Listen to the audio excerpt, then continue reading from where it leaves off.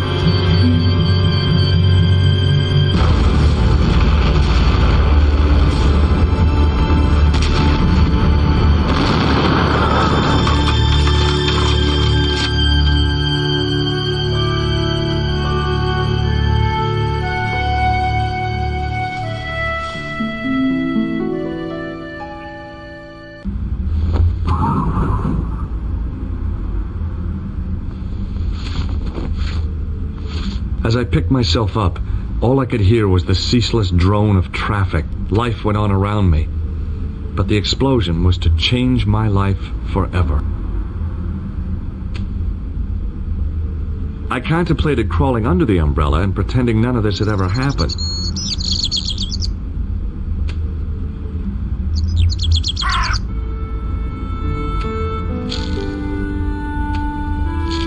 The leading article referred to the visit of a Nobel Prize winner from some unpronounceable Eastern European state. That was the only news story. The rest was rumor, gossip, and sensationalism. Then I noticed the writing at the foot of the page. It read Salah ad-Din, 1345. I examined the jagged glass remaining in the window. It was broken, all right.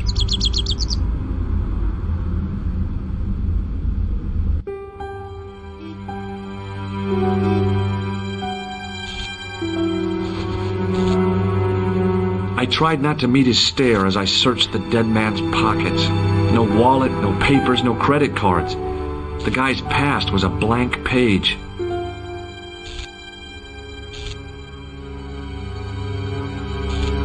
I needed a stiff drink, but I hated the taste of brandy.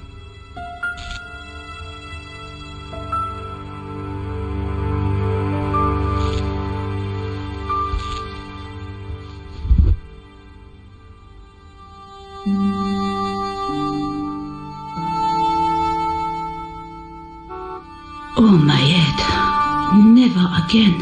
How much vodka did I drink? Oh, no, don't tell me. What is your name, Sherry? George Stobbart, ma'am. Oh, American. She asked the question quite innocently, but I could sense her reserve. It was something which seemed to afflict all Europeans. You look like you could use a little help. I could use a little drink. I feel sick, dizzy, and bruised. I don't even remember the party. Just relax and take it easy. You've been knocked out. You don't say. What happened? There's been an explosion.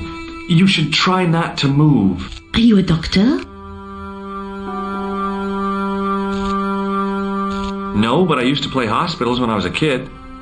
Can you remember anything at all? No. I need a drink.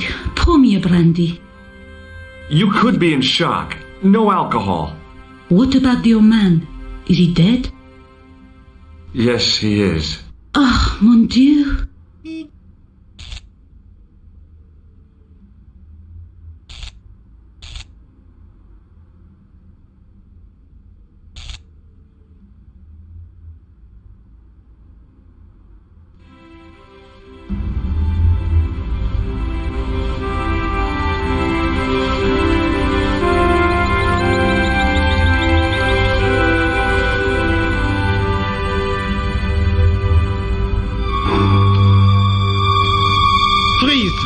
Hold it, right there. Oh, don't shoot. I'm innocent. I'm an American. Can't make up your mind, huh? I demand to see the American consul. Drop your weapons and get down on the ground. Put that thing away, Sergeant Moo. I apologize, monsieur, but I cannot permit you to leave. Am I under arrest? Ah, no, I would simply like to ask you some questions. En avant, to the café, marche.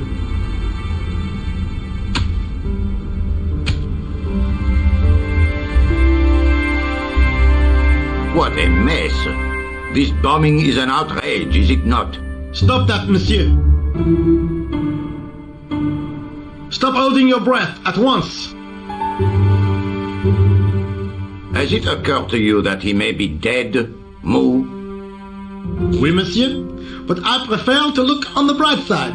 Besides, I recall a case where the killer escaped by feigning death. However, in this case, the man is quite dead. Clearly, the killer knew of his presence and... How many times have I warned you about premature extrapolation? All we know is that he is dead. It seemed reasonable to assume... A great detective assumes nothing. Take Maigret, for instance.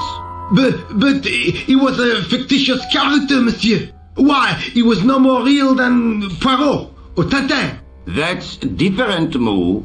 They were comedy Belgians. Anyway, it is unlikely that even you will learn much from talking to the dead. Examine the girl and take her statement, if you can.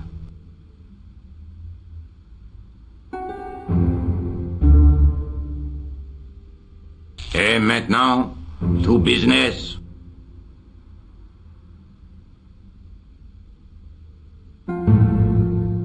Your name, please? George Stobbart. I'm from California. And what brings you to Paris, Monsieur Stobbart? Travel. I'm touring Europe. You chose well.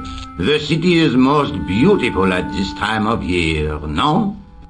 Yeah, I guess so, apart from the bomb blasts. Were you in the vicinity of the cafe at the time of the explosion? Yeah, I was sitting out on the sidewalk. I was lucky I wasn't killed. The inspector passed over my remark with no reaction. Did you see the deceased enter the cafe? Yes, I did. Was he alone? Yeah. And did he say anything to you? No, he was more interested in the waitress. Did you see anyone else in the cafe? Yeah, there was a guy dressed as a clown. He was carrying an accordion. An accordion? Bon, the picture is forming in my mind, and it is not a pretty one. Is the girl all right, Moo? She'll live. She confirms the American statement. A clown with an accordion, no doubt an elaborate and eccentric disguise. Very well. Eh bien, I have heard enough. What do you mean? I am satisfied that you know nothing. You may leave. I hope this little incident does not spoil the rest of your vacation. What about my personal safety? Can't you at least give me some advice? What can I say? Stay alert and look out for suspicious characters. And don't cross the road until the little man shows green. Great advice. I honestly believe you are in no danger, monsieur. Should you remember anything of importance, please contact me. My card.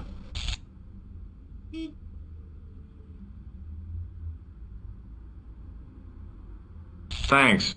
That is all. You may go. There's not much to go on, monsieur. On the surface, no. But what lurks inside the subconscious? If the door can only be opened. Are you serious, monsieur? I thought your interest in psychic detection was purely academic. Academic? You are about to witness a scientific breakthrough.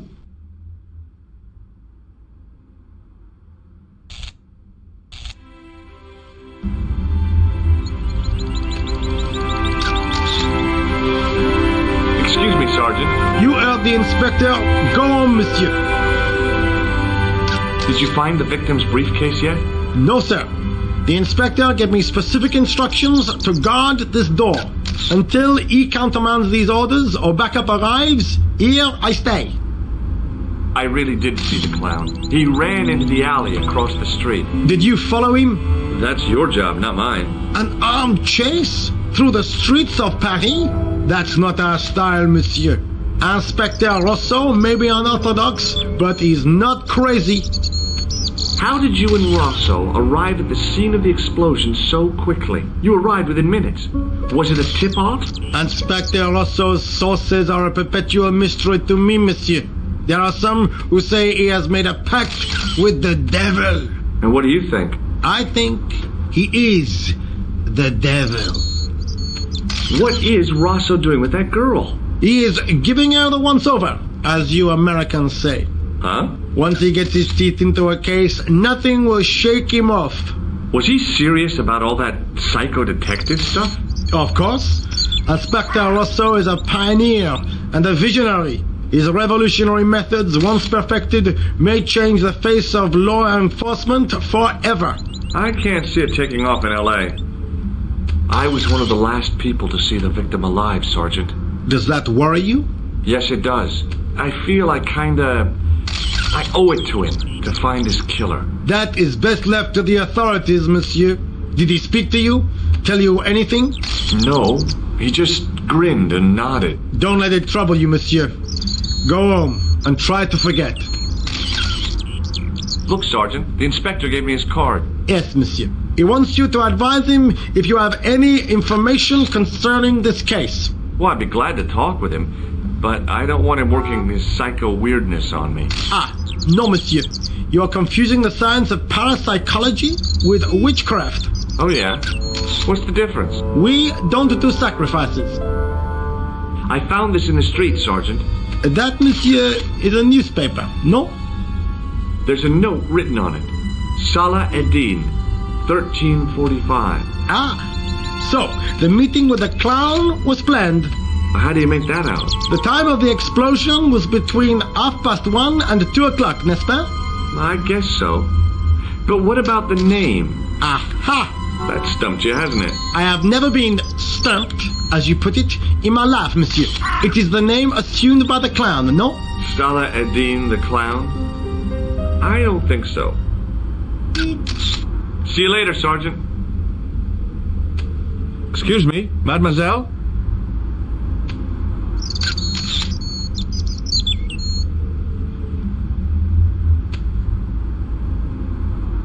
Hi, my name's George Stobbart. Oh, an American by the sound of it.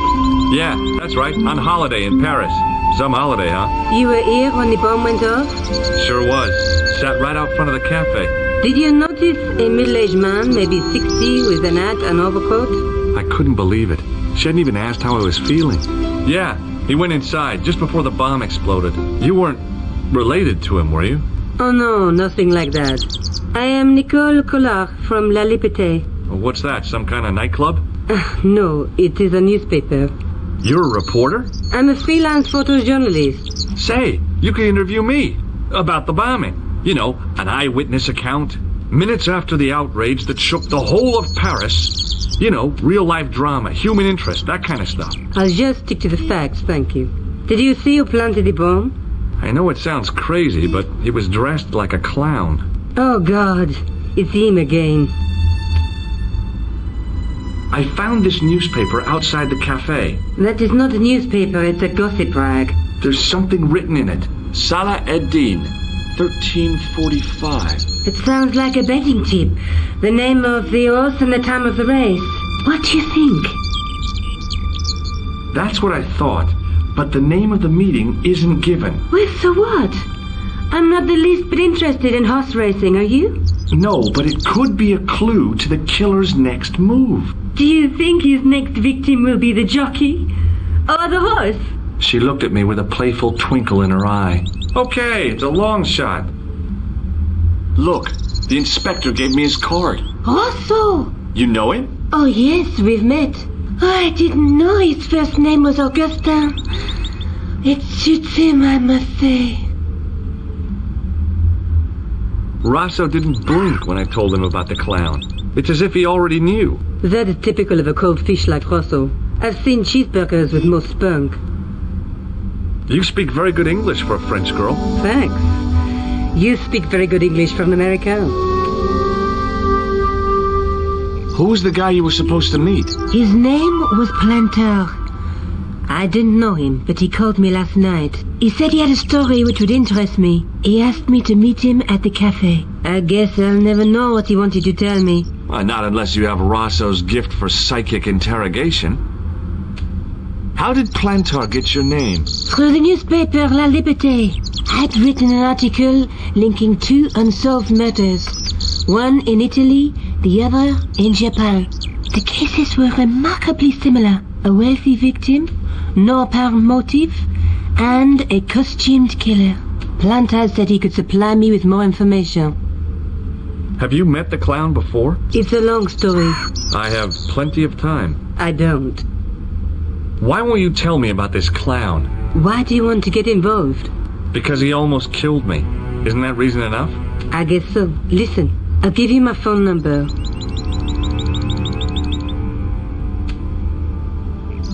You help me with my story and I'll let you in on what I know. And let's get one thing straight right now. This is strictly business. Okay, it's a deal. I have to go develop these pictures. À bientôt, monsieur. Fine, I'll, see you soon.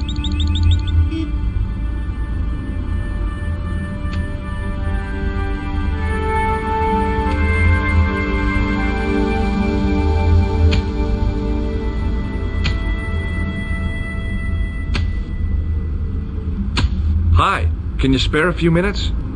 I thought you'd been arrested. No, it was a misunderstanding. When he pulled that gun, gah, I thought that was it. Those automatics pack quite a punch, you know? He made a mistake. He thought I was a terrorist.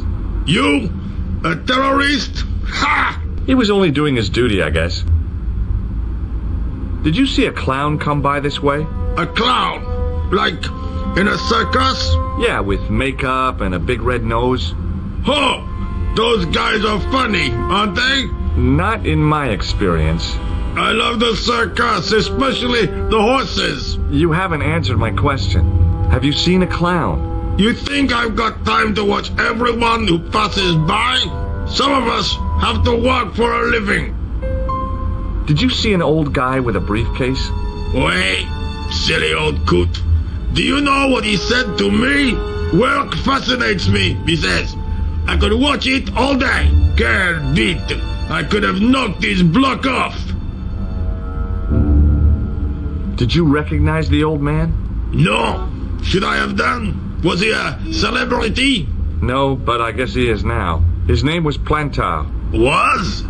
He's dead then? Yeah. That's too bad. Now I wish I hadn't called him what I did. If only I could turn back the clock. If only I'd been more tolerant. Regret and remorse are strange emotions. They really bring out the hammiest actors in people. Look, I know you're busy, but surely you'd have noticed a clown. I told you already.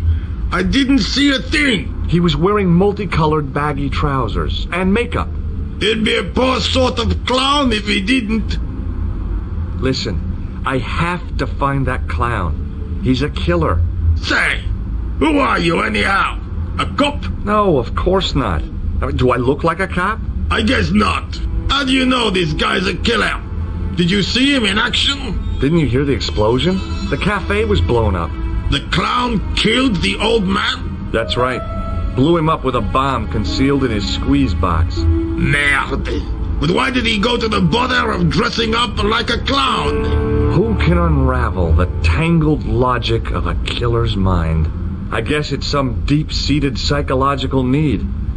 Or just plain showmanship. Would you like to read my newspaper? I haven't got time to read that. Can't you see I'm busy? You could read it on your lunch break. 10 minutes is all I get. And if my boss had his way, I wouldn't get that. He'd have me on a drip, so I didn't have to stop to eat.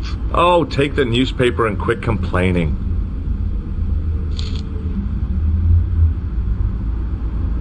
Bah! Look at this! Damn bleeding heart liberals! Tcha! Save the dolphins, catch them and eat them, I say! All that fuss over a bunch of fish! Nah, that's more like it! Look at the size of those! Like champagne bottle corks, no? Ah, what's this? Saladin running in the Prix de l'Arc de Triomphe. It's a racehorse? A horse? A legend! Bucephalus reborn, mon ami! Like a streak of lightning she is!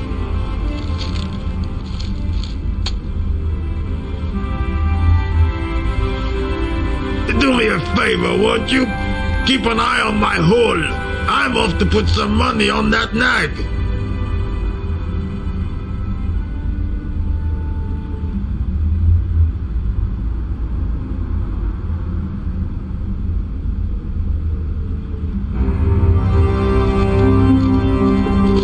I found a T-shaped tool in the box.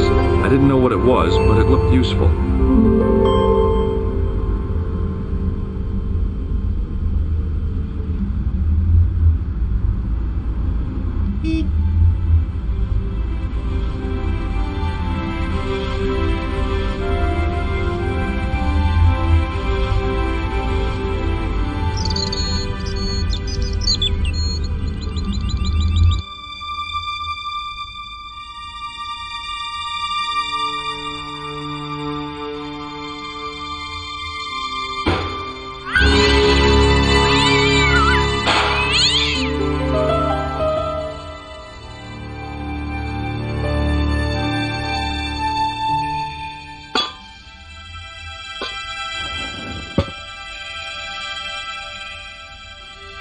I lifted the cover to reveal what smelt like the entrance to a sewer.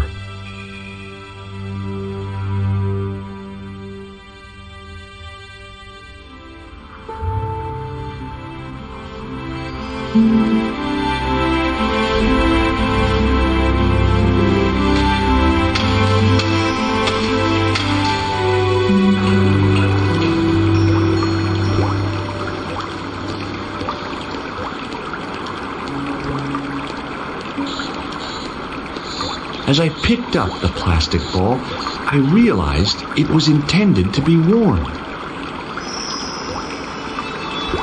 It was the clown's red nose.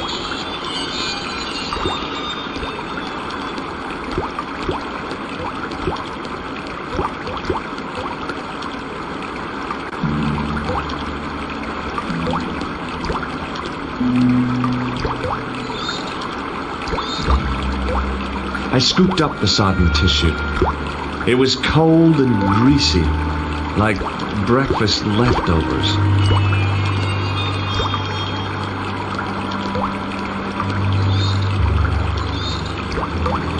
I took hold of the scrap of material and unsnagged it from the spike.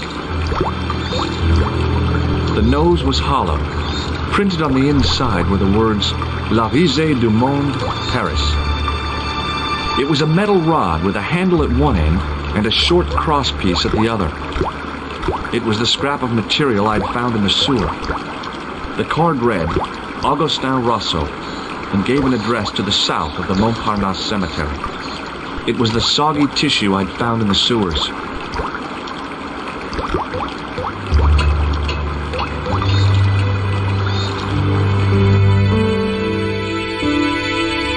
Hi there. Hold it right there, you sewer rat. I knew you'd come back, and now I've got you. What are you talking about? You're trespassing. Come out of there, immediately. That's what I'm trying to do. Give me your hand. Ha! You won't catch me with tricks like that. Keep your distance, monsieur. Okay. Now, what were you looking for? I was looking for a clown. Ridiculous. Do you really expect me to believe that?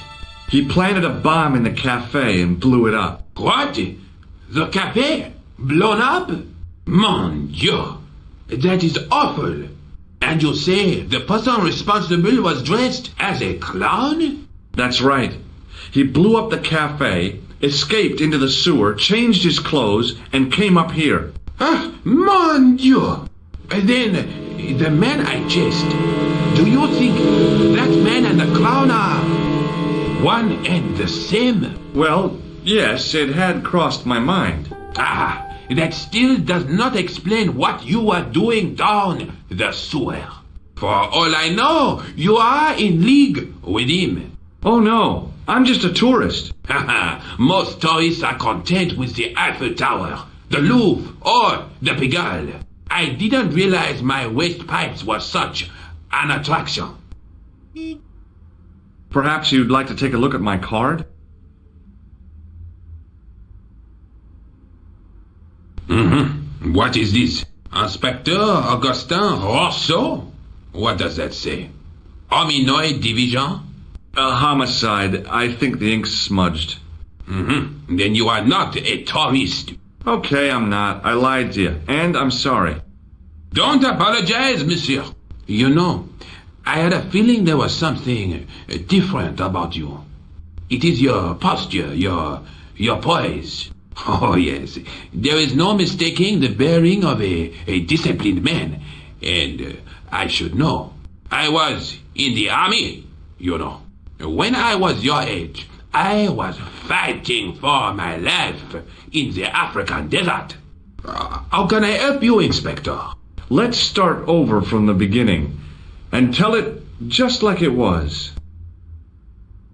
Tell me about the man you apprehended. He was a mean one, monsieur. He grabbed me in an armlock, his face suddenly next to mine. His grip was like iron, but he did not know what he was up against. Oh no, he made a big mistake when he took on one of the desert hyenas. Yes, I get the picture. Does the name Plantar mean anything to you? No, it doesn't. Do you know the waitress at the cafe? So you don't want to hear about my experiences in the desert? I fought to make this country what it is today. I'm sure you did, but I'm a little short of time. Do you know the waitress at the cafe? You can't suspect her, surely. Just answer the question, please. Yes, I know her. Quite well, you could say. She came to work at the cafe 6-7 months ago. I look forward all week to the relief she gives me when she visits. Really? So you'd miss her if she wasn't there? Oh, mais oui! Who else would I find to cut my toenails? Was the guy you saw carrying a briefcase? Why, yes, he was. Clutched in his arms like a baby. That belonged to his victim. Oh, what do you think was in it? Drugs? Stolen jewels? I don't know. But the killer thought it was worth a man's life. Nothing is worth that, monsieur. Take a look at this false nose. Aha! That looks like a clown's nose to me. Precisely. He must have dropped it in his panic. Unless he wanted you to find it. Why would he want to do that? To put you off the scent. Does this piece of material mean anything to you? That is the same cloth as the jacket I found. I'd recognize that pattern anywhere. Now, about the jacket you found. Do you have it here? No, monsieur. One of the sleeves was badly torn, so I sent it for repair. A pity, because otherwise it was a fine piece of quality tailoring. It had the tailor's name inside on the label. Where did you send the jacket? I gave it to an itinerant Romani seamstress. Just my luck. Was there anything in the jacket pockets? Not a sou. You know what I think? Do tell me. He changed out of the clown suit and cunningly disguised himself as an ordinary person. Looks like I'm up against a mastermind. What was the name on the label? It was a foreign name. Todrick, I think. Did you get the address? There wasn't one, monsieur. Only a telephone number. Well, I don't expect you to remember a phone number you've only seen once. 74 98 08 59. You're kidding. That's his phone number? Yes, that's it. A little secret number that I learned in the desert. I was taught the technique by a Tuareg shaman. That's incredible. It comes in handy at the supermarket checkout. Do I get a reward? Honesty, monsieur, is its own reward. Then I'm glad I do not rely on honesty to pay the bills. I have to be going. Thanks to your help, the citizens of Paris can sleep a little easier tonight. Vraiment? I was only doing my duty, monsieur. Good luck, Inspector. I hope you catch that killer soon. I'll let you out.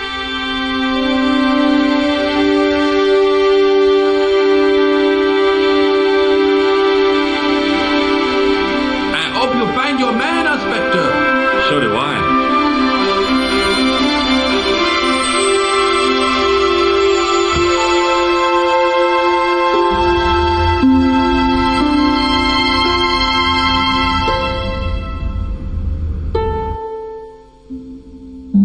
Hello? Who is this?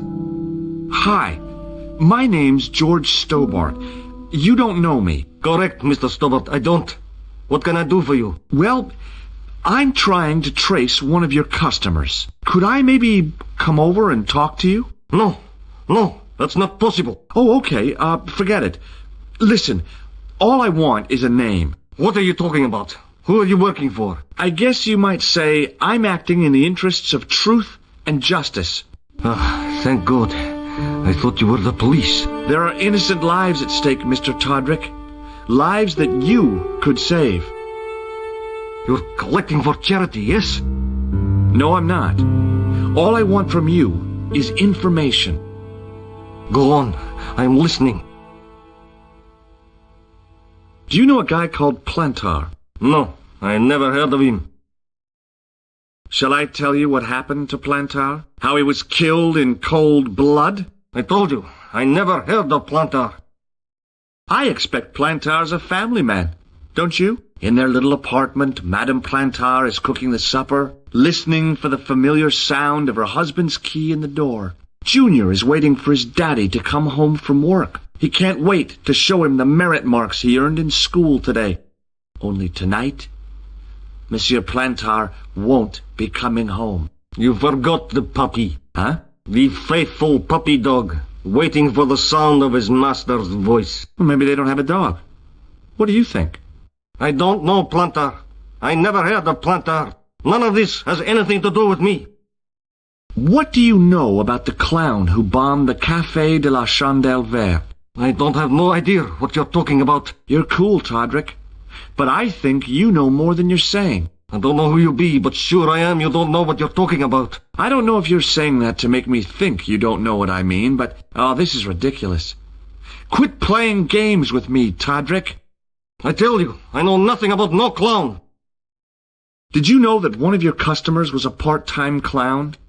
If a guy feels happy with a funny nose and custard down his pants, what's the problem? Thanks for nothing, Todrick.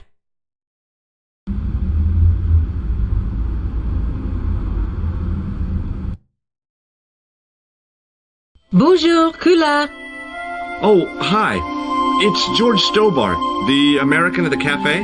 Ah, oui. You said to call if I could help. Have you any news for me? You bet. I met a witness who spoke to the clown. And I know where the killer gets his suits. No kidding. Hey, I'm impressed. You are? Well, it wasn't easy. Look, why don't you come here to my apartment? Fine. Where do you live? 361 Rue Jarry. Okay, I'll come right over.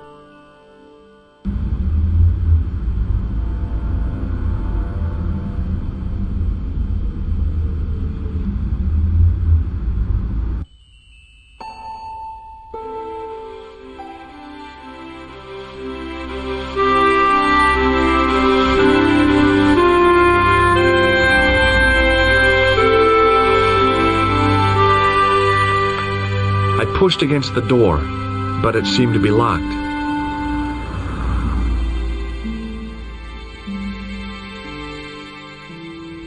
Oh, hi. Bonjour, monsieur. Would you like me to foretell your future? No thanks.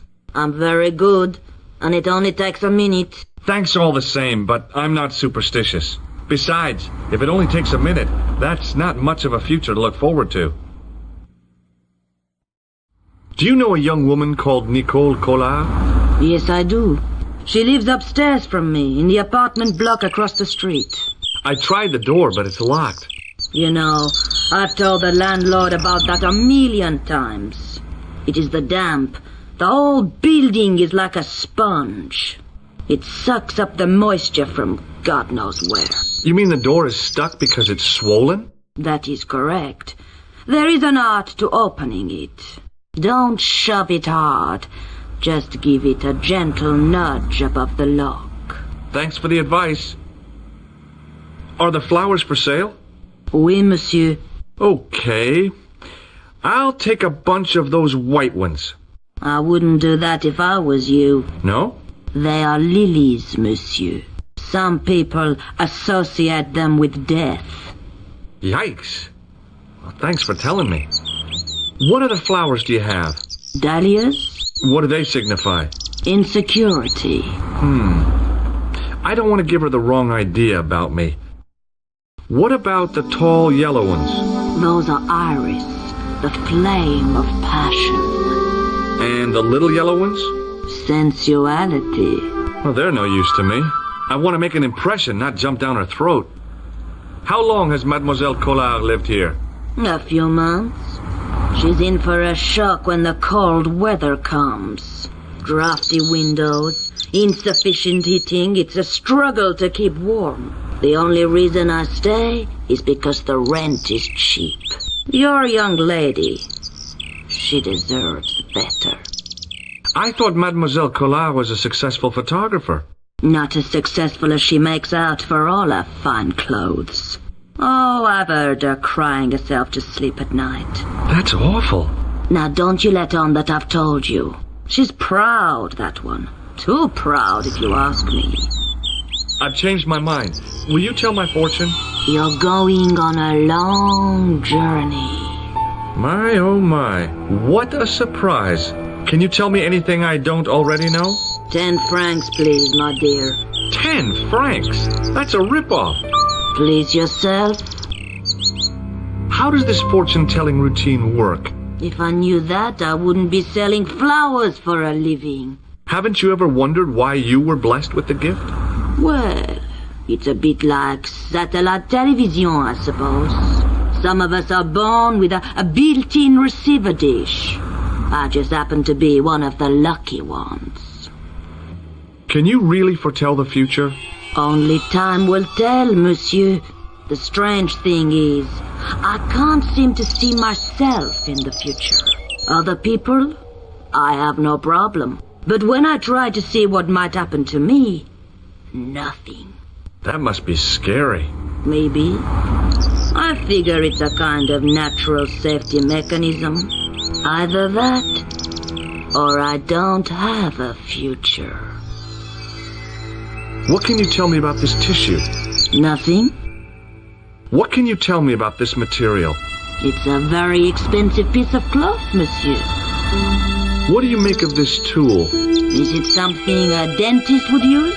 No, it's for raising manhole covers. Formidable. Do you recognize this nose? Non, monsieur. See you later. That's right, monsieur. You will.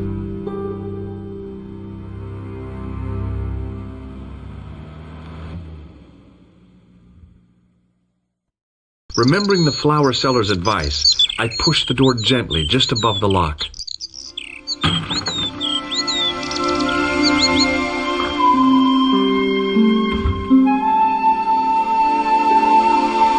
Bonjour. I'm glad you could make it, monsieur. Please, call me George. Fine. I'm Nicole. Take a seat, George.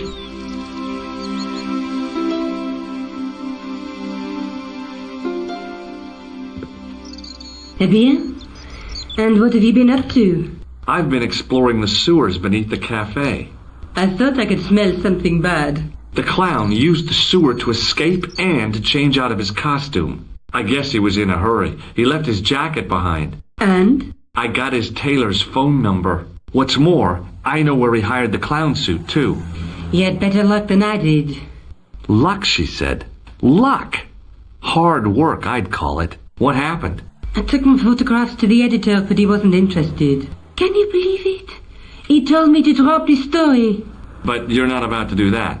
Oh, no. I am going to find out what's behind these killings. You know what I think? It's a conspiracy. The police in 3 different countries have kept very quiet about the murders. The press don't connect them at all. They blame them on political, religious, or militant minority extremists. Well, that covers just about everyone. Tell me more about the clown's previous victims. The first was Arno Bellotta, the millionaire pharmaceutical baron. He made his money from amphetamines in the post-war slimming and diet boom. Imagine it! Millions of housewives literally speeding their butts off. Was he killed for his money? No. He had no living relatives, and his fortune went to the orphanage where he'd grown up. The only witness in the case was his Filipino au pair. She swears he was lured to his death by a snowman. What about the clown's second victim?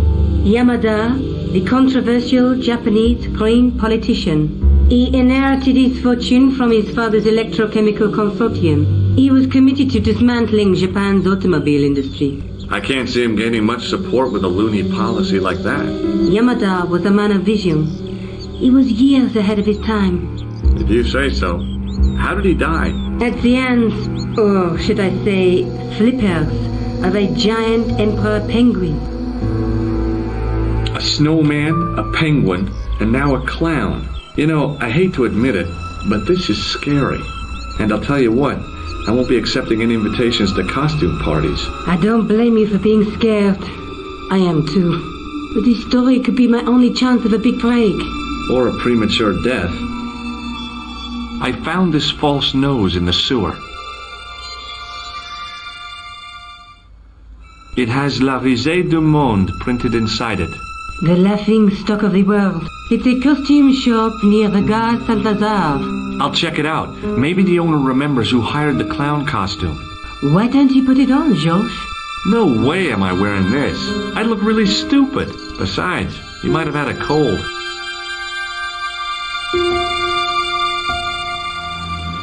I found a piece of material near the cafe.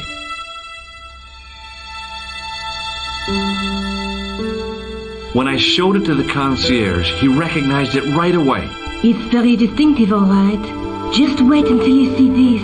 I developed the film I shot at the cafe. Here, George, it's an enlargement I made.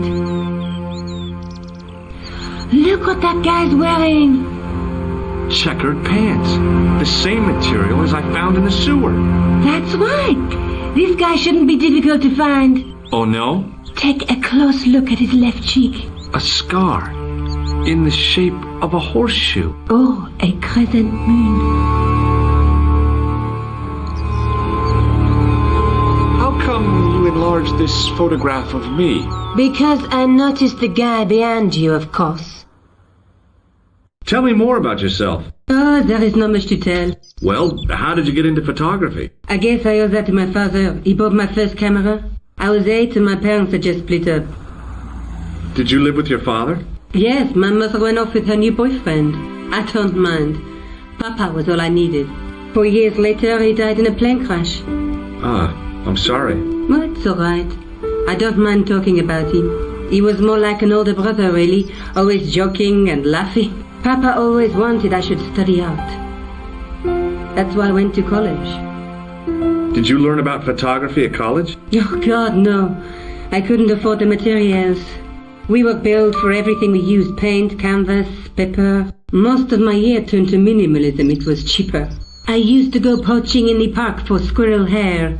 The only time I wasn't hungry was the time I did printing. I used to eat the potatoes. You're making fun of me, aren't you? Oh, no. Do you have a boyfriend? That's none of your business.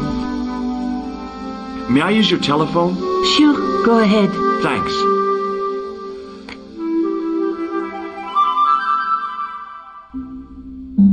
Hello? Who is this? Mr. Todrick? Oh, it's you again.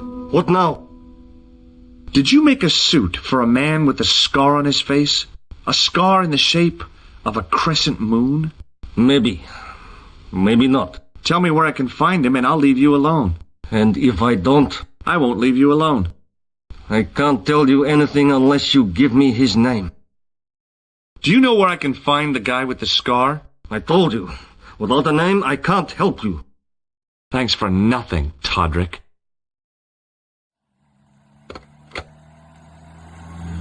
I'm going back out to search for that clown. Where?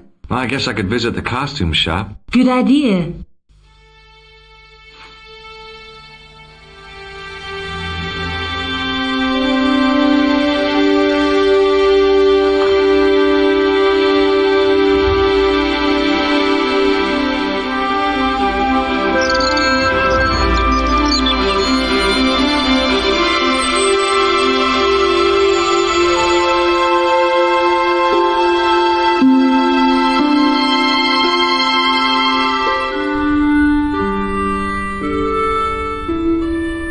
Excuse me.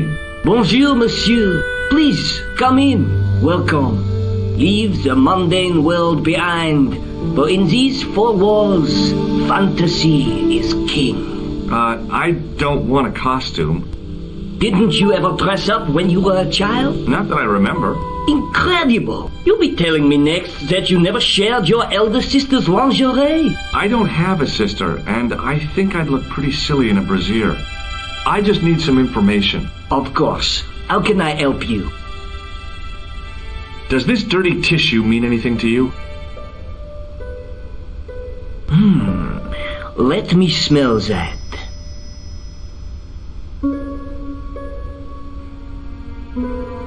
Bestheimer's number 7 white pancake. Theatrical grease paint, right? Oui, monsieur.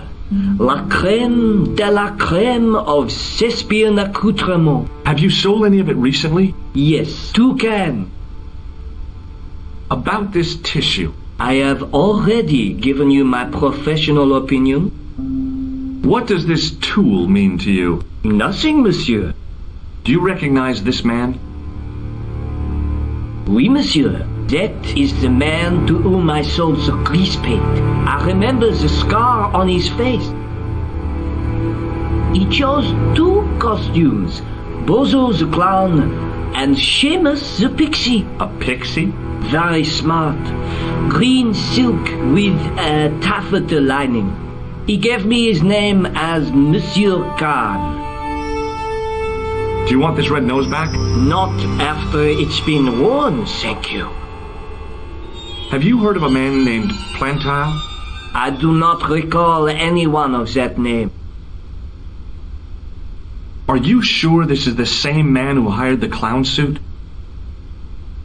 Certainement, Monsieur Khan. Thanks for your help, buddy. My pleasure, monsieur. Allow me to shake you by the hand. Huh? Well, okay.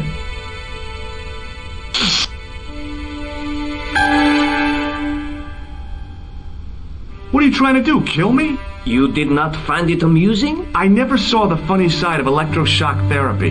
Eh bien, it is yours to keep.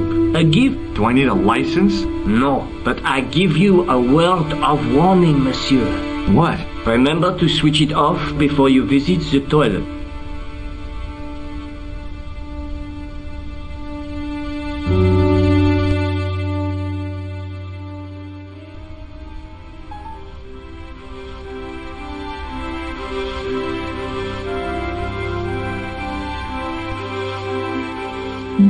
Hello? Who is this? It's George Stobbart again. What now? I found out the name of the guy I'm looking for. Is that so? Yeah, it's Khan. You know who I'm talking about, don't you? Yes, I delivered the suit to his hotel. The Hotel Ubu. I don't remember the room number. It was upstairs. The second room on the right-hand side of the corridor. Thanks, Todrick. That's all I wanted to know. Now I've got you, Mr. Clown.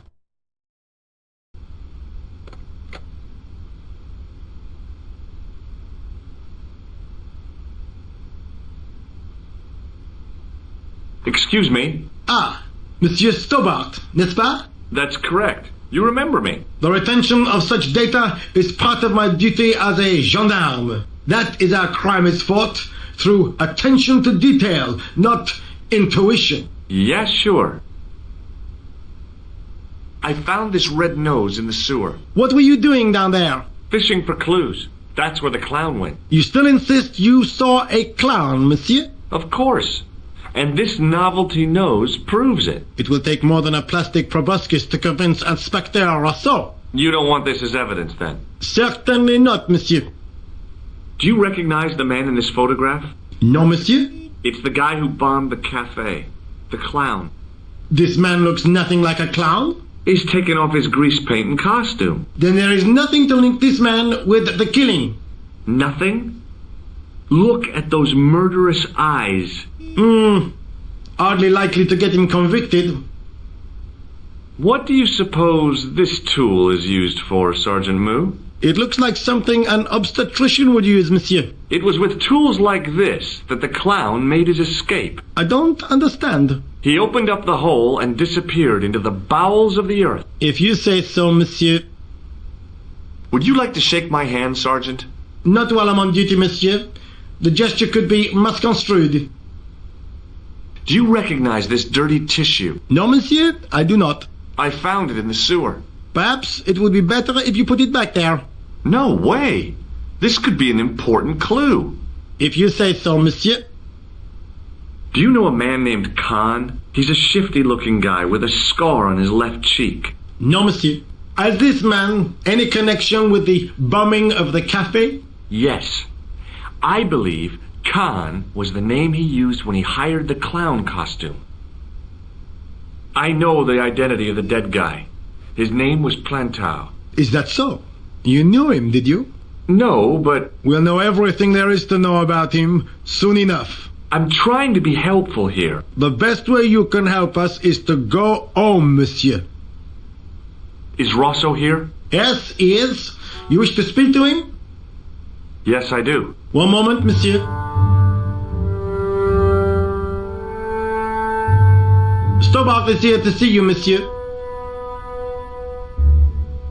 Did he say what it was about? No, monsieur. Very well.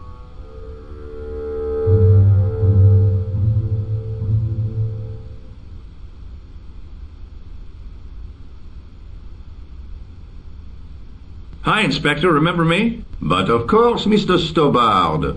My mind is a well-ordered faculty. A mental classification system that's the envy of the Bibliothèque Nationale. No tricks, mark you, monsieur. Just exercise. Just as our muscles waste through inactivity, so our minds decay. But there is no need.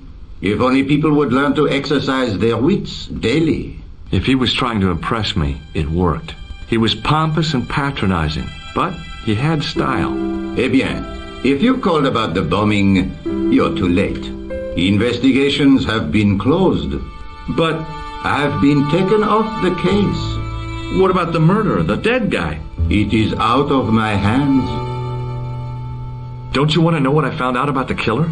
I told you, monsieur, the case is closed. I have washed my hands of the whole affair. Then I'll have to continue my investigations without your help. No. You must forget the business of the crown completely. Go back to being an ordinary tourist, Stobbart.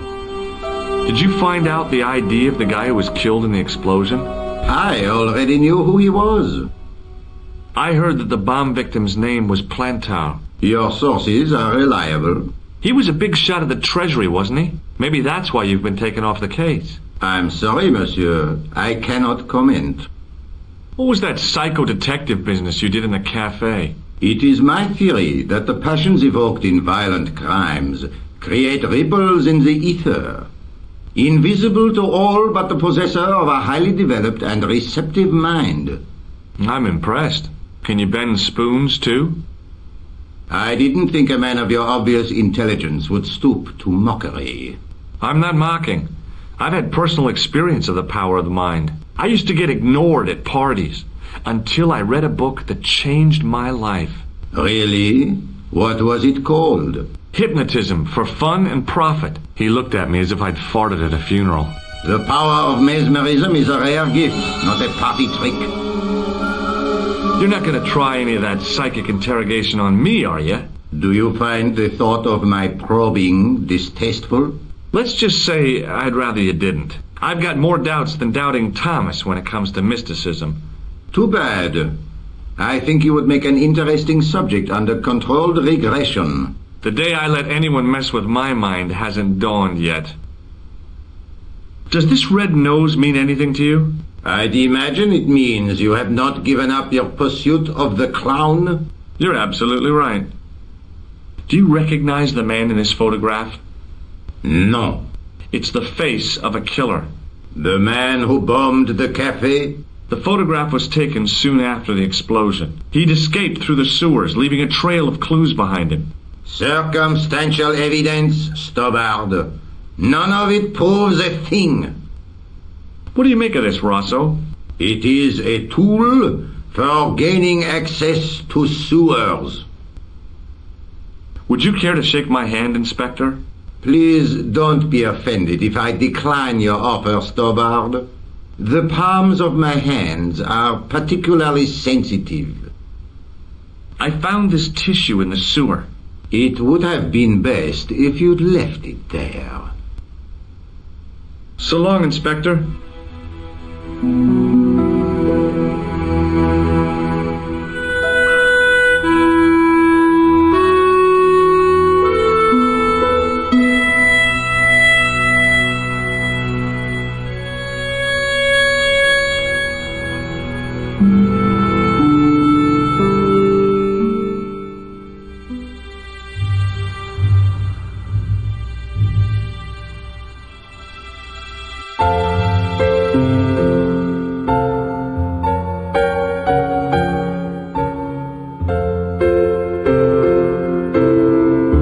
Excuse me, didn't I see your picture in the news? You're that Nobel Prize winner from some unpronounceable Eastern European state. Yes, that is me, in person. I don't want to worry you, but have you had any threats on your life? You know, mysterious phone calls, letters made up of headlines cut from the newspaper. I don't know what you're talking about. Do you recognize this man? He calls himself Khan. Yes, I know this man. Why do you carry his photograph? I'm a private detective. What does this clown's nose suggest to you? In my country, we have no use for clowns. I'm glad to hear it. They were dealt with most severely in the last cultural cleansing. What about the mimes? Did you get them too? All gone. Our streets are mime-free. Sounds like heaven. Have you any idea what this tool might be used for? I cannot guess. Would it mean anything if I told you it was for lifting drain covers? Such technology fills me with wonder. May I shake you by the hand? I do not shake the hands of imperialist dogs. Now that's a real bad attitude problem you've got there. Does this goo-smeared tissue mean anything to you? No, it doesn't. Do you know a guy called Plantow? I don't know anybody in Paris. Oh, well, this guy's dead anyhow. Why do you ask me about dead men? I have seen enough of death to last me a lifetime. I'm, sure you have. Have you seen a clown? I beg your pardon? The clown. A guy in funny pants. Have you seen him? My pants are from England. Marks and Spencer. They are a pleasure and a comfort to wear, with much support. I'm real glad to hear that. You know, it's good to know you Nobel Prize winners are human, too. In my country, the people make do with string and egg cartoons. For pants? For everything. Oppression is the mother of ingenuity. Thanks for your help. Goodbye.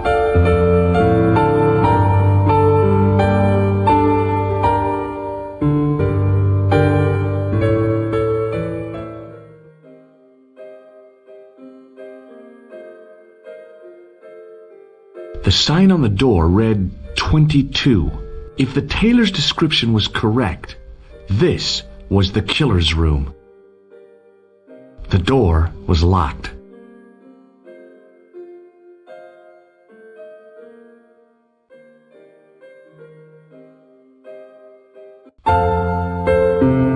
Hanging from a brass hook was a key and a plastic tag.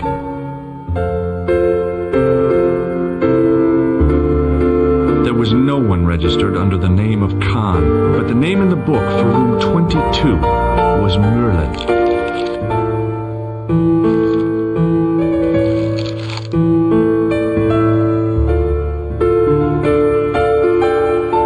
Hi there, ma'am. Well, hello. What can I do for you? I'm looking for a man. You disappoint me, my dear. For one foolish moment I thought... But never mind. Aren't you going to tell me your name? George Stobbart, ma'am. How sweet! I once had a stable boy called George. I am Lady Piermont. The common reaction is to kneel and stutter, but it's not obligatory. A real lady? I mean, you're an honest-to-God aristocrat? Oh, I don't know about that. Few of my ancestors are honest, not even to God. I can trace my family back to the Normans, but don't let that intimidate you, George. Beneath that impressive pedigree, I'm just flesh and blood. The blood may be blue, but the flesh is the plump beef of old England, so to speak. You appear distracted, George. Is there any way I can help you? Do you recognize the man in this photograph? My God, it's him! That's Merlin! She represented everything I loved about the English. The lady was totally deranged. Merlin? You mean King Arthur's wizard? Good heavens, no! Monsieur Merlin is a fellow guest. Did I show you this photograph? Yes, darling. Do you know what this is? At a guess, I'd say it was a clown's nose. That's right. It was worn as a disguise by a vicious killer. Ah, Mr. Merlin, perchance. That's him. Can you think of any use for this tool, ma'am? I can think of someone I'd like to use it on. Would you like to shake my hand, ma'am? Now, George, there's no need to be so formal. We met as tourists, and I want to keep it that way, despite the enormous social gulf between us. Does this tissue mean anything to you? Good God, no! I just thought the smell might be familiar. Please, darling, put it away. I'm no shrinking violet, but that object makes me feel quite queasy. Are you here in Paris on vacation? No, darling, I'm on holiday. I needed to get away after Algy's funeral. I didn't realize you were mourning the loss of a loved one. I'm not. He was my husband. I'm sorry to hear about your husband's death. You wouldn't be if you knew him, my dear. It gave me the opportunity to take a well-deserved holiday. Daphne suggested a change of scenery. Paris, she said. A wild romance is just what you need to take your mind off the inquest. Well, the closest I came to romance was being wooed by a drunken Breton chef. I must say I was disappointed with his coq au vin. Not at all what I was expecting. I was thinking of cutting my holiday short, packing my bags and heading back to Hempstead. That was until last night. What happened to you last night? I was stricken, Mr. Stobbart. Cupid's arrow has cleft my bosom. They couldn't really miss. It was just as I'd always imagined it should be.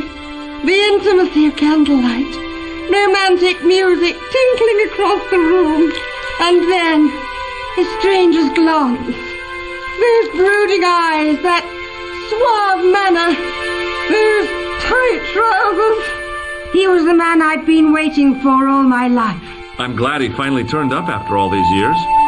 Ah, but it wasn't to be.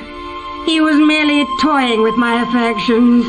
And if I ever catch up with him, he's dead. Who was the guy who led you on? His name is Merlin. The man you know as Merlin is a fake. What do you mean, sweetie? He's a murderer. He also uses the name Khan. I am shocked, Mr. Stobbart.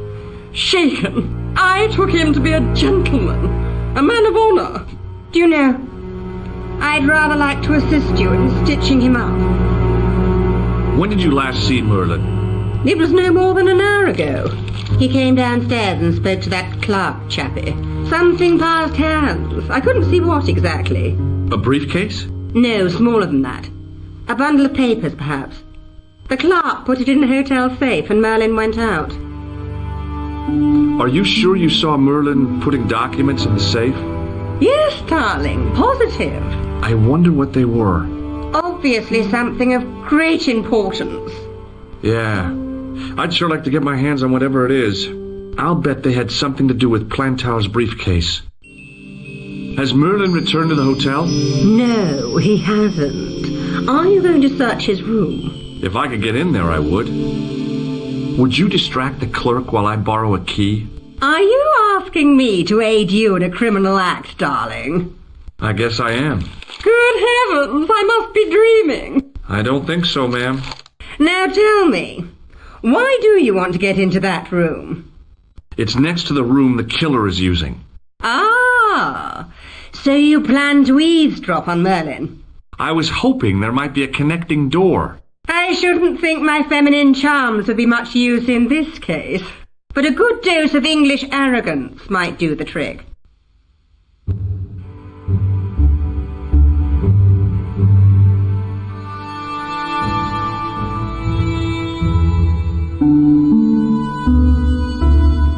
I say, you there, flunky? Oui, madame. Listen carefully. You do understand English, don't you? But of course, madame. Good. I wish to deposit some jewellery for safekeeping. I understand. Are you quite certain? Oh, bien sûr, madame. Over to you, my dear.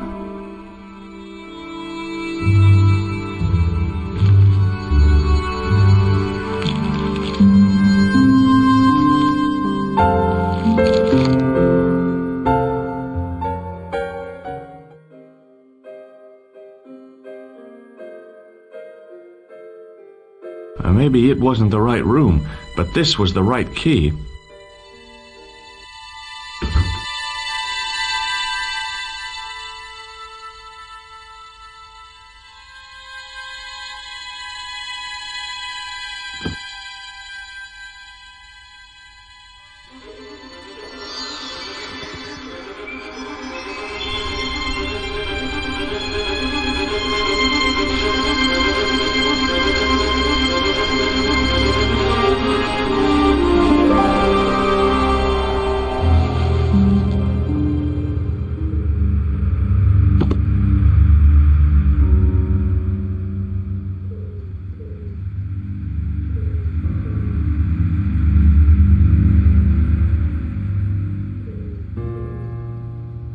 The bed was freshly made, and the crisp white sheets told me nothing about the killer's habits.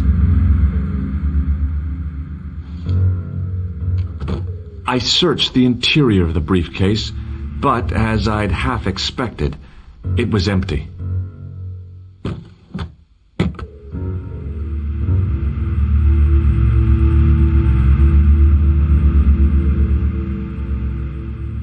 There was nothing in the pockets of the pants.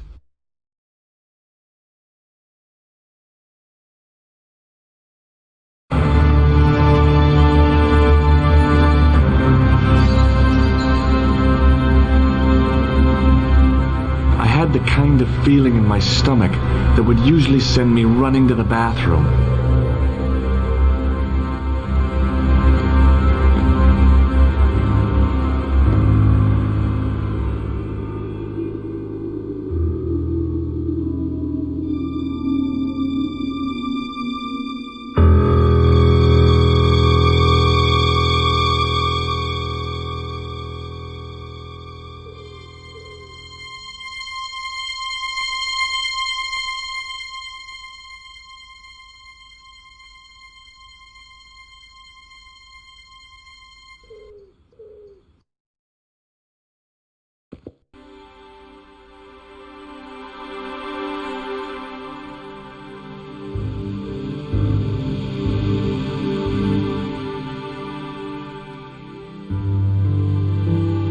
I couldn't believe my luck when I found 2 items in the pockets of the pants. The first was an ordinary matchbook. No matches, no clues. The second was a pass card which read, Thomas Merlin, Gruber Electronics Corporation.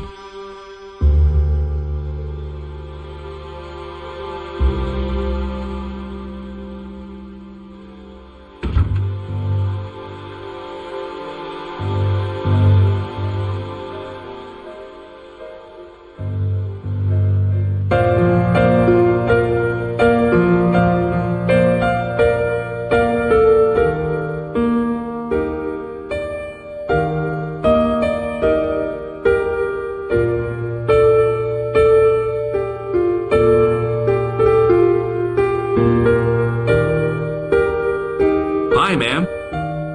Hello, George. What can I do for you now? I got the key. Thanks for your help, ma'am. I found this matchbook in Merlin's bedroom. It came from the Club Alamut. It might be useful to find out if that club is in Paris, George. I found this pass in Merlin's room.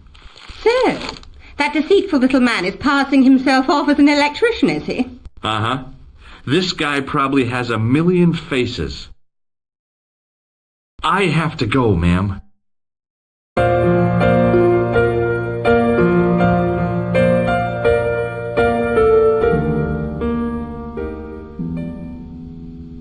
Just a minute, monsieur. What's your problem? No problem, if you cooperate. What do you want? Just a routine security check. Nothing to worry yourself about. Oh, well, all right. Search him, Flap. You bet! Hey, knock it off. Get off, you big ape. Nothing, Guido. Zilch! Our apologies, monsieur. What? I had to report you to the authorities. Round here, we are the authorities. You want I should break his arms? No. Let him go, Flap.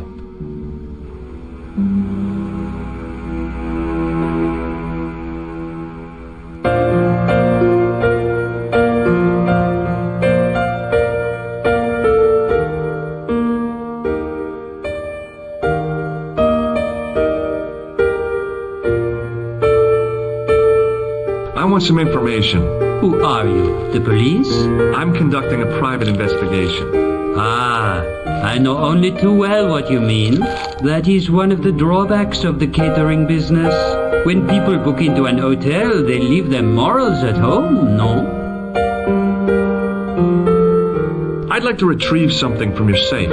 Ah, oui, monsieur. May I see some form of identification? Like what? A driving license, perhaps? I don't drive. Your passport? I don't have it with me. I could show you my operation scar. I'm sorry, monsieur. I must have some form of unique ID. You won't find a more unique ID than my scar. I'm sorry.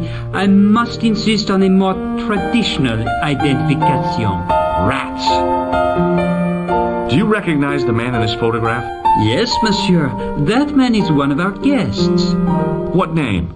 I cannot tell you that. It's Merlin, isn't it? Alias Khan, the clown. I told you, I cannot tell you that. Does this pass mean anything to you? That is Monsieur Merlin's property. That's right. Merlin the murderer. I want to see what he's left in your safe. Impossible. I cannot betray his confidence, no matter what you say he's done. You're making a big mistake. Maybe. I can live with that. Do you recognize this key? That is the property of the Hotel Ubu. Correct. May I ask how it found its way from the little book to your pocket? Would you believe it was put there by a poltergeist? No, monsieur. The hotel is regularly serviced by an exorcist. If we had a ghost, Father Fécond would have flushed it out. I suppose you want the key back. Not especiellement. The room is vacant. Since you are so determined to conduct your little investigation, I won't stop you. Do you recognize this red nose? No, monsieur. What do you make of this tool? Stunning, monsieur. I bet you handle it like a professional.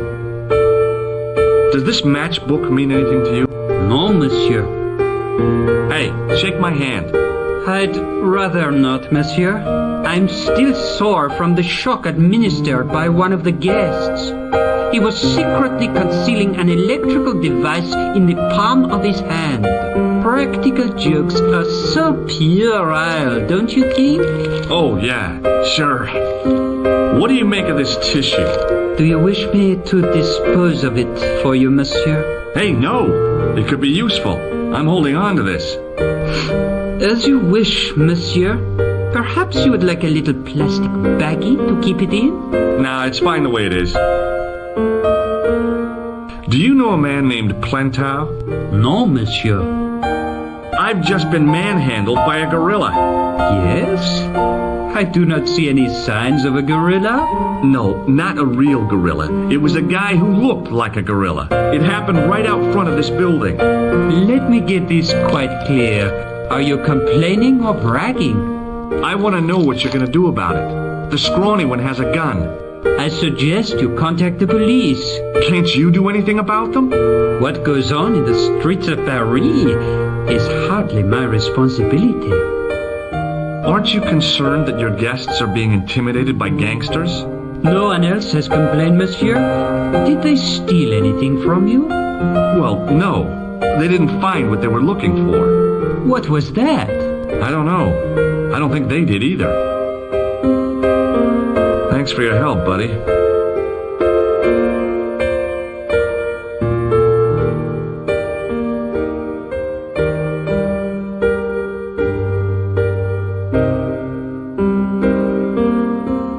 Hi, ma'am. Hello, George. What can I do for you now?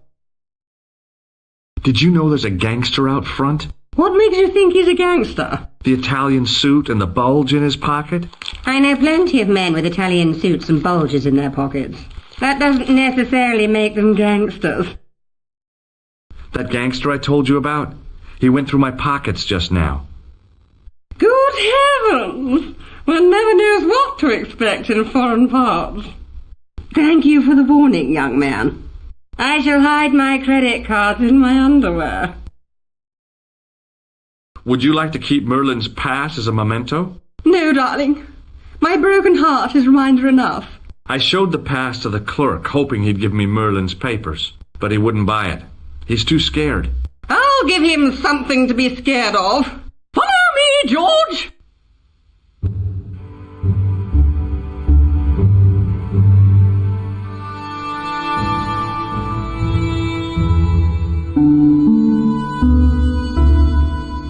Did you place a package from Merlin in the hotel safe?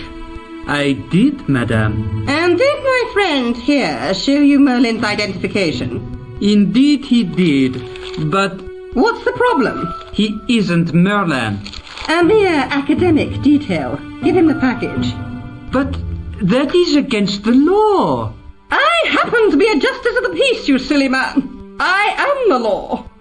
If he tries anything, shoot him, George. My pleasure, Lady Piermont. One moment, please.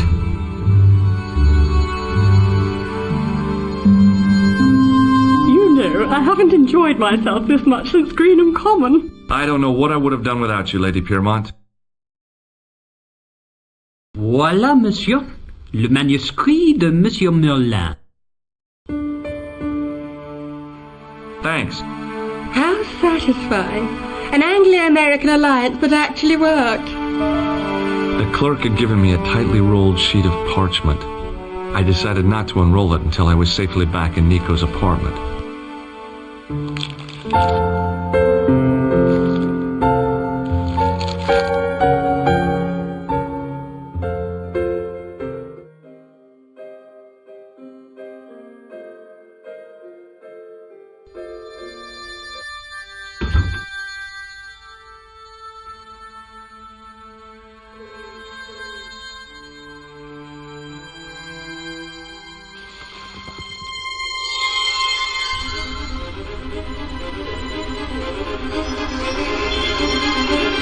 I knew this was no way to treat an ancient manuscript, but I couldn't let it fall into the hands of the goons waiting outside.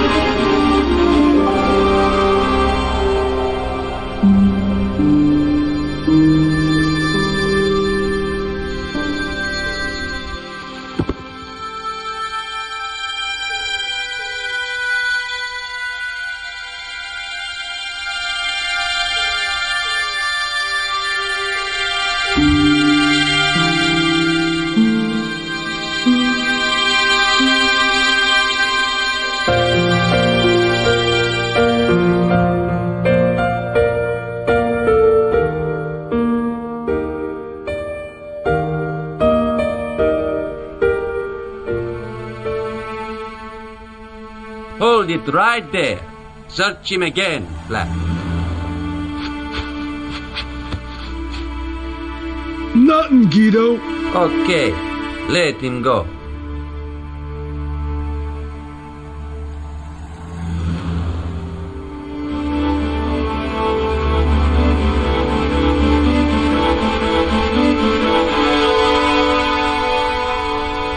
If the manuscript was what Flap and Guido were after, they were going to be disappointed.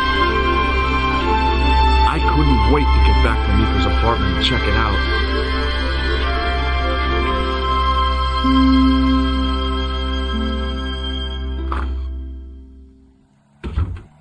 You're just not going to believe what I've found. It's not another part of the clown's costume, is it?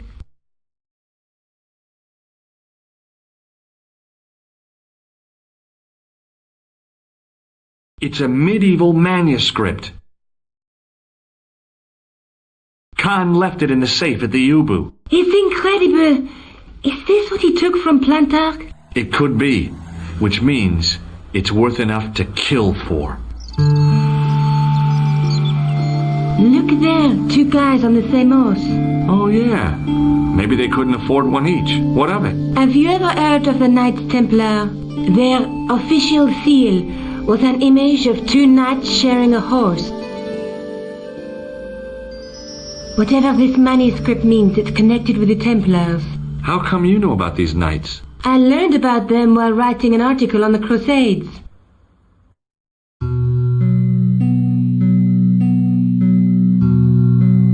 This guy, named Hughes de Payen, arrived one day at the court of King of Jerusalem. He offered to protect the Christian pilgrims from the displaced Muslim armies. The king would be able to guarantee safe transit to Christians in the Holy Land. Safer journeys meant more pilgrims, and pilgrims meant trade and wealth. The Templars proved invaluable to the king as a mercenary army. It was said that they never asked how many the enemy numbered, just where they were. And as the years went by, the Templars grew in wealth and numbers. They were so rich, even kings came to them for loans. But at the height of their power, they fell foul of the King of France. He rounded them up and turned them over to the Inquisition. Thousands of Templars were subject to torture and confessed to heresy. Of course, at the hands of the Inquisition, there wasn't much they wouldn't confess to. The last Grand Master Jacques de Molay was burned alive. But the treasure of the Knights Templar was never found.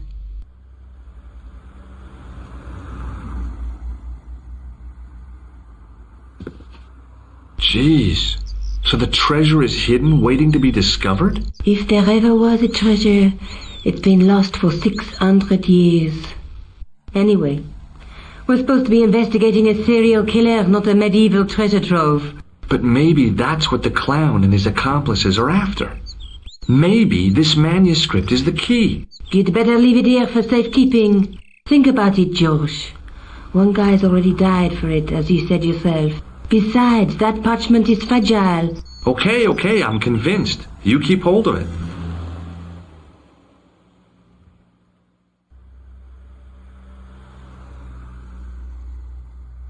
What are you doing to help trace the killer clown? Research, George. Yeah?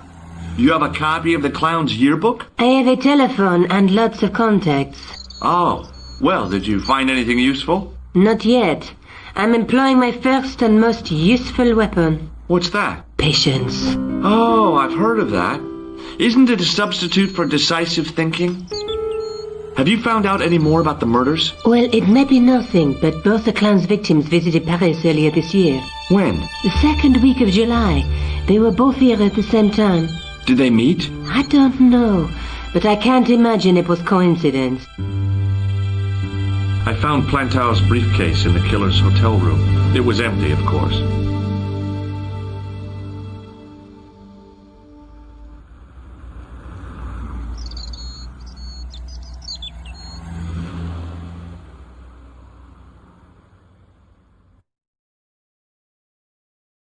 I found this in the killer's room.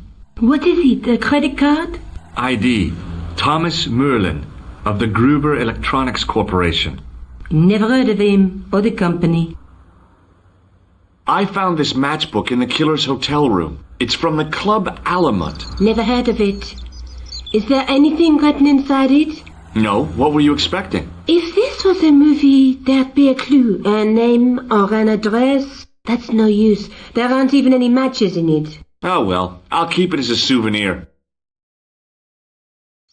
Let's take another look at the manuscript.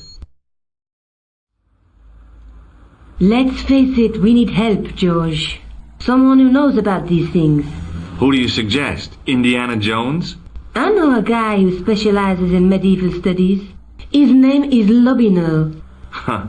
Some stuffy old fossil who gets horny over ancient relics, I suppose. Far from it. Andre isn't the stereotypical professor you have in mind. Where can I find this Lobino guy? At the Kroon Museum. I'll give you the address. There's a woman looking at her reflection in a mirror, but the reflection has 3 hideous faces. She reminds me of the wicked queen in Snow White. She was the one who said, "Mirror, mirror on the wall," wasn't she? She made me cry so much when I was a kid, Mom carried me out of the movie theater. She didn't frighten me in the least. Like I said, I was only a kid. I didn't like the crocodile in Peter Pan either. There's a woman looking at her but the reflection... A knight with a crystal ball. There's something written on the scroll beside the knight. Yes, but it's written in Latin. Per disciplinam mea lux videbis. By my teachings, you will see the light. You speak Latin? Where did you learn a trick like that? A trick? I studied law, okay? I can read Latin. My, you're touchy. Tell me that again. Through my teachings, you will be enlightened. There's a guy working on a loom. He's weaving a carpet or a tapestry. Or a duvet cover. It's a clue to a place, I reckon. Somewhere famed for weaving and ships. Where folk live in barrels? It beats copper boxes. There's a guy with a sword and a bull. The only mythological bull I know of is the Minotaur, but he was only half bull. I don't think I'd like to be half a bull, even if it was the bottom half. What's that object between them? It looks like a gem on top of a tripod.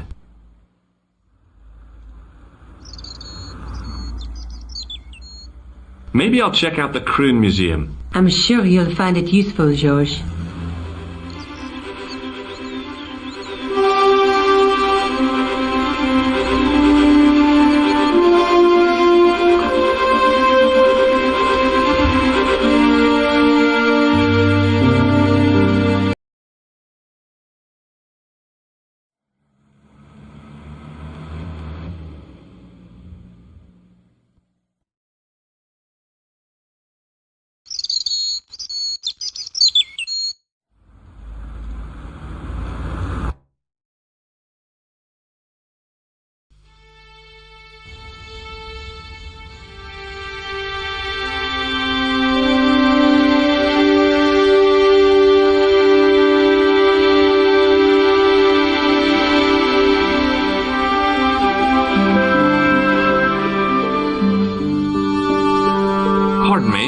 Oui, monsieur? Are you Lobineau? Oh, no. Fancy you mistaking me for him. No. I am the deputy custodian. But Lobineau does work here. Work? I wouldn't go so far as to call it that. He studies here most days, but as you can see for yourself, not today. Do you recognize the man in this photograph? No, monsieur. Is there any reason why I should? I guess not. Do you recognize this red nose? I don't think so. Do you recognize this ID pass? No. What does this tool mean to you? That belongs in a museum. Pardon? It is a priceless historical artifact, if I am not mistaken. No, it's a plain old tool for lifting drain covers. Have you ever heard of the Club Alamut? Oh, no. I don't frequent places like that. Would you like to shake my hand? Not while I'm on duty, monsieur. What do you make of this tissue? It is absolutely disgusting, monsieur. Do you know anything about the Knights of the Temple? No, sir. Not a sausage. Do you know anything about medieval manuscripts? Not me, monsieur. I am no scholar. Though people often mistake me for one. It is the uniform, I guess. They see the clothes. They are impressed. And they ask you to park their cars? They ask me to park the... No. They assume I am an authority on the exhibits in my care. Whereas you know next to nothing about history. Of course not. All I am saying is, I am no scholar. Not like Monsieur Lobineau. Thanks for your help. In the case was a spindly tripod, blackened with age and pitted with rust. It was identical to the tripod pictured on the manuscript. A notice identified it as 15th century from Western Ireland. It had been found in Loch Marn at the site of a Knights Templar preceptory. Ireland! What's that? This tripod was found in Ireland. I will have to ask you to keep your voice down. I'm sorry, I was excited. The case contained the tripod shown on the manuscript. Pardon me? Oui, monsieur? Can you give me any further information about the tripod? Certainly, monsieur. It's infamous. That tripod, that belonged to John Dee. What's the importance of John Dee's tripod? Dee was the most famous escapologist of the 16th century. The Houdini of his time. Don't you mean alchemist? Escapologists use ropes, chains, and handcuffs, not tripods. But whatever he was, that is the tripod he used in his experiments. What kind of experiments did John Dee perform with his tripod? Oh, the usual. Didn't you study chemistry at school? Yeah, but we skipped over thaumatology. Can I take a closer look at the tripod? What? Get it out of the case? No! That tripod is protected by a sophisticated surveillance system. How sophisticated? A painfully loud alarm bell. How is the alarm bell triggered? By the slightest pressure on or movement of any part of the case wherein that tripod is situated.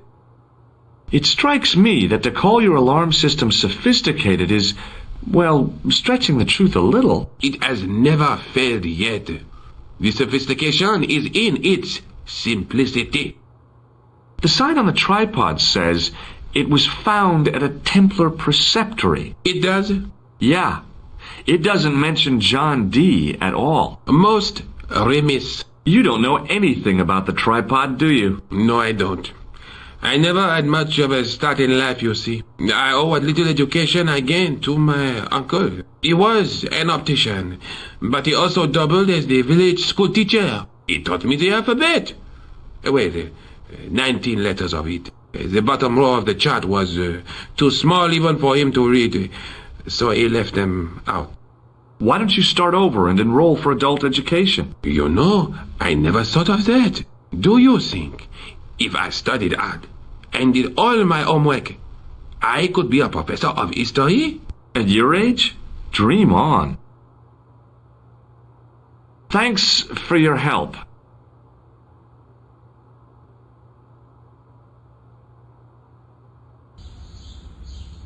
The tripod was definitely the one on the manuscript. The Templar connection confirmed it. I was tempted to go to Ireland to check it out.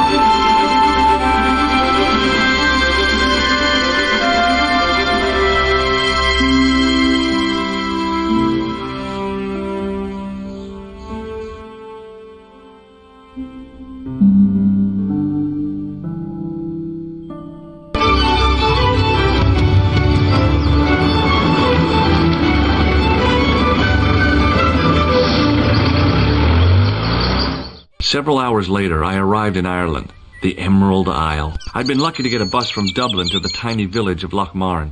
On the way out, the driver told me there was only one service a day.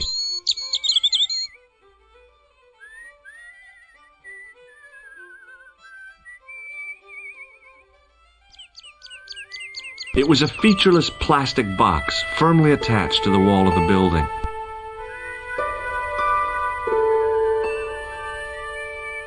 Hi there. What? What's your name, kid?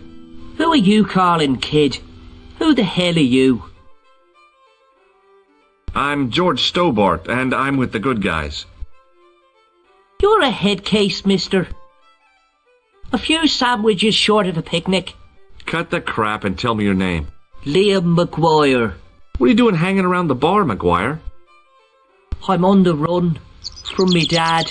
Why? Did you do something bad? I ain't done nothing, boss. You can tell me, kid. Is it your dad?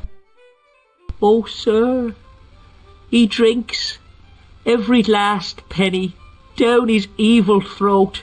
And there's me poor old mother, bedridden and dying of presumption. I tried to buy her medicine. Chopped firewood for Father Mahoney till me fingers bled. The old skinflint cheated me too. But I took the pennies he gave me back home. Look, Ma, says I, see what your darling son has earned with his own sweat and blood. When suddenly, me dad appears and grabs the loot. I'm off to Dublin heavy drinking, says he. Watch out till I get back. That's why I runned away. Something in the grin on his face told me he wasn't being strictly truthful. Compared to him, Huckleberry Finn was a candidate for Altar Boy of the Year. What can you tell me about the castle, McGuire? What do you want to know? Well, can I get inside? No, it's locked up. Does anyone live there? No, only... What? Oh, nothing. You know something about the castle you're not telling me, don't you? No. What is it you're covering up? Is it something you're scared of? I ain't scared of nothing. I'll give you one last chance to tell me about the castle. Oh, yeah? And what if I don't? Then I'm taking you back to school. Oh. There's a ghost. It's called the Phantom of Lochmarn. Have you seen a guy dressed as a clown? Here in Lochmarn? They all dress like clowns. The man I'm looking for is a dangerous psychotic. Jesus. It's just like that film I saw. Did this clown see? And he's after this kid who saw him kill a guy. He tries to warn the sheriff, only no one believes him. Then, while he's in the tub, the clown cuts him up with a chainsaw. My God, that doesn't sound suitable for a kid like you. Who are you calling a kid? I'm 25. Yeah, right. You're not a day over 14. Oh no, it's 25 that I am. Married with a car and 3 kids. 10 kids if you count the wives. You're not telling me you believe in ghosts, are you?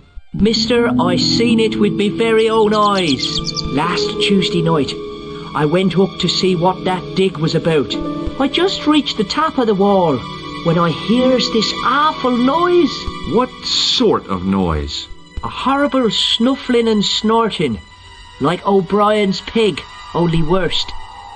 It was coming from inside the castle. Did you find out what was making the noise in the castle? No fear. I just sat there on the wall like Humpty Dumpty. The moon was cracked and greasy like an old dinner plate. The yard was full of shadows. I could have been hiding anything. I would have gone home, but my legs had lost their stuffing. Did you get to see the ghost? Indeed I did. And a fearsome sight it is too. I sat on my arse, waited while the moon went down. Then out it comes from the shadows, all grey and tattered and hunched over like an old bent willow. Then I hears this spluttering and splashing and horrible laughter in the dark. I was so scared. Why, I fell off the bloody wall. I'm sure there's a rational explanation for what you saw at the castle. There is. The bloody place is haunted. See you later, kid. Okay, mister.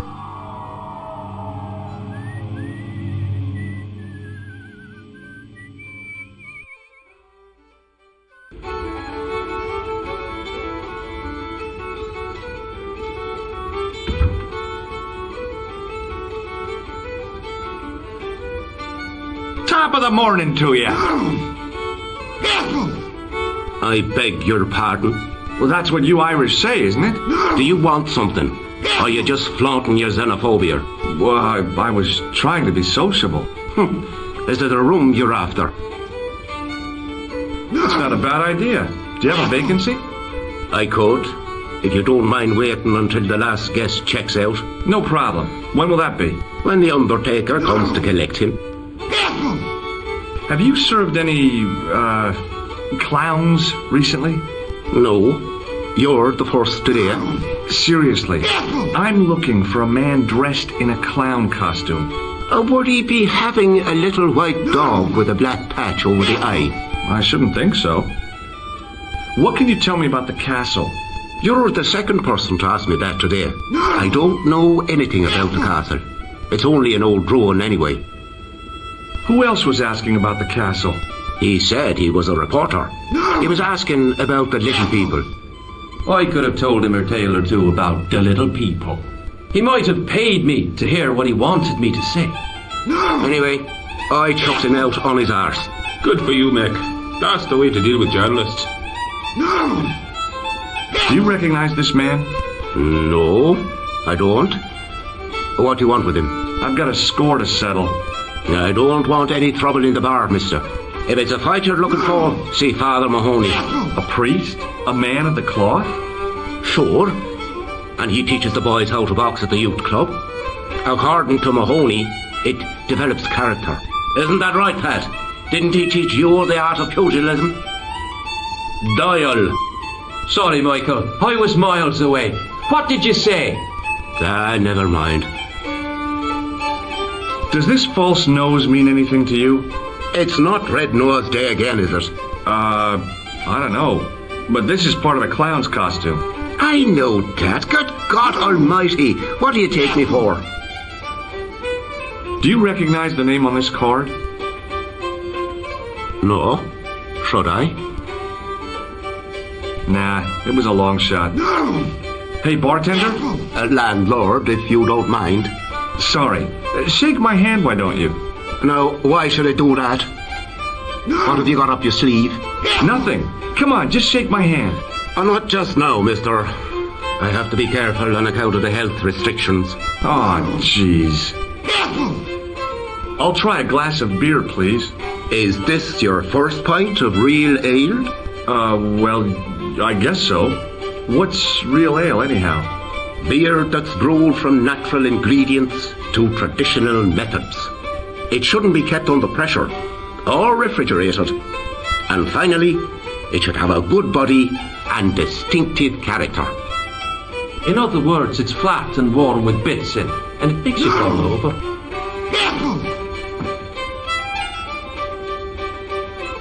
Thanks.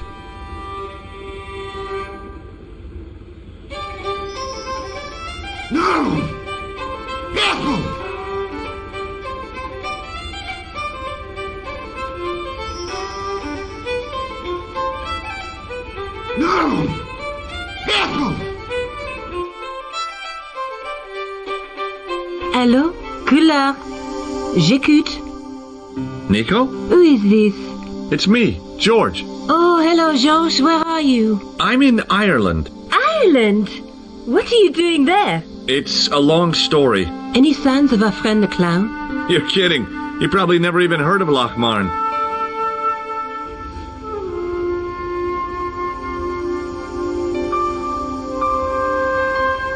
Hi there, old-timer. What? Nasty cold you've got there. As soon as the words left my lips, I regretted them. Is there such a thing as a cold which isn't nasty? I put the question to Father Mahoney. Father, says I, why were we born to suffer snot? What did he say? He said it's my reward for being out all night like a sinner. Pious prig. Anyway, this is no ordinary cold. 'Tis the hay fever. Pollinosis? Thank you. You're not a policeman, are you? Excuse me? Police? No. I'd know it if you were. Can you tell me how to get into the castle? Don't even think about it, me bucko. Lochmarn Castle is haunted. That's what the kid outside told me, but I don't believe it. Then you're a fool. Have you ever seen the ghost? To be sure. With me very own eyes. Can you describe the ghost? It was horrible. A wee stunted beast, long beak, straggly, flappy wings. Are you sure it wasn't a wild animal? A rabbit or a skunk or something? Skunk? In Lochmarn? That'll be the day. No, that was a ghost, to be sure. I think I know what you saw on the castle wall. I know what I saw. I don't think so. It was the kid, McGuire. What? He was up on the wall last Tuesday night. He thought you were the Phantom of Lochmarn. Oh! Ghosts don't bother me. I still want to visit that castle. You can't. It's not open to the public. There's no one around to stop me, is there? That's right. Nothing human, anyhow. Can I buy you a beer? Very kind, I'm sure. But I don't drink the stuff Leary sells. What's wrong with it? I've seen what it can do. Do you recognize the man in this photograph? Is that supposed to be you? No, I don't have a scar on my face and I'm not from the Middle East. I can't tell without me glasses. I'll see you later. No!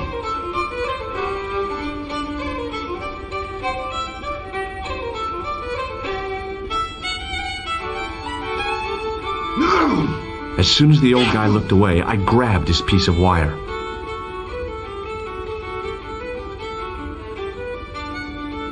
My name's George. Pleased to meet you, mister. My name's Fitzgerald. Can I get you another drink? Oh, no, thank you. I shouldn't be drinking at all. I'm on tablets for my nerves. More than a pint and I'll pass out. What can you tell me about the castle? There's nothing there. Just an old ruin. How old? I really couldn't tell you. Have you ever explored the castle yourself? I used to play there sometimes, when I was a kid. Then one of the little uns fell off the wall, broke his head and died. We didn't go there anymore. You haven't been up there recently? No. See you later.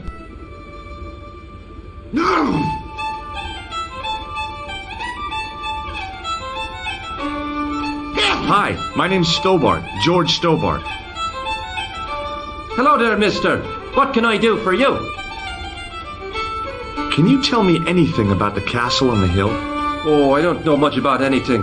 You should ask Mr. O'Brien here. He just joined up writing. Would you be one of them history fellas yourself? Oh no, I'm here on vacation. What's that? A vacation part. It's what the Americans call a holiday. Oh, right. In Lochmarn? You come to Lochmarn for a holiday? Sure, it's a very pretty place. Where the hell are you from, mister? California. I know it. That's where the prunes come from. Yeah, amongst other things. Do you recognize the man in this photograph? It's a handsome mug on that fella, to be sure. Is he a film star? Don't be fooled. This is the face of a psychopathic killer. No. Well, there's one in the eye for me and my men. May I shake your hand? No, you can't. Well, how come? Because I'll spill me beer if you do. Bye for now. Hello there. My name's George Stobbart. Pleased to meet you, I'm sure. I'm O'Brien. Can I help you? What can you tell me about the castle, Mr. O'Brien? It's a fine sight now, isn't it? Dates back to the 10th century, you know. Most of the existing building was added much later, of course. Are the ruins open to the public? Oh no, it's much too dangerous. Anyway, there's nothing of interest remaining. Can you tell me about the tripod which was found at the castle? Now there's a bone of contention and controversy. It was dug up by an Englishman of the archaeological persuasion. Who was this Englishman? Professor Pegram, the same man who dug up the gem. Do you know where I can find Pegram? You're too late to meet that fella. Is he dead? Not that, but he's gone from the village. A sore point with our esteemed host, I might add. Why has Pegram's departure upset the landlord? He's lost a paying guest, that's why. More than that, there's the question of an unsettled bill. Poor Michael's seen red over the business, and I don't blame him. Can you tell me more about the landlord? Mick Leary? He's what you call a would-be sophisticate. The trouble is, his idea of sophistication extends as far as putting paper in the lavatory. I never worked out why he did that. It's much too dark in there to read. That's true. Have you ever run your hand over the back of the door? The graffiti is written in Braille. Do you know where Pegram has gone? I'm sorry, but I don't. He upped anchor in the dark and shipped out before the dawn. Why did he do that? Who knows? A guilty conscience or a secret assignation. Whatever the reason, he'll not be missed in Lochmarn. Maybe now the fuss about the gem has died down, we can get back to normal. What can you tell me about the gem which Pegram found? Now there's a gem which should never have been taken. A man would have to be full of greed to covet that stone. What's your interest in the jewel? You're not a reporter, are you? Oh no. Thank the Lord for that. Have you heard of the Phantom? More than that. I've seen it. And let me tell you, it's a dreadful spectacle. So it's not just a local legend. There really is a Phantom of Lochmarn. Oh no. I was talking about the Phantom of the Ark. Do you recognize the man in this photograph? Nope. I've never seen him before. I'd like to shake you by the hand, Mr. O'Brien. I'd rather not. You see, I happened to notice that vibrating buzzer in your palm. Goodbye for now.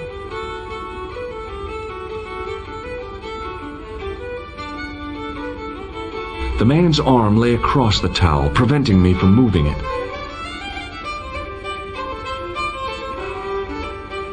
No! As the man raised his arm to drink, I snatched the towel away. Excuse me. Yes, sir? Do you know a man called Pegram? Indeed I do. Are you a friend of his, by any chance? Oh no, I'm just trying to track him down. Me too. That son of a bitch should be locked away. Did Pegram stay here? That's right. In the best room in the house. That's the one with the bed. Can I see Pegram's room? It's been taken by one of the brothers from the reformatory. They come every year for spiritual refreshment. That's a good one.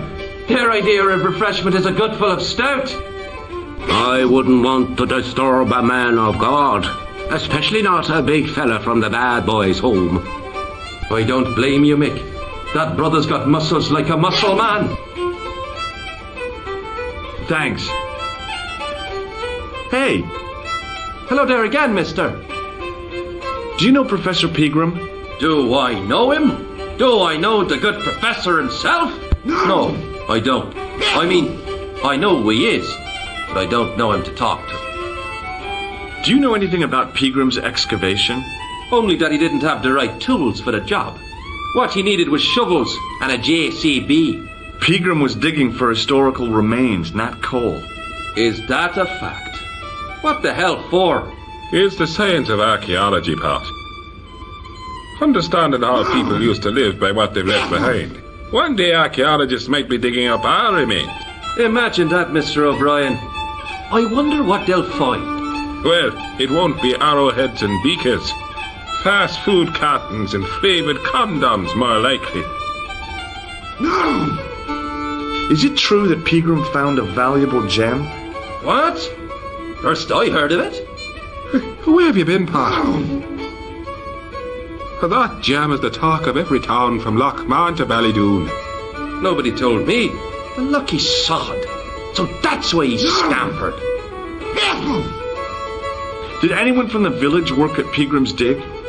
I tried it myself, but that high and mighty history man called me incontinent. What a nerve. Hadn't I dug more holes than the rest of them put together? Bye for now.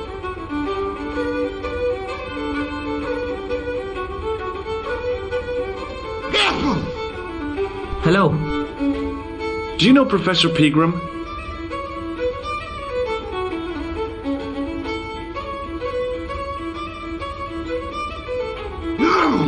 He's the archaeologist, isn't he? That's right. Did you work at Professor Pegram's dig? What gave you that idea? Have you heard about the gem which Pegram found? I heard a rumour, but you can't believe everything you hear or see, can you? Where can I find Professor Pegram? I heard he's gone fishing. I don't know where. Do you recognize the man in this photograph? No, at least I don't think so. Look closely. He has a scar on his face. No, I'm sure I don't know him. See you later.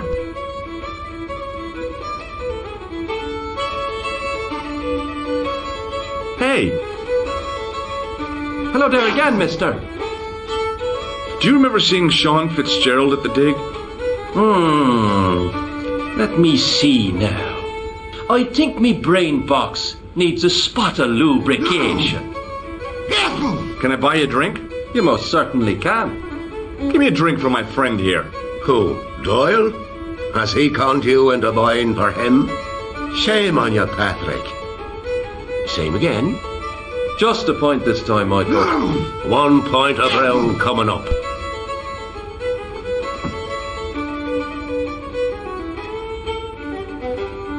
Do you remember Sean Fitzgerald now?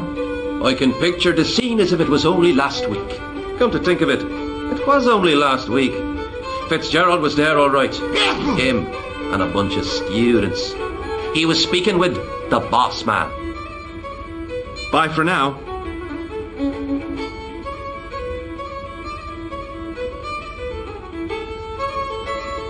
Hello. Doyle told me you definitely worked at the dig. You don't believe him, do you? Patrick Doyle is a moron and a scoundrel. Even so, he saw you talking to Pegram. You can't prove that, mister. See you later.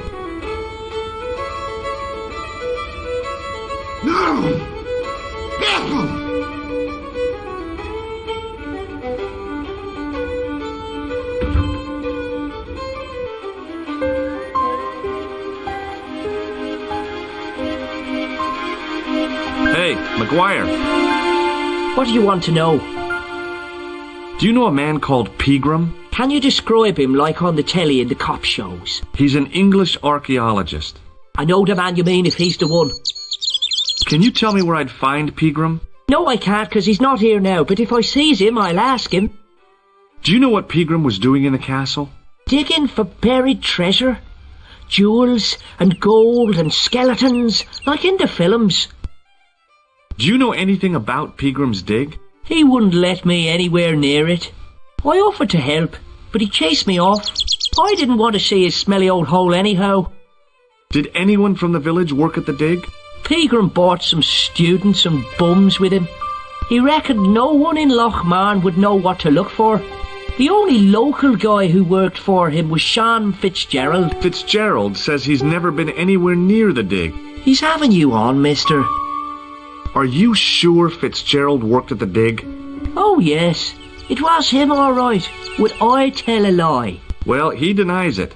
I saw them together only last night. I wish you'd told me that sooner. What were they doing? Pegram gave Fitzy a box. He didn't look too happy about it. I knew it. But how am I going to persuade him to part with it? Break his fingers. Nah, I couldn't do that. I could. Thanks for the offer, kid, but I'll try a more subtle approach. Chinese burns? What's Fitzgerald scared of? Everything and everyone. So I shouldn't have any trouble getting him to talk. He's a pushover, but don't scare him too much. Try the soft touch. Butter him up a bit. I heard that Pegram had found a legendary gem. That's right. It's been the talk of Lochmarn all week. You haven't seen the gem, have you? Hell no. I reckon Pegram made off with it. If I was him, I'd go to Amsterdam, chop it up and sell it. He could be living the life of Riley instead of digging holes. See you later, kid. Okay, mister.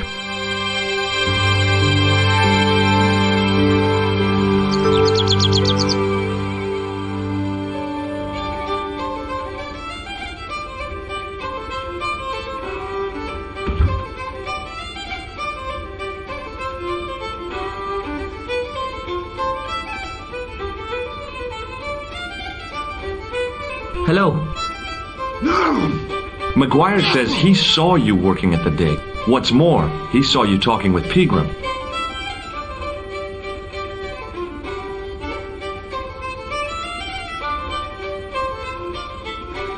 I knew this would happen. I knew I'd get caught. Just my luck. Grasped up by a delinquent and a dimwit. I need to talk to Professor Pegram, if he's still alive. What do you mean? Is he in danger? Yeah, you too, if I'm right. You're not from the Social Security. Hell no. What makes you think that? Well, I was claiming benefit at the same time I was working for Pegram. I'm not in a position to make judgments, Sean. That's between you and your conscience. All I want is to talk to Pegram about the gem. But he's not here. I know that. But he left that package with you, didn't he? So where did Pegram go? I don't know. I swear it. He came to see me early this morning. Said he was leaving.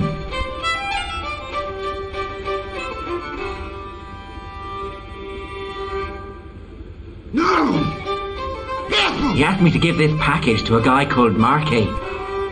Show me what's in the package, Sean. I can't do that. Why not? I promised the professor. So what? You didn't have any qualms about your benefit scam. So where's the harm in taking a peek inside Pegram's package? You don't know these people. I can't. I don't dare. What did Pegram find at the castle? The entrance to an underground chamber. It was filled with earth and rubble, and Pegram had us dig it out. We uncovered a secret room, a hidden chapel. Did Pegram find the gem in the altar room? I don't know. He made us leave and wouldn't tell us why. Half an hour later he came out, white as a sheet he was. He closed down the dig and locked up the castle, sent us all away. From the sound of it, Pegram had discovered more than just the gem. This is your last chance to show me the package, Fitzgerald. I've been patient with you, but now it's time to kick ass. But he'll kill me. Who will? The man from Paris, Jack Marquet.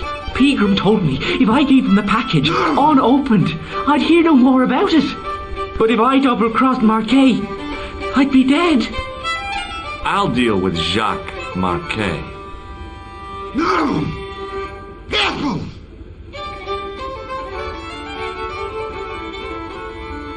Give the package to me. No! Why should I trust you? I don't know who to trust anymore. I wish I'd never even heard of the Lochmarn gem.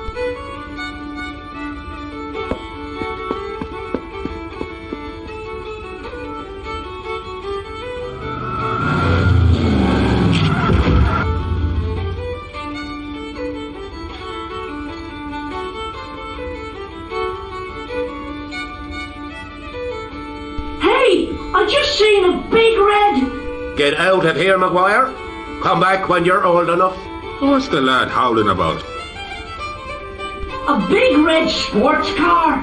Sean Fitzgerald's been runned over. Get out! Noisy little tyke. Maybe you should send out some medicinal brandy, Michael. Oh, yes? And who's going to pay for it? Not me. Me too, neither.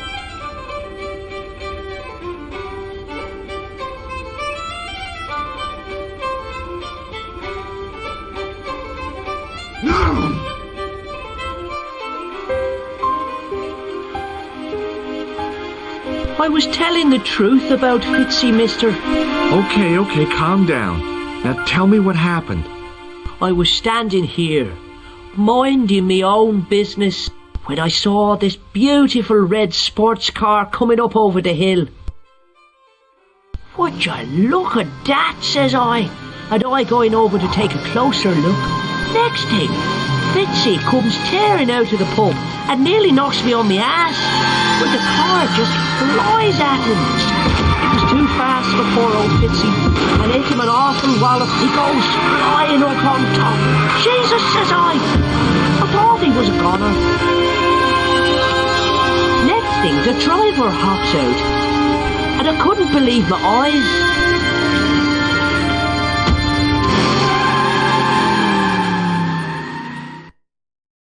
He was dressed like a bloody pixie. Did this pixie have a scar on his cheek? I couldn't see. He was wearing a stupid mask. Are you a special agent? Sorry to disappoint you, kid, but I'm not. Did Fitzgerald drop anything when he was hit? I didn't see. It all happened so fast. See you later, kid. Okay, mister.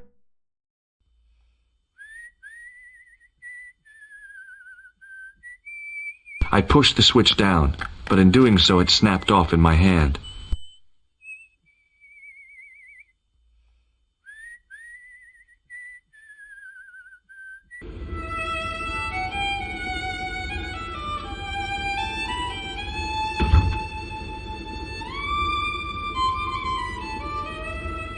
Excuse me? Yes, sir? Do you know Sean Fitzgerald very well? I know him enough not to sell him more than 2 pints. He's like a kid when he gets a few beers inside him. I'm not surprised. He's on medication for his nerves. There's nothing wrong with his nerves. He's just screwy. May I have another beer, please? Certainly, sir. Same again? Yeah, please. How is this stuff made? That's the secret of the master brewer, sir.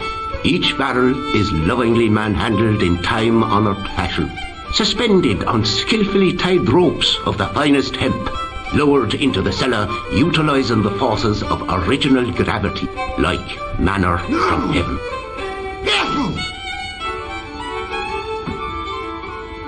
I'm sorry, but the pump appears to be broken. I can fix it for you. I don't think so. This is a job for a professional electrician. Oh well, at least the glass washer is still working. It's not my day, is it? It just so happens I'm an electrician. Check out my credentials. Well, now, isn't that marvellous?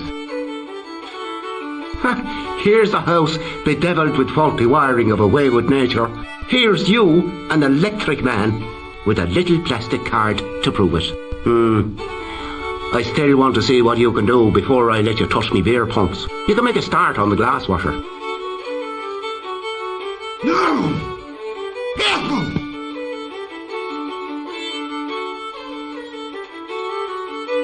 When you finish that, will you take a look at the pumps?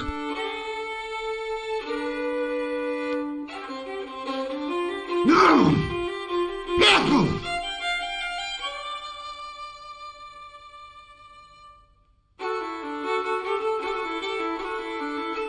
Careful! I replaced the fuse with a piece of wire. I knew it was dangerous, but I was desperate enough to disregard everything I knew about standard safety precautions. Excuse me, Mr. Leary. I fixed your glass washer, no problem. Bingo! And a blessing to all the saints. A free half-pint to that man on the house.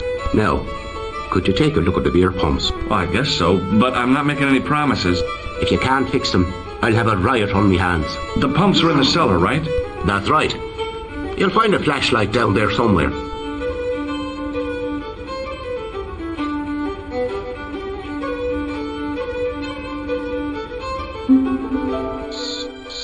What a dumb place to store a flashlight.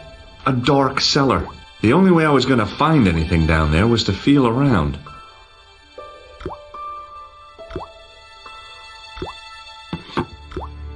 I pushed the lever and heard the grating of metal, but nothing appeared to happen.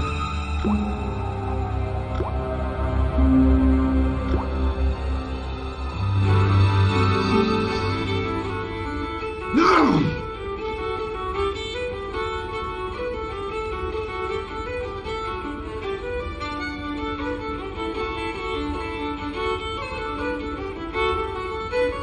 No!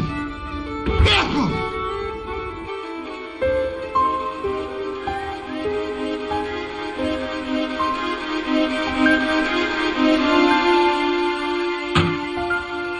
I lifted the trap door, and an overpowering smell of stale beer rose from the cellar below.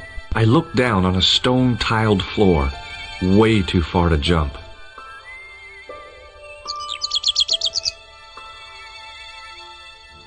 Excuse me. There was a nasty feeling in my guts I usually associated with light opera. It was Khan. What's the problem? Did you see what happened here a few minutes ago? What was that? A man was involved in an unfortunate accident. I didn't see anything. What about the boy? Well, he doesn't know anything either. The kid, well, you know how it is in these rural communities. Not enough genes to go round. I prayed McGuire had the sense to keep his mouth shut. Was the guy hurt bad? He's been taken care of, but he thinks he dropped a small parcel. You didn't happen to find it, did you? If I had, I would have taken it to the police. Of course. Thank you.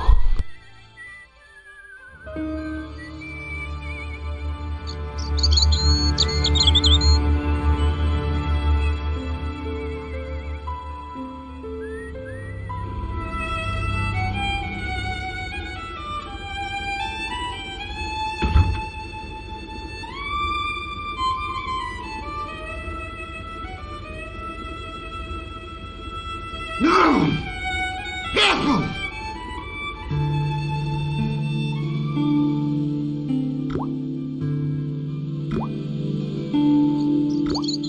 Then I noticed a flash of light. Something sparkling beneath the open trap door.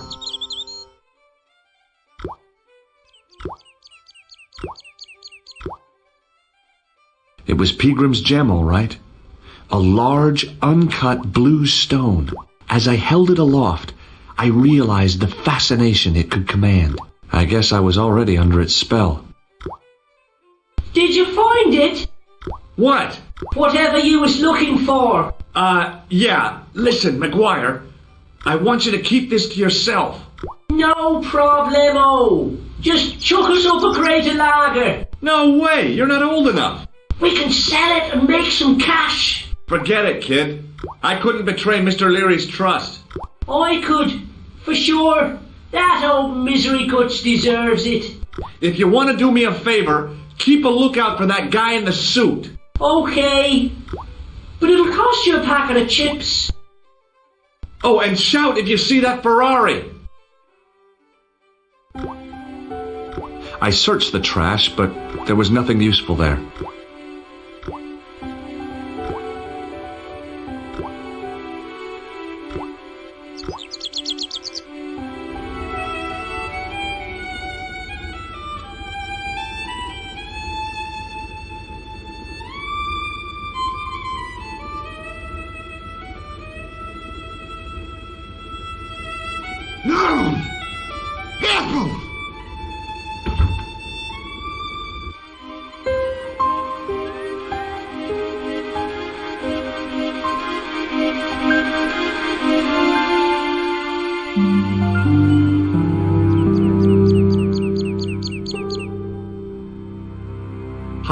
Do you speak English? Well, now, what if I was to say no? An implication of cognizance shrouded in denial. A pretty poser of a paradox indeed. I gave him the look I'd perfected when I was 12 and was going to be the greatest hypnotist of all time. It was a killer. Are you attempting to hypnotize me, or is it the constipation you're suffering? I was a little out of practice. Have you seen Professor Pegram? No, he's packed up and gone. Do you happen to know where? Back in England, I suppose. Do you think Pegram's disappearance is due to the curse? Look at the facts. He dug up the gem. He disappeared.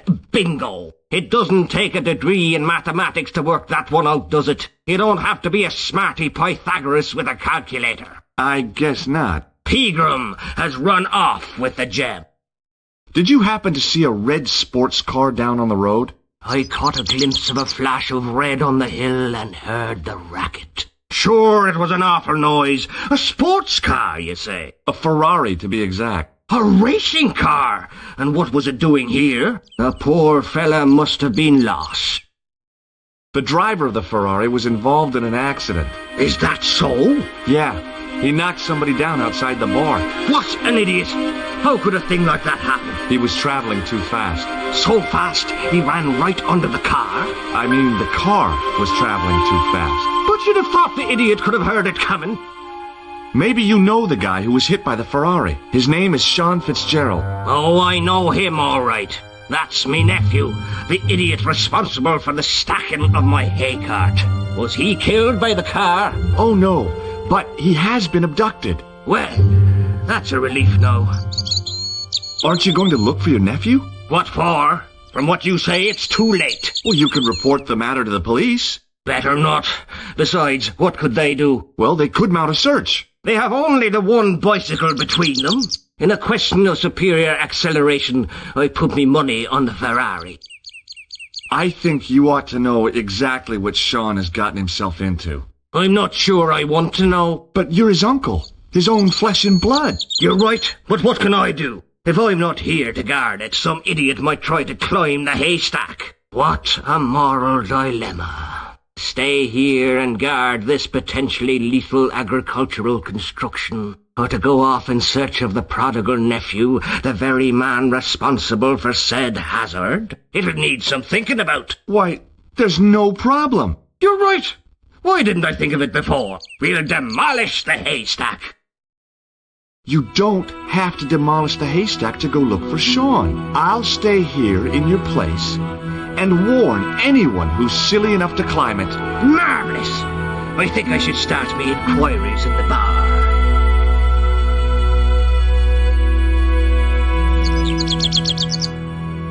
He strode off in the direction of McDevitt's bar, leaving me to contemplate the stack of hay.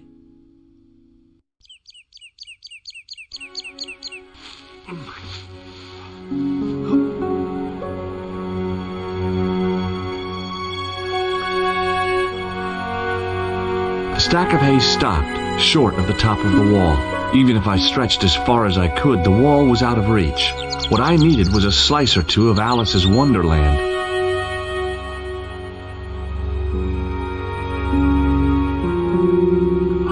I inserted the end of the lifting key in the mortarless crack and gave it a firm shove. It remained lodged in the wall, jutting out to form a step.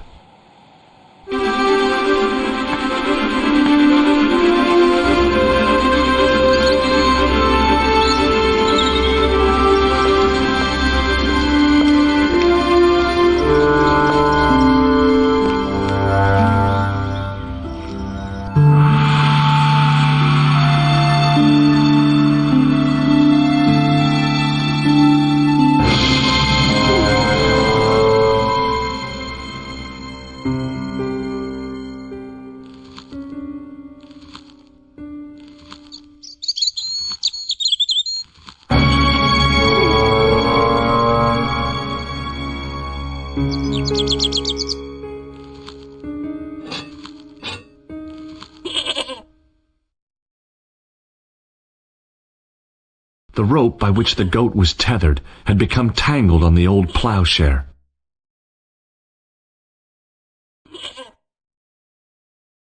Hey, Billy. The animal fixed on me with an evil glare. Behind the malice and resentment, there was a cool intelligence. "How you doing, boy?" I felt as threatened as I'd been by the assassin and his goons in Paris.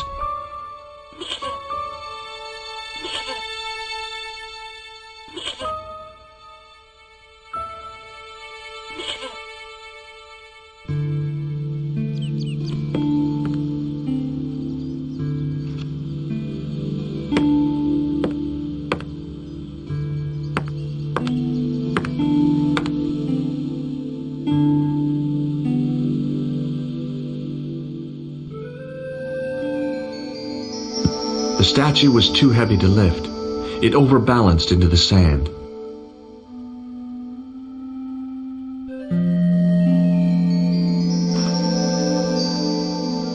As I swung the stone upright, I noticed it had left a pattern of holes in the sand.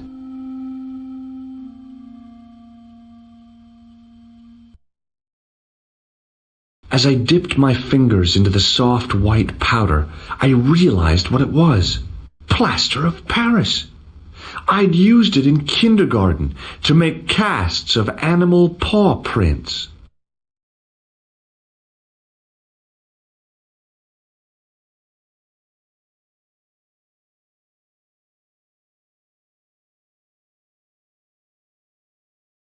I sprinkled the plaster on the sand until the holes were filled.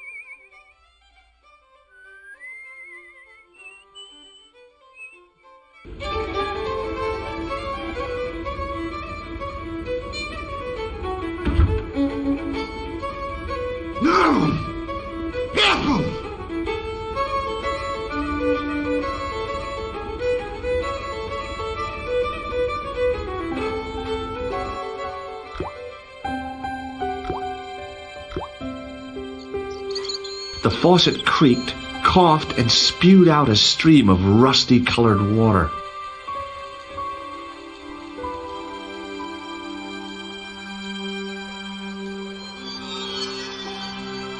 I held the towel under the faucet and soaked it with water.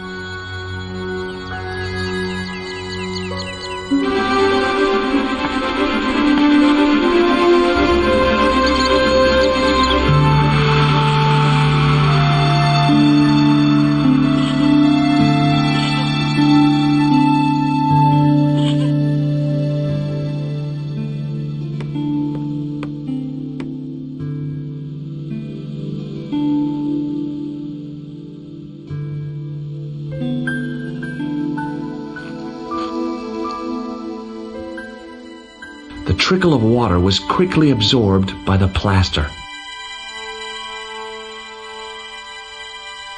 I eased the solid piece of plaster from the sand. Underneath, it had formed a perfect copy of the statue.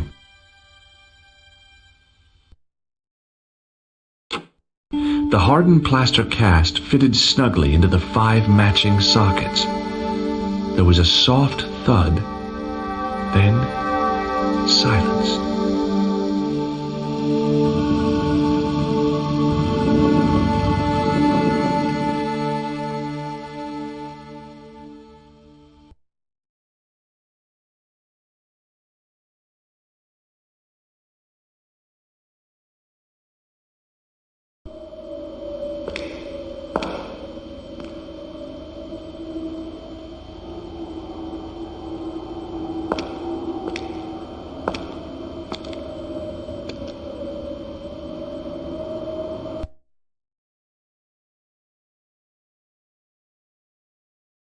So, where did you stay last night? At McDevitt's. I got to drinking with Doyle and a couple of the guys. That explains why you look so ill today. Did you get any sleep at all? Not much. I had to share the room with another guy. Did he snore? Hardly. He was dead. Then Leary woke me in the middle of the night to help bail out the cellar. The cellar was flooded? Yeah, some idiot had left the faucet running. And you say Pegram has disappeared? Without a trace. But my visit wasn't a complete waste of time. Pegram's gem? The Templars' gem. Whoever Jacques Marquet is, he's in for a disappointment. Jacques Marquet? He's the guy who should have collected the gem from Fitzgerald. I've been reading about Pegram in this magazine.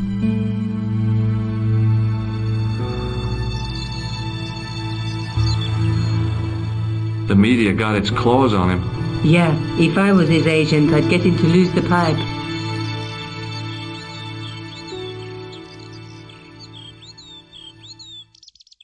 That dig must have been pretty important to him. He resigned his chair at Durham University to go to Ireland. And now he's disappeared.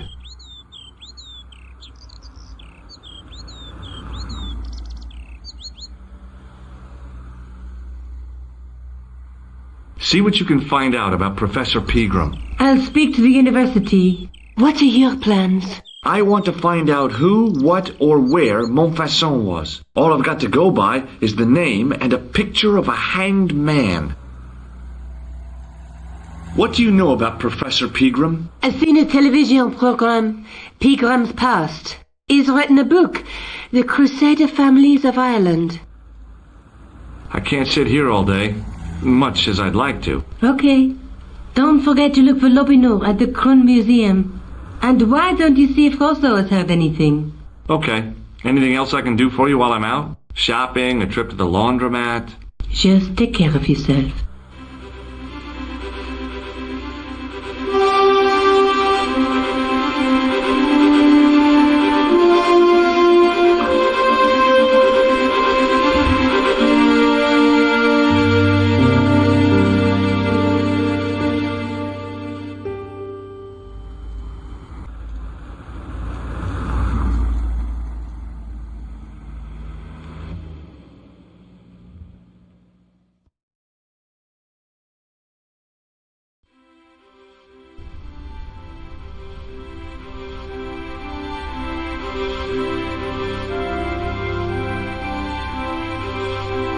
Excuse me? What do you want now? Have you heard of a man called Marquet? Yes. He used to be known as the Mole of Montmartre. I heard he's been hospitalized, probably by one of his rivals. Which hospital was Marquet taken to? The Hagenmeyer Clinic, in the Avenue des Hérissons. Why was Marquet known as the Mole of Montmartre? Because he lived in Montmartre, I suppose. Yeah, but why the mole? I don't know. Maybe he ruined people's lawns. I'd like to report an assault. Yes, monsieur? Where is the victim? I'm the victim. I've been harassed by a pair of thugs. I see. And where did this alleged assault take place? Outside the Hotel Ubu. They stopped me as I was leaving and went through my pockets. Could you describe the suspects, monsieur? One looked like a gorilla, and the other looked like a weasel. Their names are Flap and Guido. Bon. I'll get them this time. What are you going to do about Flap and Guido, Sergeant? I'm going to bust them, monsieur. For years I have been hoping to pin something on that pair. Now's my chance. I'll show them. I'm the inspector. Thanks, Sergeant. Thanks for taking me seriously. I'm only doing my duty, monsieur. See you later, Sergeant.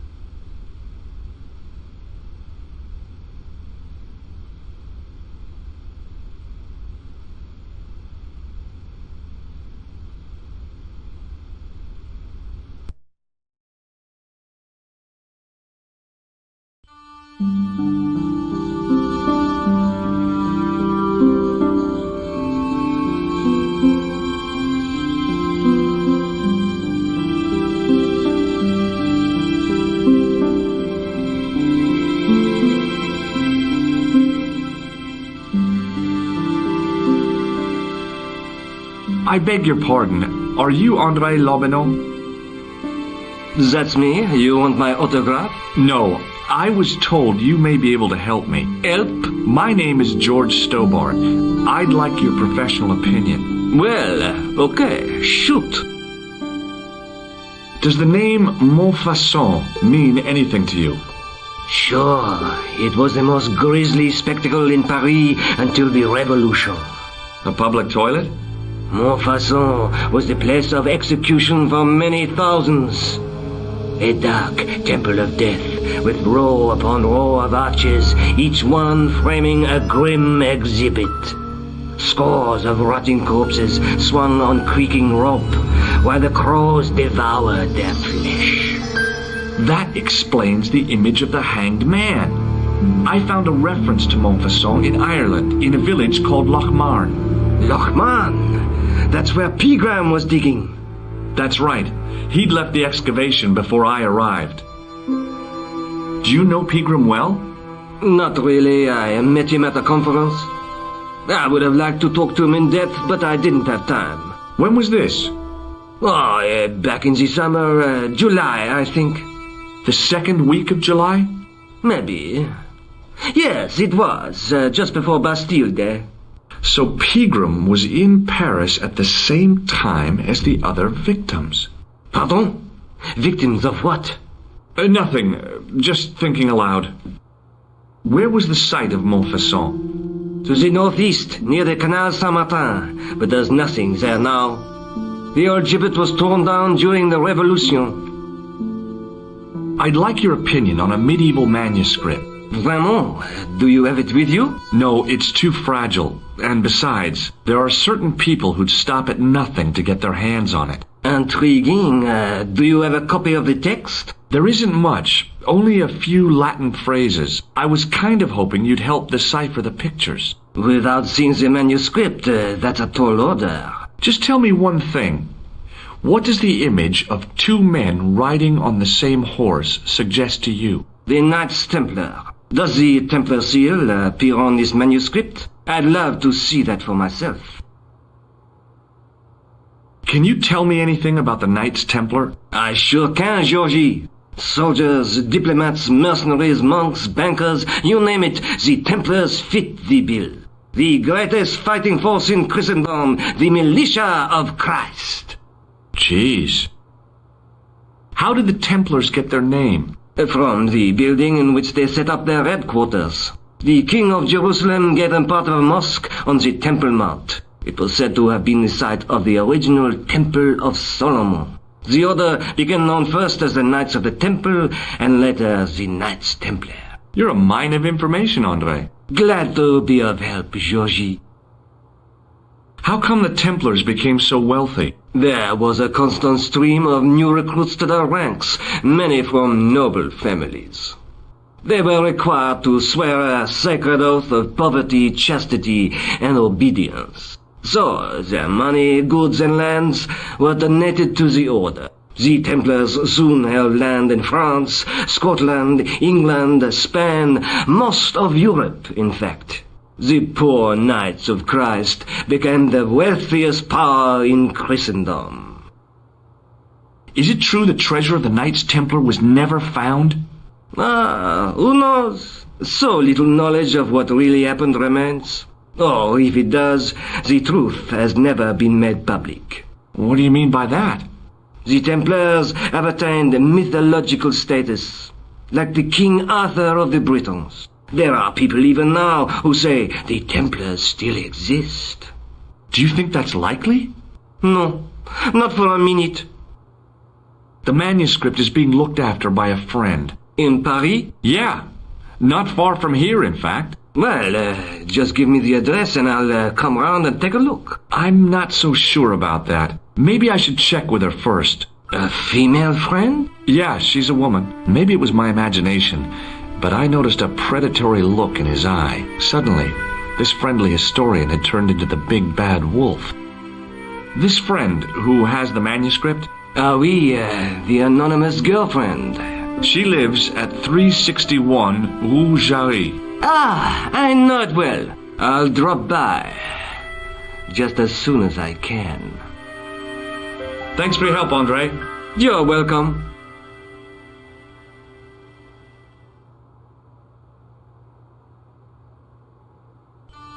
Hey, no! No, monsieur. No. What's wrong? You must not handle the exhibits. I'm sorry.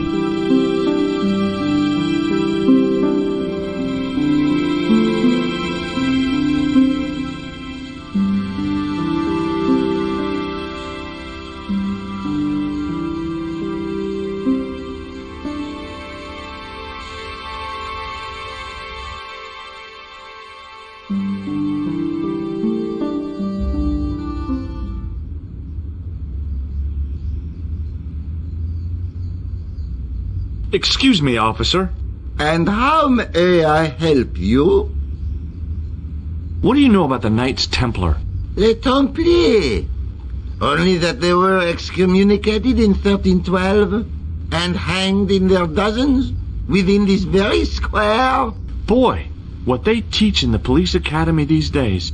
No, monsieur. I read it on that board over there. Shouldn't you be off directing traffic or something? You have seen the Parisian traffic, no? Yeah, so? I could direct the traffic. The most dangerous, the east side of Rome. Or I can sit here and enjoy the sun, the architecture, and the Sauvignon. Which would you choose? Yeah, but I'm not a policeman. What happened to duty? An excellent question, monsieur. Have you seen this man before? No. Who is it? I believe him to be an international assassin. Oh. Is that all you can say? Oh. I did wonder if I should say that I believe you to be an international paranoiac, but it didn't seem polite. Would you like to shake? I stopped myself barely in time. Electrocuting a cop would not have been smart. They'd rebuild the Bastille just so they could throw me in and throw away the key. I'll see you around. Oui, monsieur. I'll be there.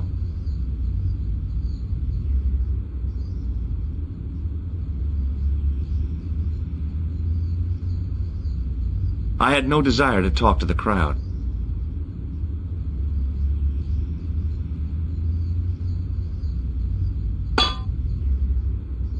Hey!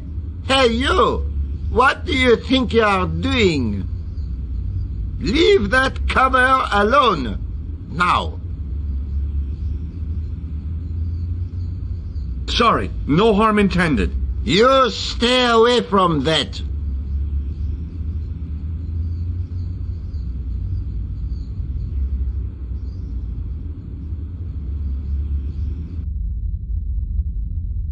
I didn't have time to sit around.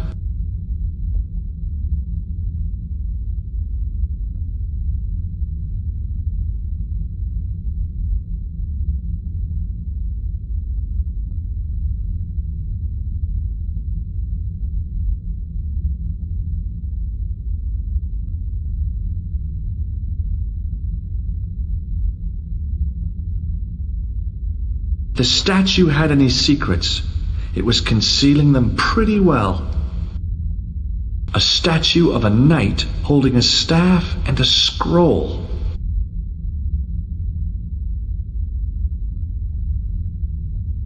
I didn't recognize the biblical story in it. I was a Sunday school dropout.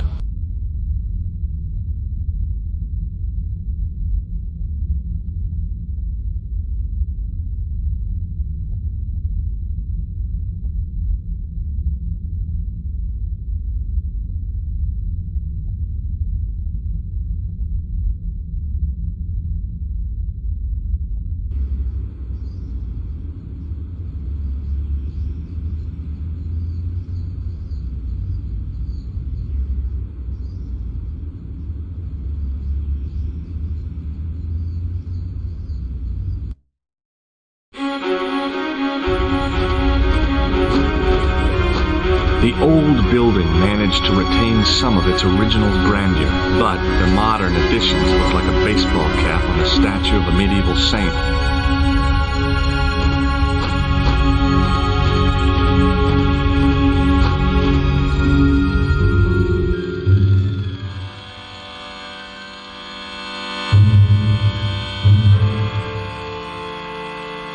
Excuse me. Yes, sir? Is this the Hagenmeyer Clinic? That's correct. I thought I was in a garden center. Oh, the plans. They were my idea. A little greenery to evoke the spirit of nature. How may I help you? Has Marquet been visited by a man in a clown costume? Oh, no. You haven't seen a man in disguise? Well, there's Theodore the Bear. He comes every Thursday to entertain the children. Personally, I think he scares them half to death in that crummy old bear suit. If I was stuck on my back with tubes in every orifice, he's the last person I'd want to see.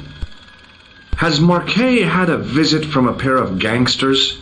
I should hope not. Can you describe them? A thin guy who looks like a weasel and his friend, the gorilla. Sounds as if they escaped from a zoo. I'm here to see Jacques Marquet. Oh, yes. Are you related to our client, sir? No, I'm conducting a private investigation. Then I can't help you. So, do I get to see Marquet before the funeral? That attitude will get you nowhere. My instructions were quite clear. No one gets to see Marquet. So unless you can prove you're a relative or a close acquaintance, you're wasting your time here. Look at this ID pass. So you're Merlin. Marquet's been asking for you. For me? Yes.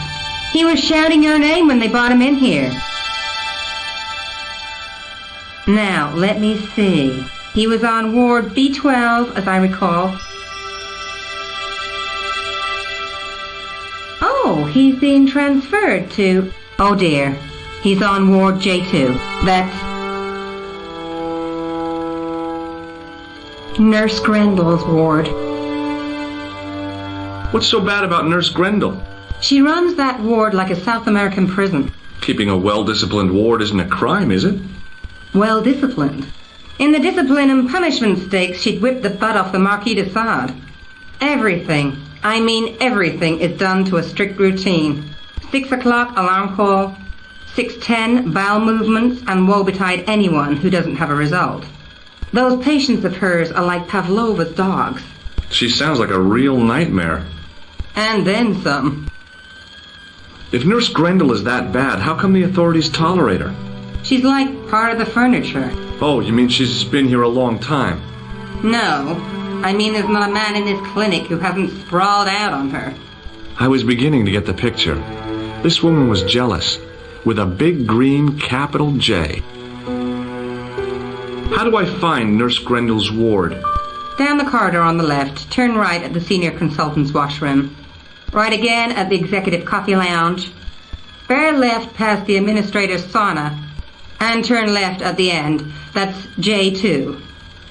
And good luck. Thanks for your help, ma'am. You're welcome.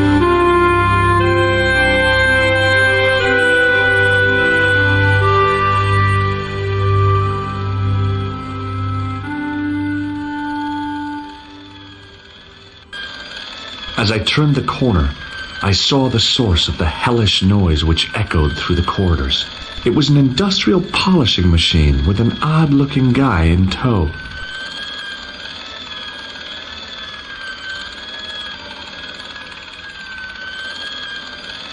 Hello.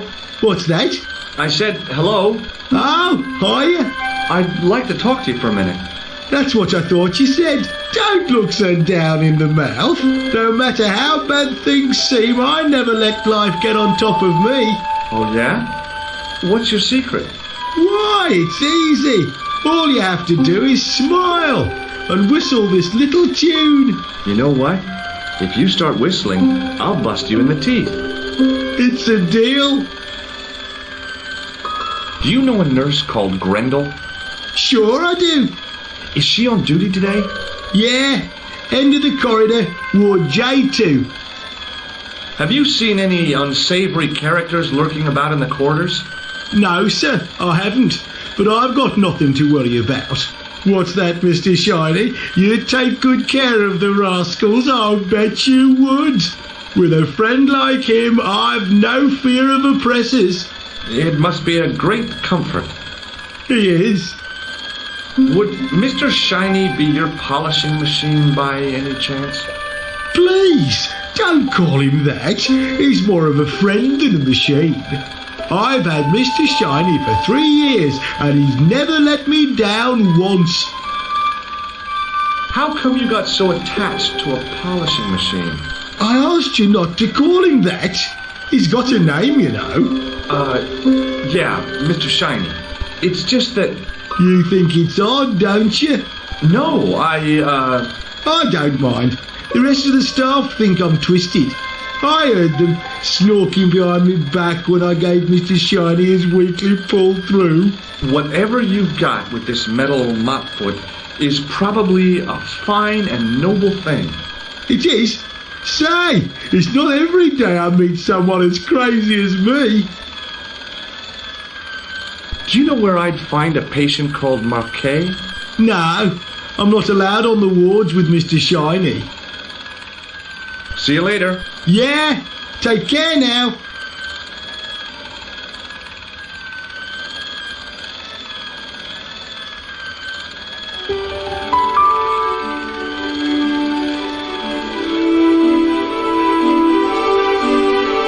As I tugged the plug out of the socket, the polishing machine coughed, spluttered, and died. Mr. Shiny, what's wrong, pal?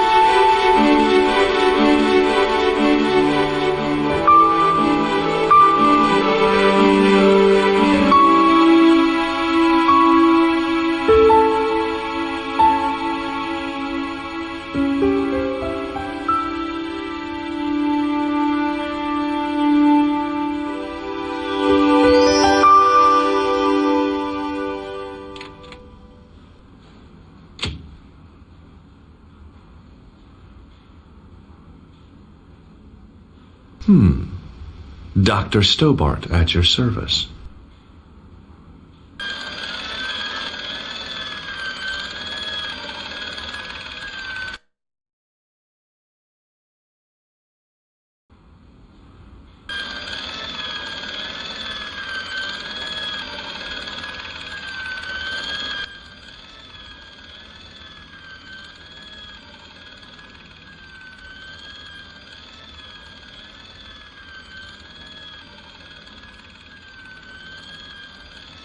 Hi, my name's George Stobbart. Aha! Just the man. You must be the new boy. Yeah, I must be. Well, stop wandering about and make yourself useful. Bunny, come here, boy. This is Benoit, my nephew. Can I trust you to look after him? Do your own babysitting, Gramps. Who do you think you are, anyhow? I am Felix Hagenmeyer. And may I say what an honor it is to meet you in person, sir. You are on my medical wall of fame. Right up there with Pasteur and Leary. I look on it as a privilege, no, an honor, to look after your nephew, sir. He is fresh out of medical school. It will open his eyes to see a real doctor on the job. I'll bet. Show him around. Let him see some real suffering. So long, Hagenmeyer.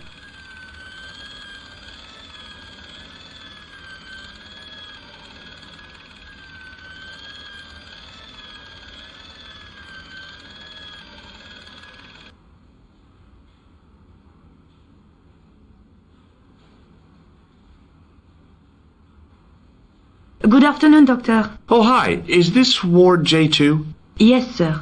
The patients are ready for your inspection, Doctor. Thank you, nurse. Well, who's first? Monsieur Croquet in bed 2. What's his problem? He's been complaining of loss of consciousness. You'll need this, Doctor.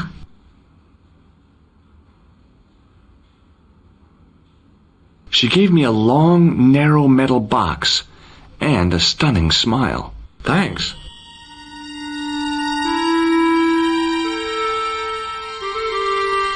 Hi, I'm Dr. Stobbart. Hello, Doctor. The nurse told me you keep losing consciousness. That's right. I've had the problem as long as I can remember. It's a real out-of-body experience. Like death, but not so conclusive. I see. How long does it last? Just a fraction of a second, and then I recover. I might not have been a doctor, but I was formulating a diagnosis all the same. This guy was nuts. I know exactly what you mean. It's known in the medical field as blinking. Is it serious? Of course it isn't serious. It's perfectly natural. But just think, 2 seconds every minute. Why, that's almost half an hour every day. 2 weeks out of every year spent in total darkness. I don't have time to listen to this baloney. Which bed is Marquet in? He's round the corner, in solitary. What's the matter with him? I don't know, but the men who brought him in were wearing masks and rubber gloves. Hey, you're a doctor. How come you don't know? We doctors don't know everything. Then how come you act like you do? Has Marquet had any visitors? Nah, neither have I. That's the worst thing about being in hospital. You feel like the rest of the world has abandoned you. Well, you know how it is. Life goes on. Thanks for those comforting words. Well, goodbye and good luck. Thanks, Doc.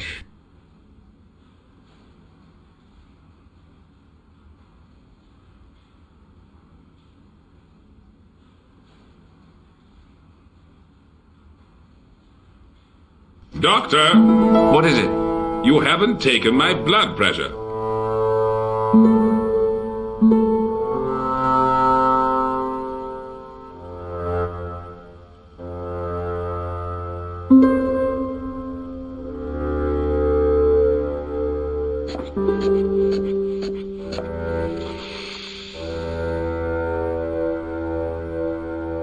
Seems fine to me. You're not doing it right. Of course I am. No, you're not. Dr. Monroe never did it like that. I can't take a satisfactory reading while you're excited like this. I'll come back later. Hey, Benoit.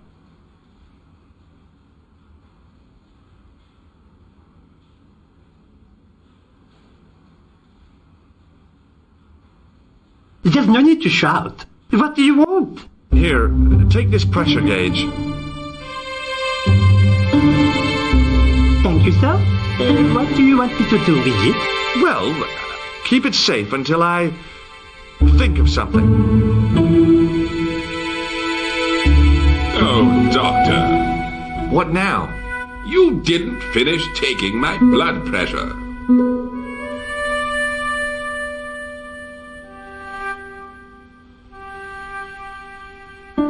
You don't have the first idea what you're doing, do you? I'll come back when you've recovered your manners. Hey, Benoit!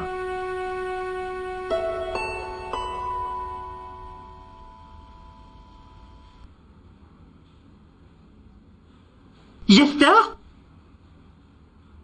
Do you know anything about a patient named Marquet? No, sir, I don't know much about any of the patients. I've never met a doctor who admits that he's only human. I'm only a trainee, sir. I'm sure I'll get the hang of things. Do you know the nurse on Ward J2? No, monsieur. This is my first day here. I can't wait to get my hands dirty. I was talking about treating my first patient, of course. I didn't mean to get my hands dirty with a nurse. Shut up, Benoit. Okay, sir. Are you ready with that pressure gauge? Primed and ready to pump, sir. What do you want me to do with it? Use it on Eric Sopmarsh. Okay.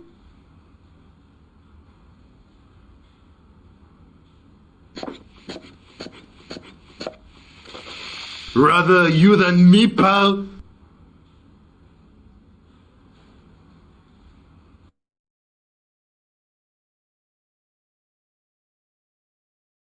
Marquet?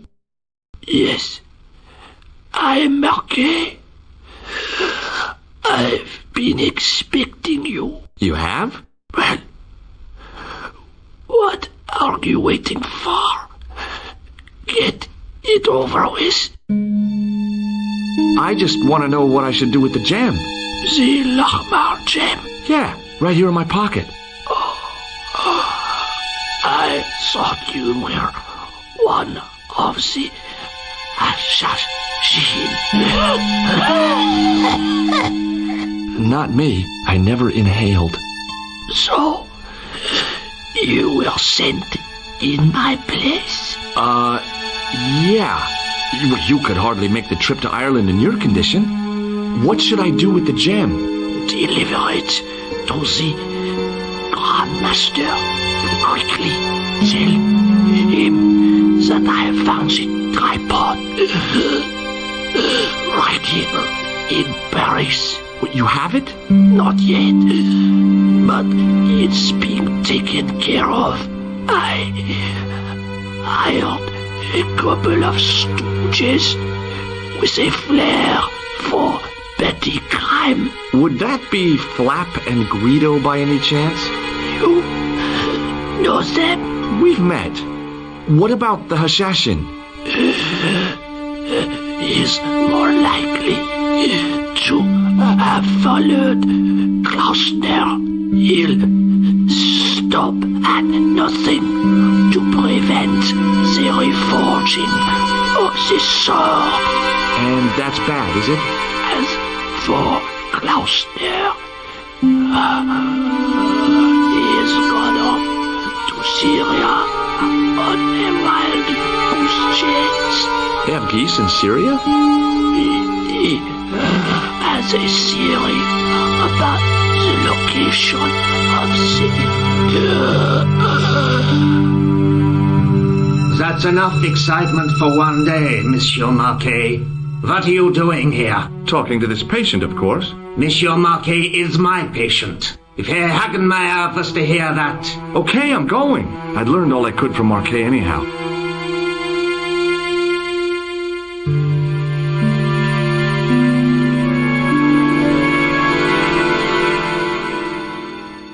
There you are, sir.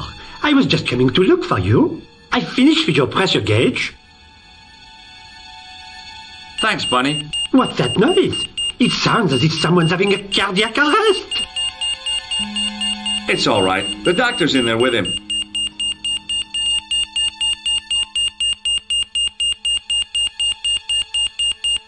Are you sure he was a doctor?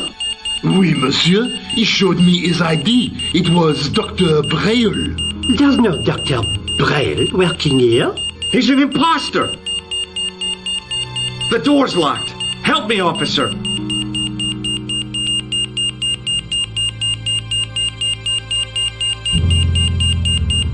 Stand back, monsieur.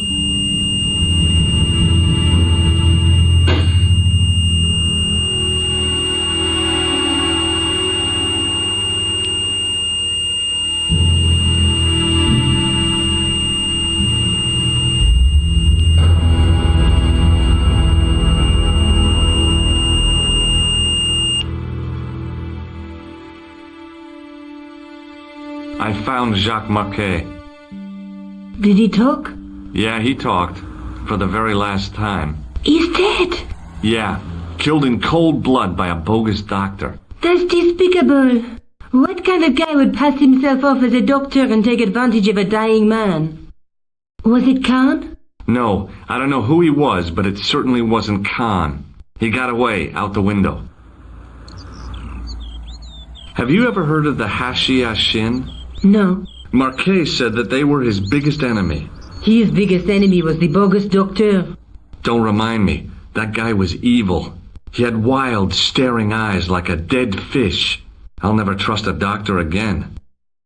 Do you think the assassin was responsible for killing Marquet? I don't think so. He could have finished him off the first time. Besides, Marquet would have recognized him. He was pumped to the gills with sedatives. He wouldn't have recognized the 4 horsemen of the apocalypse unless they'd introduced themselves. Have you found out any more about the Knights Templar? Yes, I have. The guy responsible for the downfall was Philip IV, the King of France, otherwise known as Philippe le Bel. Well, he is known to history as Philippe the Fair, but I doubt if the Templars called him that. I'm sure André will tell you all about him. Let's take another look at the manuscript.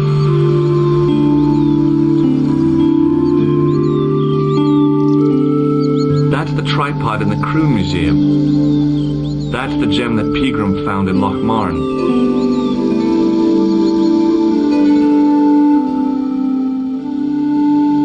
Do you want to look after the gem? No, George. I'd be too tempted to sell it. I guess I'd better go back and talk to that weirdo. Which one? Rousseau or Sergeant Mou? Oh, were you referring to André? I'll let you work it out.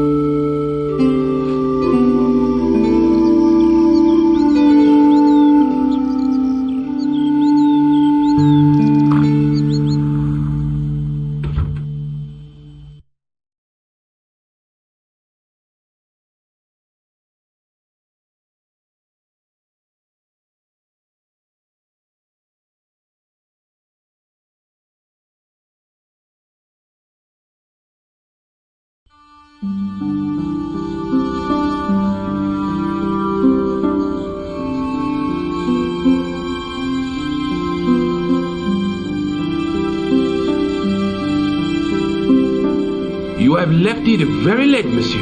Late for what? Anything. I am closing the museum soon. You wouldn't like to get locked in. I can tell you. Not in this gallery. Why not? It is haunted, monsieur. You don't believe in ghosts, surely. Oh, yes, I do. 7 years ago, a lad managed to hide in here. He made a bet with his friends, I suppose. When I found him in the morning, he was cold as ice and stiff as a board. Well, what was the cause of death? They said it was a brain tumor. But on his face was a look of stark, desperate terror such as I have never seen before. Scary. Forget it.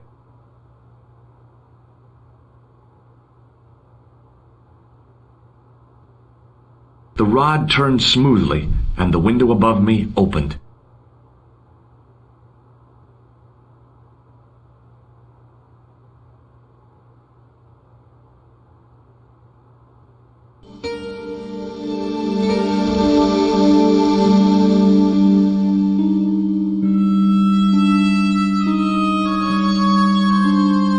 It is closing time, Monsieur Lobineau. Already, there just aren't enough hours in the day. More than enough for me. I can't wait to get home and put my feet up. Eh bien, see you tomorrow. Good night, monsieur.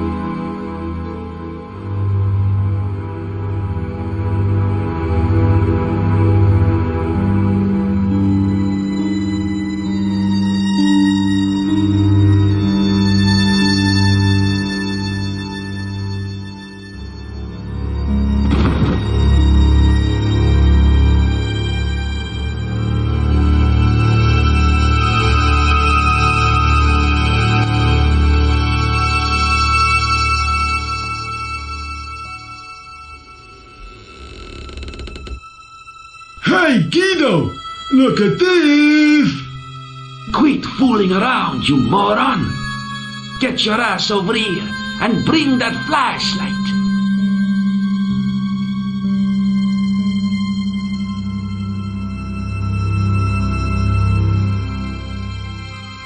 What the... Who's there? Let's get out of here!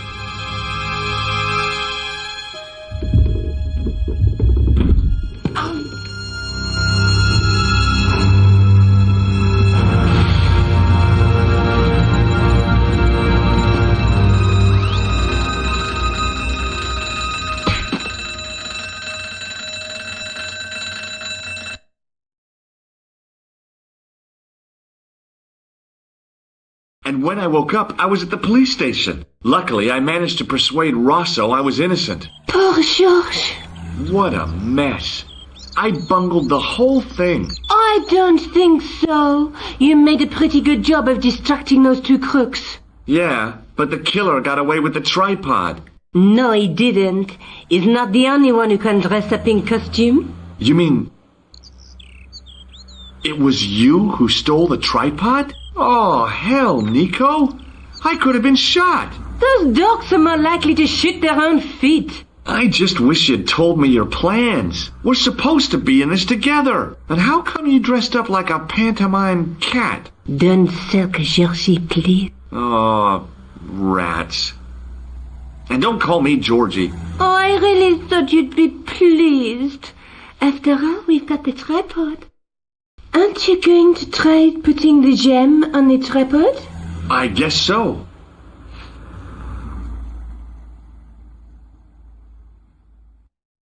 Nothing happened. Yeah. The gem fits perfectly, but what does that prove?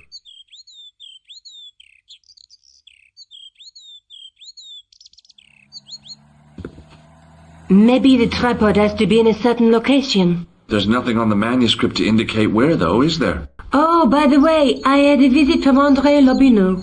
Oh, yeah. I hope you didn't mind me giving him your address. Not at all. It was lovely to see him again. He was over the moon when I showed him the manuscript. It's not often he gets that excited. He made a sketch of the Knight's crest to take back to the museum. I believe he's identified the family who bear that crest. I sure hope so. What do you think the purpose of this tripod is? On the manuscript, the gem is shown mounted on top of it. So, we risked a criminal charge to steal a display stand? Don't ask me. Maybe it's intended to hold the gem in a specific position. I have to go. Already?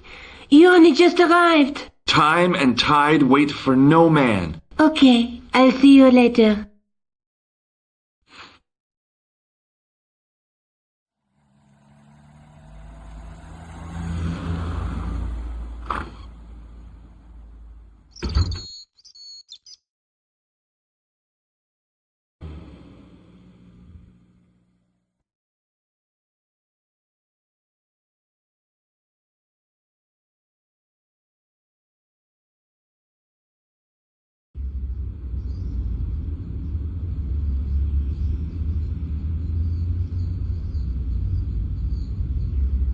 Hey, you with the balls.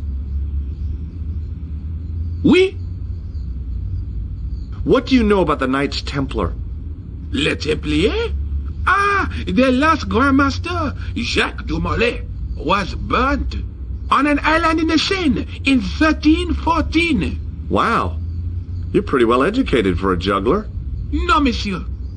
I read it on that board over there.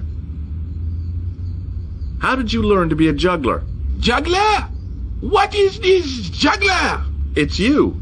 You juggle, that makes you a juggler. No! I am a jongleur. A jongler?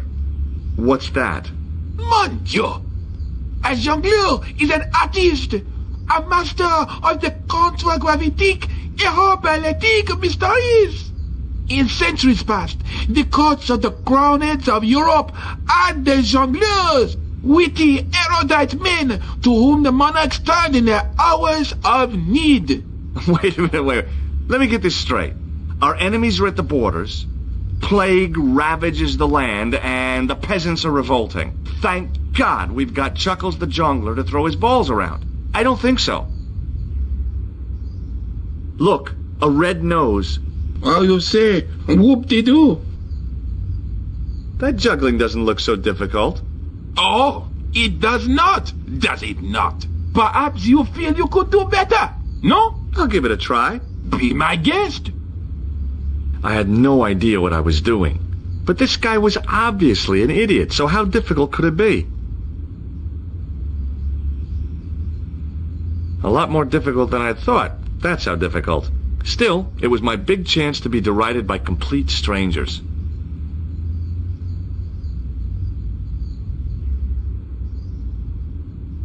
Not so easy after all, is it? No, I guess not.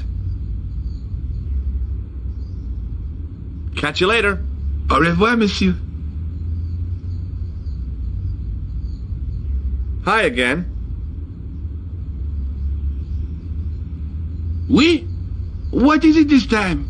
Look, a red nose. Ah, you are a clown. A clown? No. If so, you would be a much better jongleur. For a moment, an idea capered around near the spotlight of my attention, but fell down the pothole of abstraction before I could focus on it. In the middle of the square was a manhole. I wondered if there might be something relevant beneath street level. I had no desire to talk to the crowd. There was a small crowd of 5 sightseers. It's a weird thing, but you can take the most intelligent people in the world, put them in their vacation duds, and hey presto, they look like morons. Why is that? Hi again. Oui? What is it this time?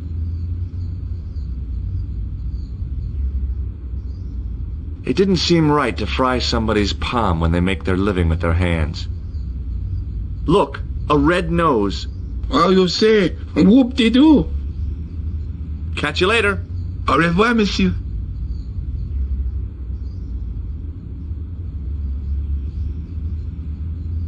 Hello again, officer. Hello again, monsieur. What do you think of the juggler? Ah, he is excellent, most watchable. But he's blocking the thoroughfare and obstructing traffic. So? He is amusing. The traffic isn't. If he wants to block it, who am I to say no? You're a cop. Ah, oui. So I am. Ah, well. So you're not going to do anything about this guy? No. He probably doesn't even have a license. Ah, a license. This I had not considered. So what are you going to do? The instant I return to the station, I shall check. Return to the station? Why not just ask him? And spoil his concentration? What kind of a barbarian do you take me for? I'll see you around. Oui, monsieur. I'll be there. Hello again, officer. Hello again, monsieur. Does this red nose mean anything to you? Ah, you are a clown. Do I look like a clown? No, although you juggle like one. Now, if I'd known you were a clown, it would have been amusing, and not a humiliation for you. What do you mean? Who ever heard of a plainclothes clown? He had a point. So you're saying that if I juggle badly with a red nose, I'd be the king of comedy. But if I juggle badly without it... You look like a pathetic loon. Oui, monsieur. You have it. I'll see you around. Oui, monsieur. I'll be there.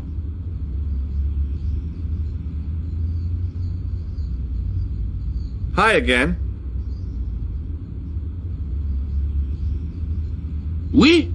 What is it this time? I'd like to have another try at juggling, please.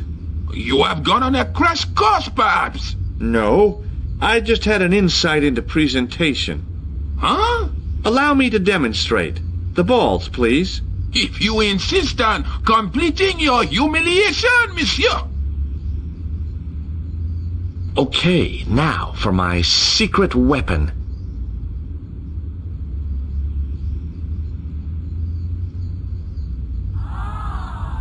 The juggler was speechless with rage. You could have mistaken him for a mime, and without a word, he collected his balls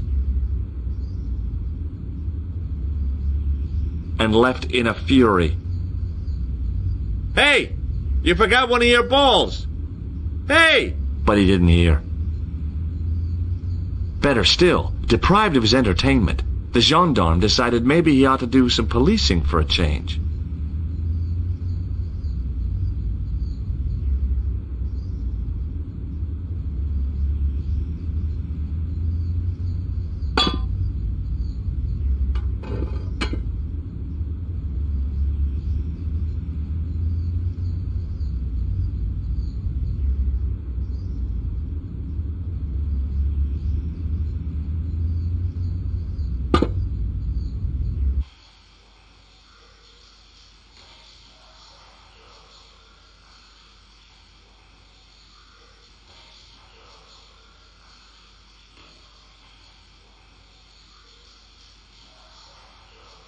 The wall had flaked, and anything once written on it had long since gone.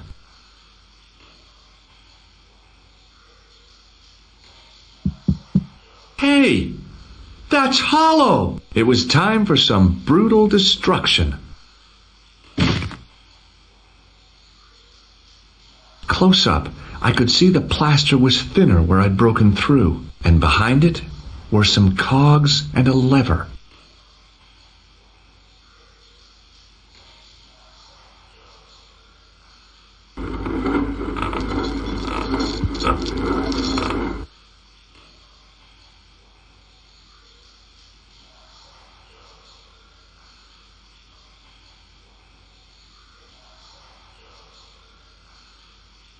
Here goes. Hey, cool.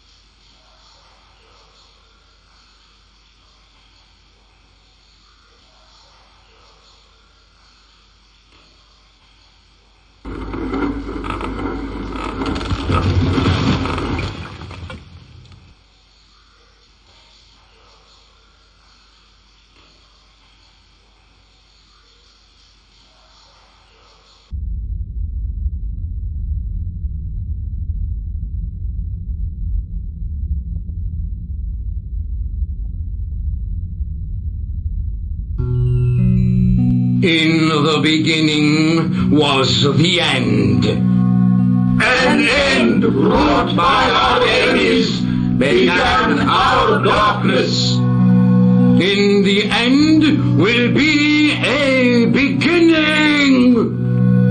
An end to our enemies heralds our new day. Report.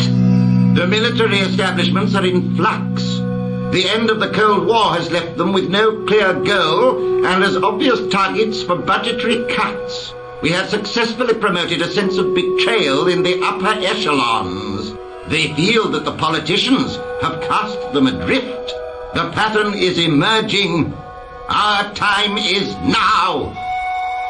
Good. Mademoiselle? Governments are giving the corporations more respect than their own citizens. A groundswell of dissatisfaction and dissidence is growing.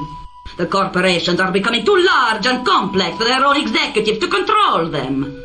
A blind belief in market forces is accelerating this trend the world over. The pattern is emerging. Our time is now.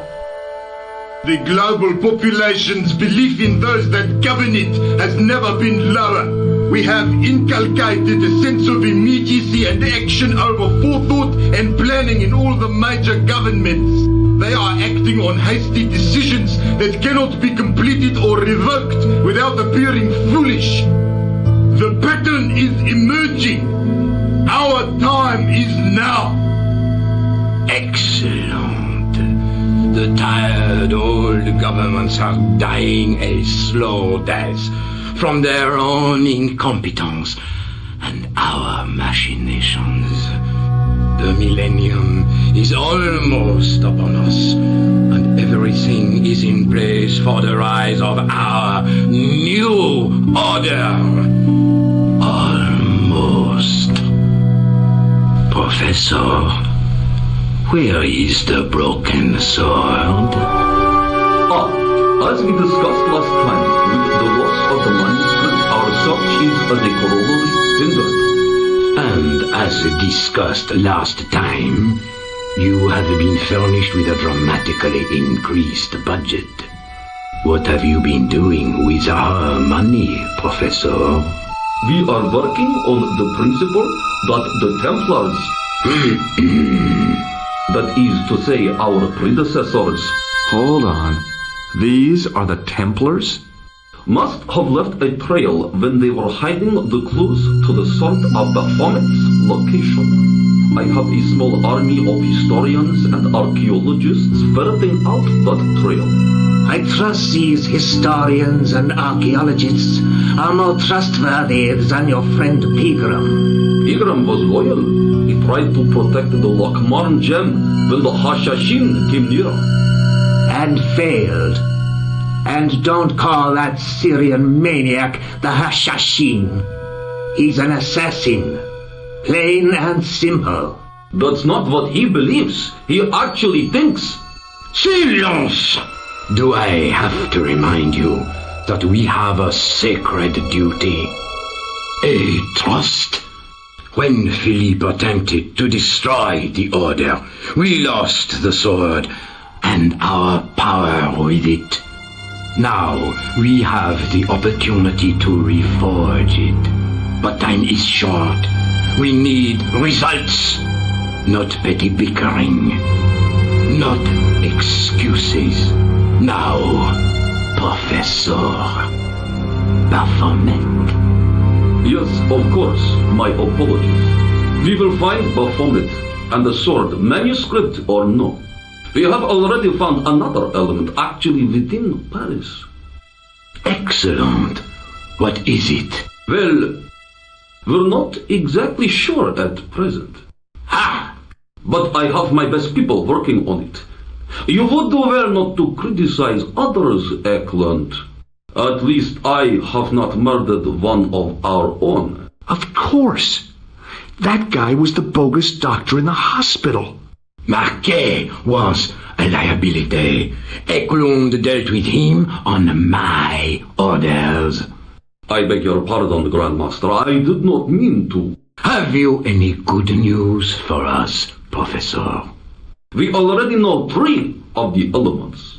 We know that Klausner had obtained the lens before he vanished. Where was he? Syria. We know that he arrived, but after that, nothing. The assassin. I fear so. It's a shame.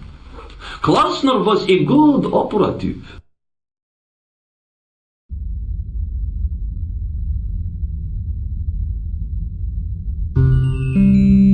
This will be our last meeting in person until we locate the sword of Baphomet. I hope that I don't need to emphasize the importance of finding it. Without it, our endeavors come to nothing. With the sword reforged, we will have the power to sweep the stage of all opposition. The new millennium will belong to us. The next time that we meet, it will be to become the princes of this world.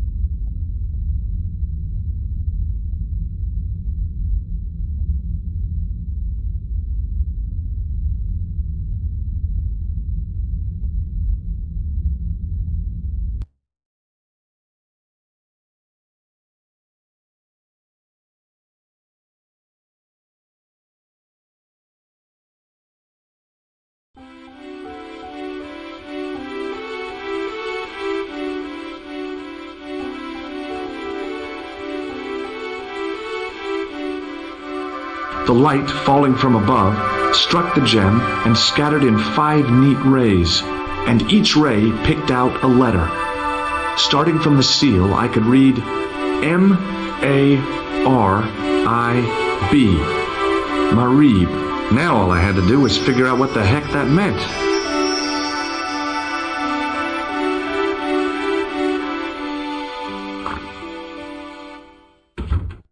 Nico, I've seen them. Who? The Templars. I spied on their meeting in the catacombs. And you saw the Knights Templar? I saw a bunch of guys masquerading as Templars.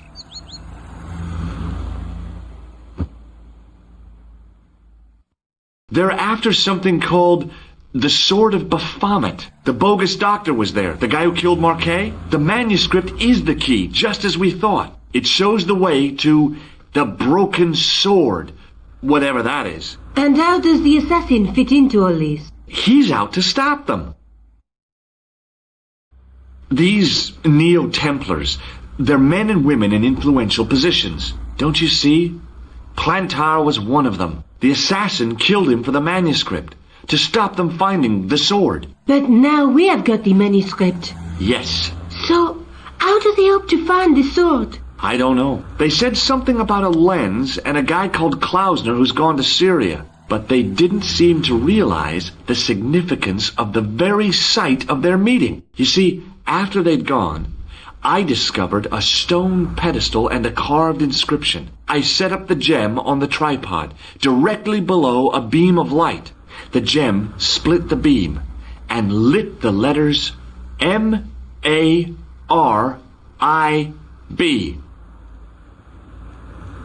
Marib is a village in Syria. Then the Neo-Templars are ahead of us. Klausner beat me to it. You're not thinking of going there yourself, are you? Why not? These guys are crazy and dangerous. That reminds me, you should leave the gem here. Okay. What about the tripod? I'll send it back to André, anonymously. Do you think I should go to Marib? Syria is a long way, Georges.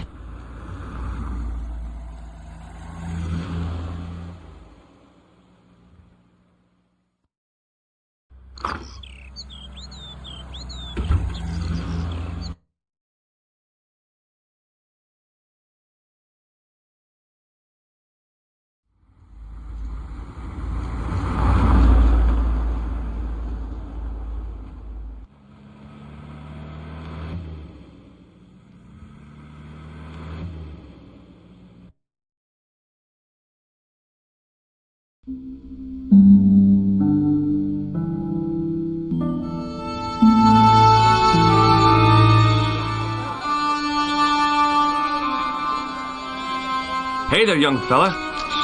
Speak ye you the English? Speak you the Anglaise? Parlez-vous anglais? Yes, si, and indeed oui, and rather better than you by the sound of it. My name is Nico. Welcome to my grand emporium of quality merchandise. Does the word Templar mean anything to you? Templar. Templar. Templar! Why, yes, of course! It does? Yes! A splendid series of books by Mr. Leslie Chatteris, featuring the roguish Mr. Simon Templar. Great. That's a real help, Nijo. Anything else? The Saint television program, featuring Mr. Roger Moore of the quizzical eyebrow. And a stick man with a halo. Bing! So all Templar means to you is Roger Moore? I only watched it for the stick man with the halo. Bing! He was better animated.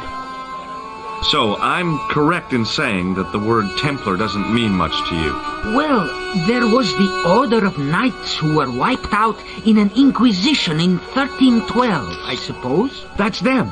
What else do you know? Just how much information do you think there is on a Trivial Pursuit card? A what? From the medieval edition.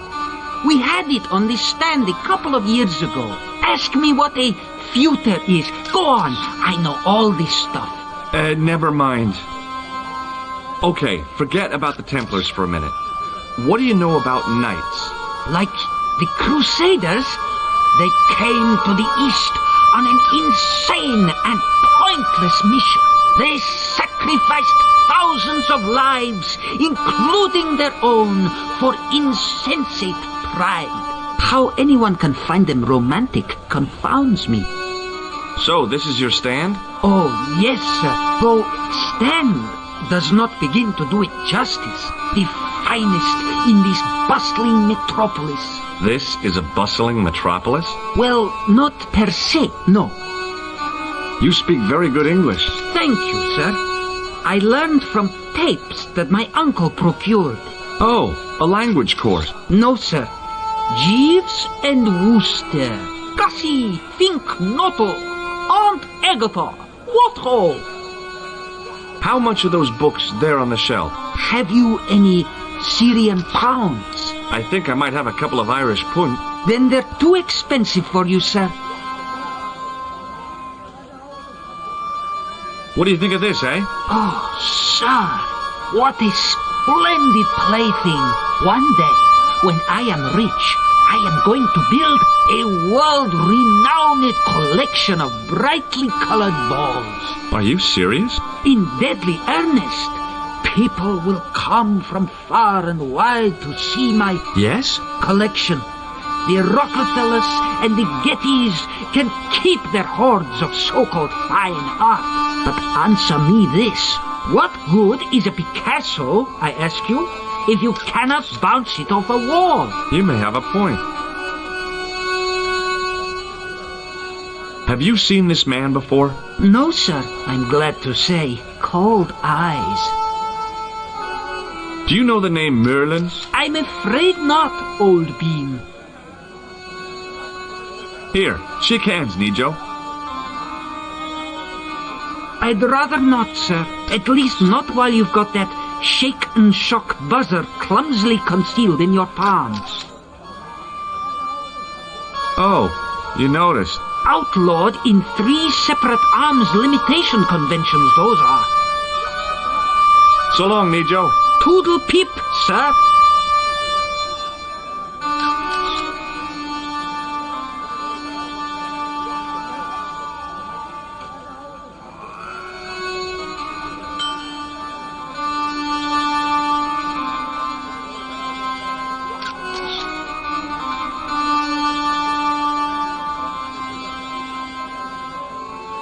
Hello. I was wondering whether you could help me. Why, hi there, handsome. What can I do for you? Hi, my name's George. I was just... Well, it certainly is delightful to meet you, George. My name's Mrs. Henderson, but you can call me Pearl, I'm sure. Okay, Pearl. I was... So nice to meet a friendly American face so far from home. Pearl? Yes, dear? I was just wondering if you could help me. Why, sure, precious. Do you know anything about medieval weaving? I do a little needlework, but gosh. It's okay. It was a long shot. Have you talked to the boy on the bric-a-brac stand? Oh, you've met him? His name's Nijo, you know. Oh, he's just so cute, I could die. I'd love to bundle him up and take him back to Ohio. He might not thank you. I'm looking for something ancient, you know. Something to impress the folks back home. The poor boy was trying to do his best, but we still haven't found anything. Have you ever heard of a group of knights called the Templars? Sounds familiar. I remember. Dwayne had a book. The Holy Something and the Holy Something Else, I can't quite recall. I read a little of it. And? Seemed like a lot of hooey to me. So, tell me a little about yourself, Pearl. Me? Oh, a gentleman's interest is always so flattering. Well, my husband and I run a greetings card company in a cute little place called Akron in Ohio. Akron? Cute? Little? Is your husband around, Pearl? Well, as a matter of fact, yes, he is. Sorry to disappoint you. Have you seen this man before? No. A friend of yours? No, not really. I've got to go now, Pearl. It's been a pleasure, George. Don't be a stranger. Hi, I was wondering whether you could help me.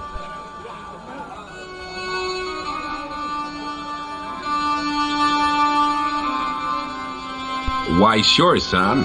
Always got time for a fellow American. The name's Henderson. Dwayne Henderson. Pleased to meet you, Mr. Henderson. Hell, boy. I'm not in the office. Call me Dwayne. Oh, okay. Dwayne? My name's George Stobbart. Have you talked to Nijo? Nijo? He's the youngster on that junk stand, right? Yeah, we've met him. He's a smart kid. Speaks 4 languages, and he's never had a day's formal education. He should go far. Kept trying to peddle garbage on us, though. You're not going to find much worthwhile around here. I know that, and you know that. But try telling Pearl.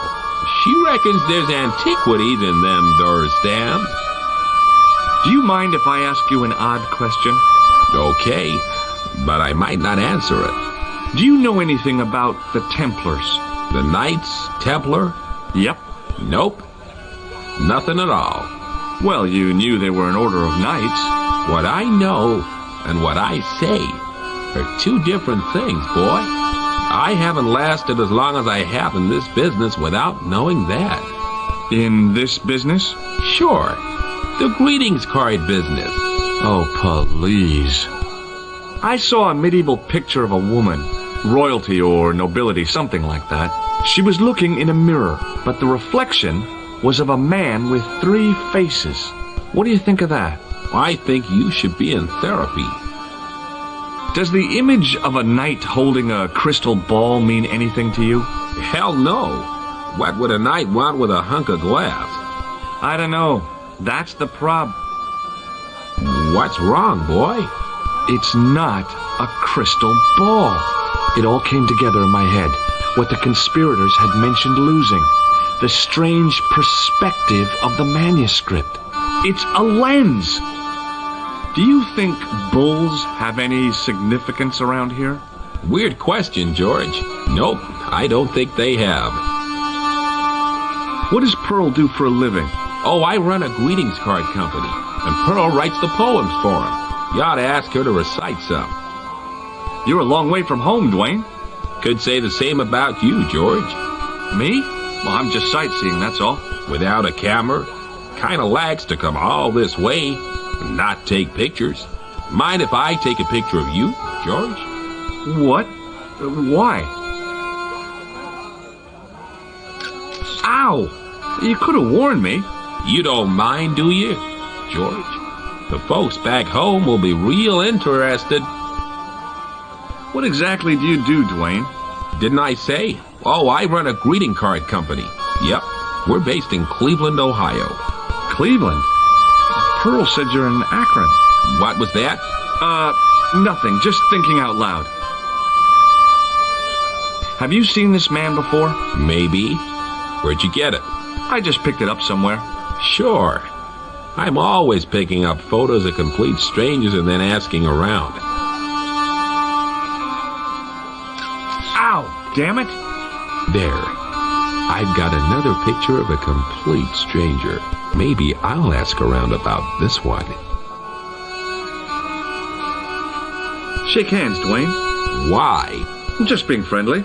Let's just be friendly by keeping our hands to ourselves.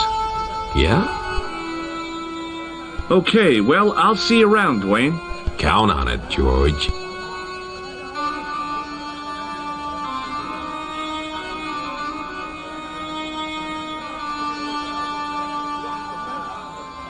It was a kebab stand, and an ugly one at that.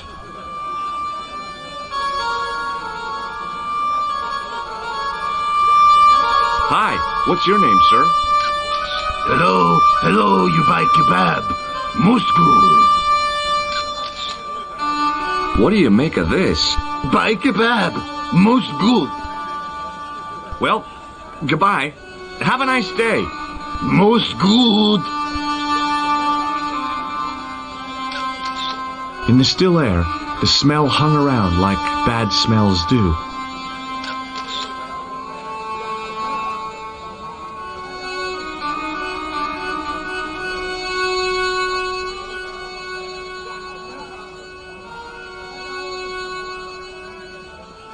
Hi. Hello, sir. Lovely carpet.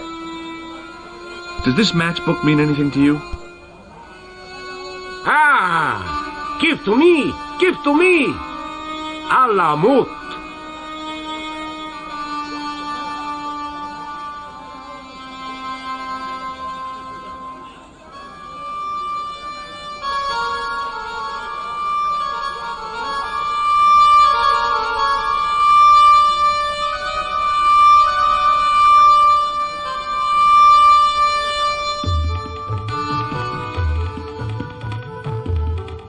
Many beneficent greetings, my most fortunate possible friend.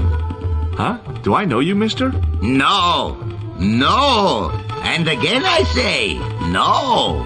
But, my friend, Do you not see our mutual good fortune in this meeting? How frank do you want me to be? You are a traveler, yes? Boy, you must be the world's greatest detective.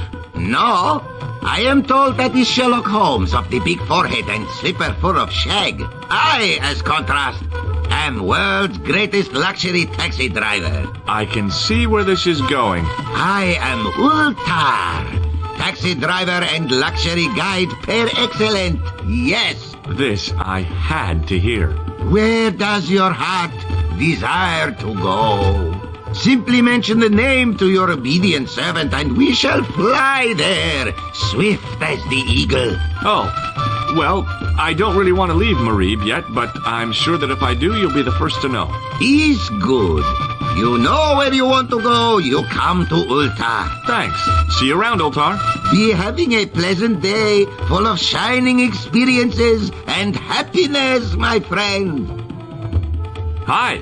Nice club you've got here. I was wondering if you could help me. What? I mean, I beg your pardon? I'm sorry, but I don't understand. No surprise there, alrighty. He says sorry, but he not speak English. But he didn't say anything. He not have tongue. No tongue? What happened? It was bet. And he lost. He won. You should see other chappie. Oh, yes. Hello again, Ultar.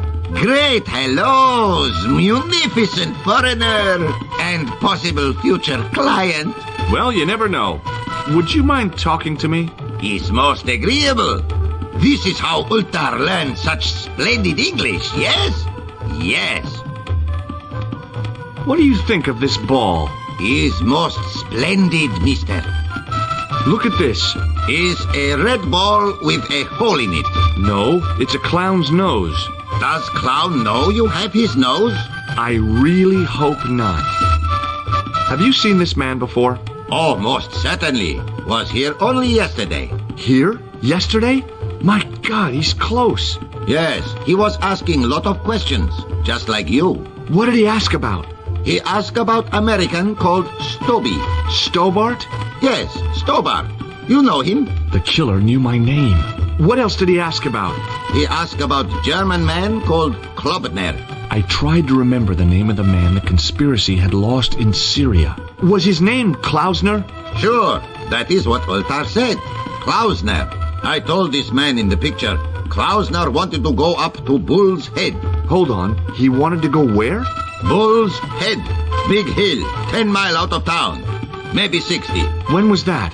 Oh, maybe a week ago. Have a look at this. Shiny. This is a key for lifting manhole covers.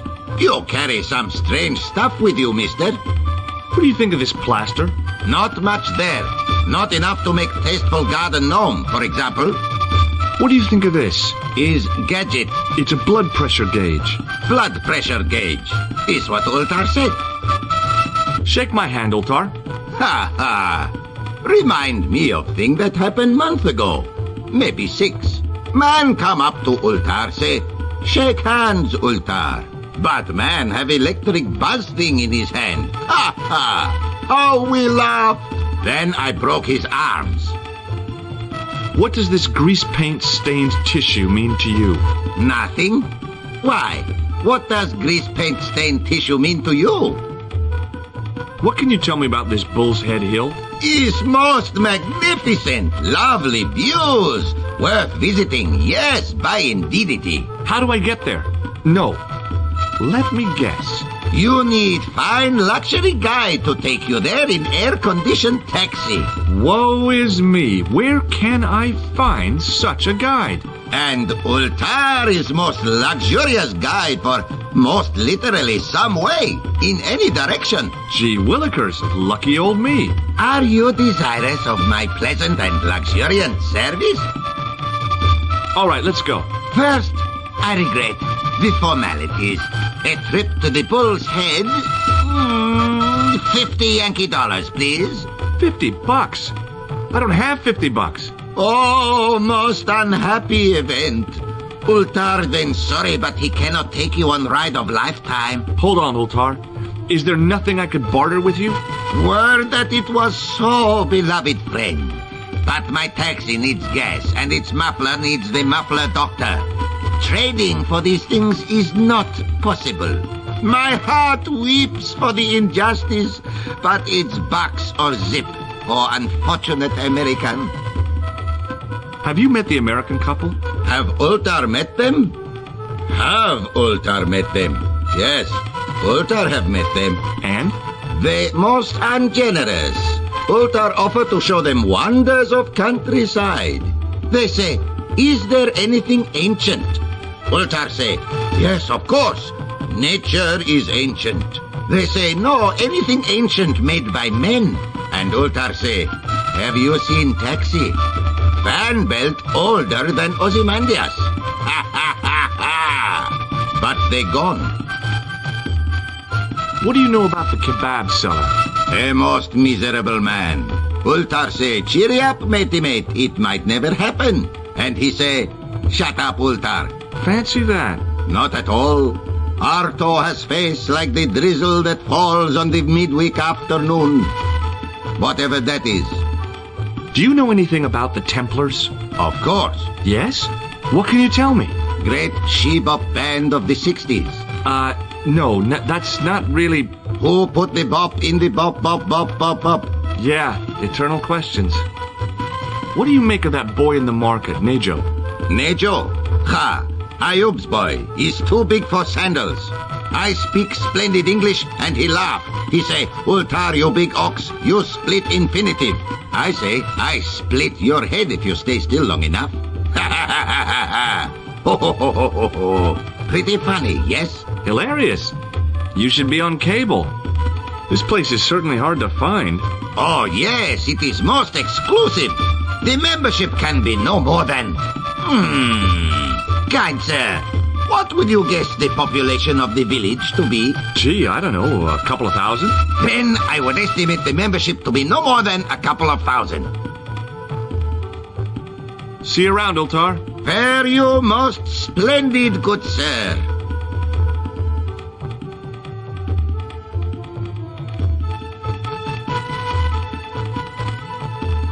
Damn, the door's locked. I'm sorry? Did you say something? He say you not to go in toilet. Read sign, matey. Matey? It lose something in translation. My Arabic, Russian, and Japanese have a lot in common. I can't read a word of any of them. The notice didn't mean anything to me. By staring hard at the notice and squinting, I discovered I couldn't understand a word of it.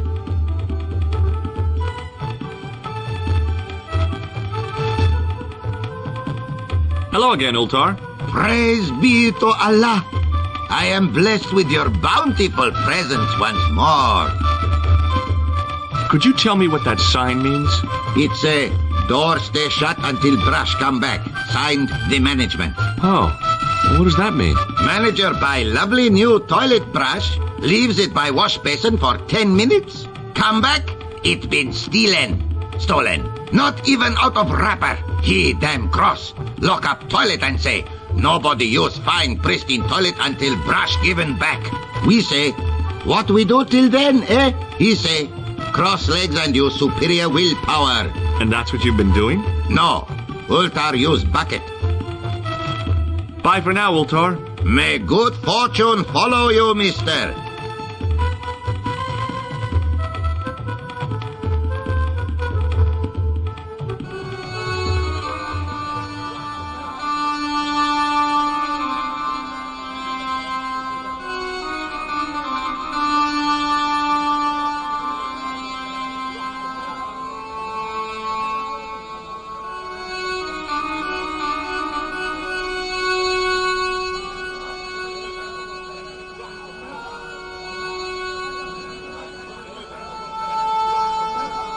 It was a kebab stand, and an ugly one at that. Suddenly, I realized the horrific truth. The guy was basting the kebabs with a toilet brush. It may never have seen the inside of a toilet bowl, but it was still hardly appetizing.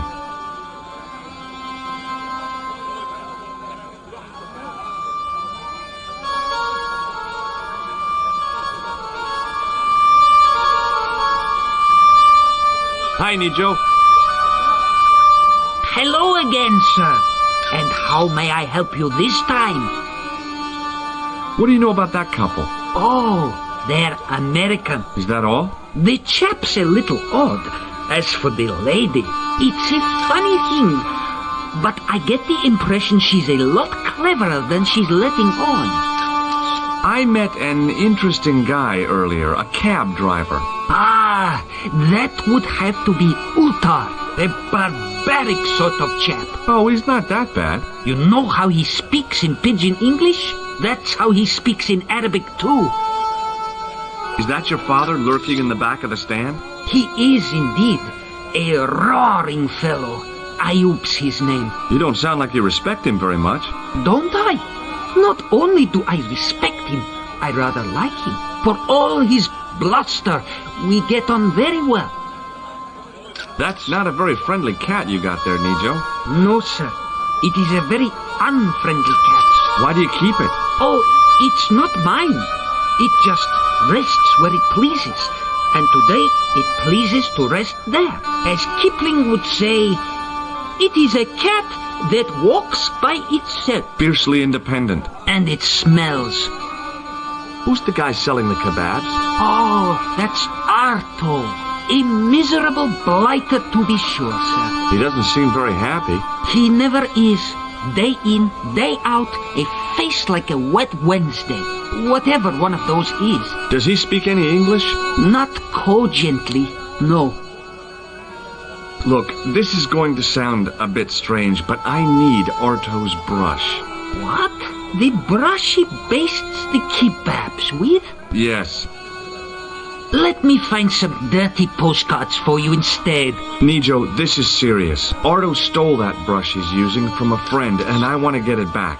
Perhaps I could help you, old chap. Maybe? Perhaps? Maybe what?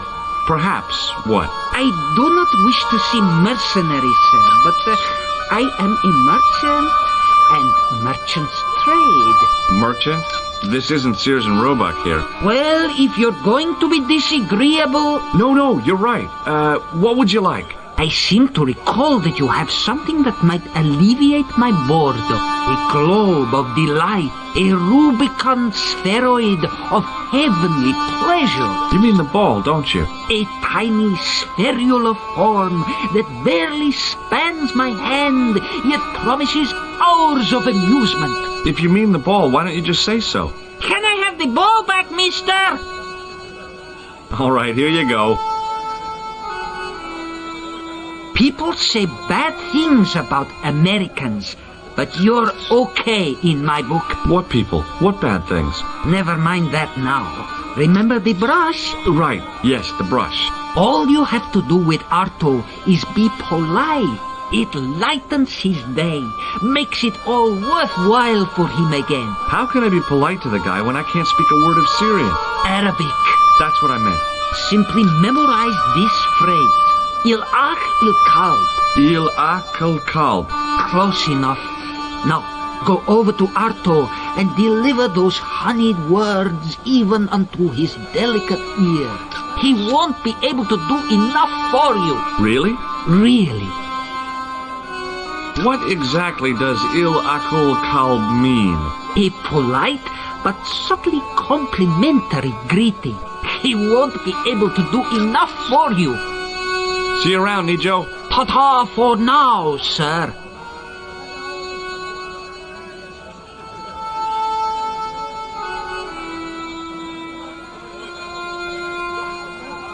Hello again, sir. Hello. Kebab? Yes? Il-Ach il-Kalb? Filthy. Bad. I'll kill you. Whoa, calm down. Feet, do your thing.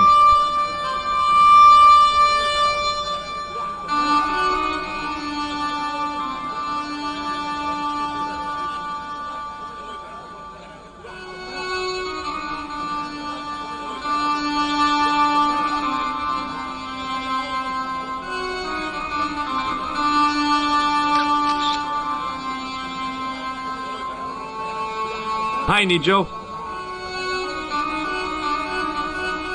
What the heck did you tell me to tell him? Patience, sir. Patience? Patience? I've been chased by a homicidal kebab seller, and you expect me to be patient? But consider, sir, while you were running from the irate Arto wasn't using the brush. Hold on. Are you telling me that I've been used as a diversionary tactic? Your brush, sir. I can't believe that you put me on that kebab seller's death list for a toilet brush. The ends justify the means, sir. Yeah, but I noticed it wasn't your butt that was on the line, though. They also serve who only stand and wait, sir. Oh, spare me. Oh, it's okay. Nothing.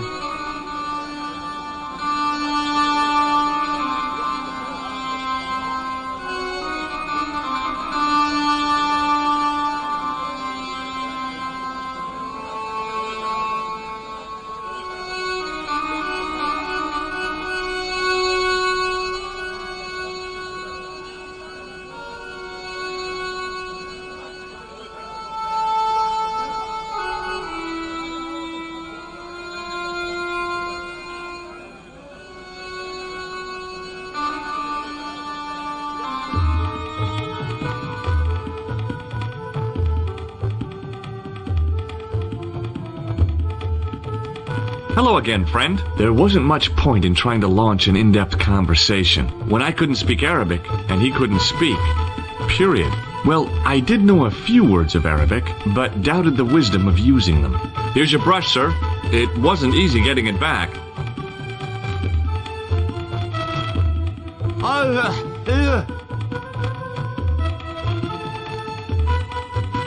The manager took the brush from me, gave me the toilet keys as my reward, and stomped off.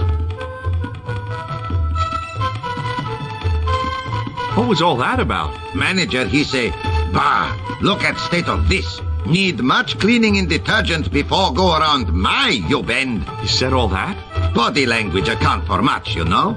Oh, yes, indeedy.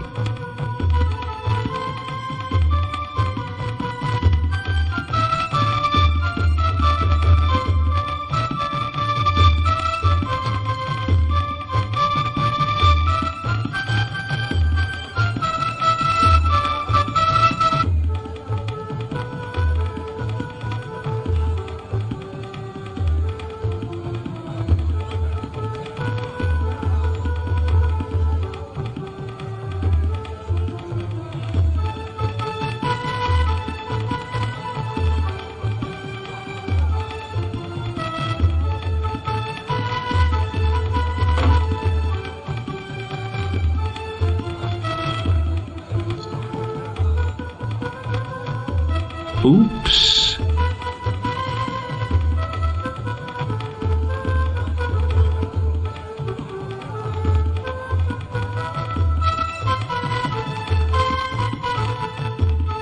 It was a length of coarse gray toweling from the toilet at the Club Alamut.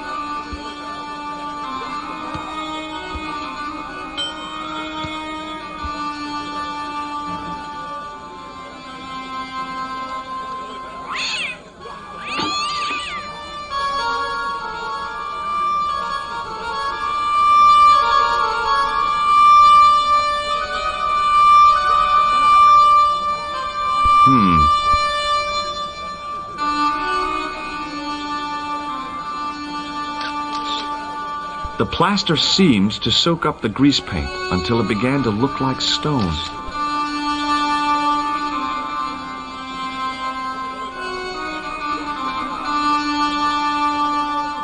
Hello again, Pearl.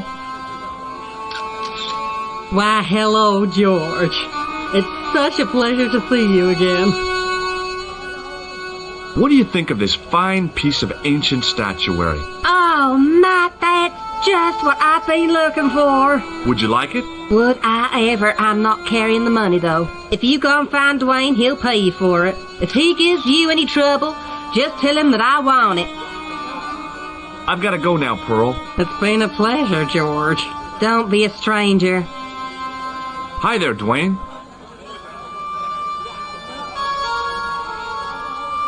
Hi there, George. How can I help you, young fella? What do you think of this? Good gravy. Looks old.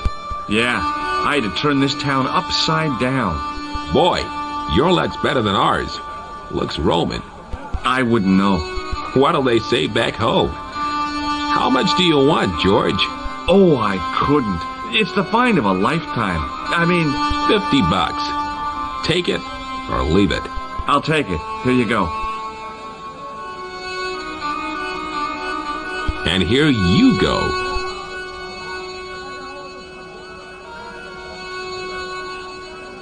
Okay, well, I'll see you around, Dwayne.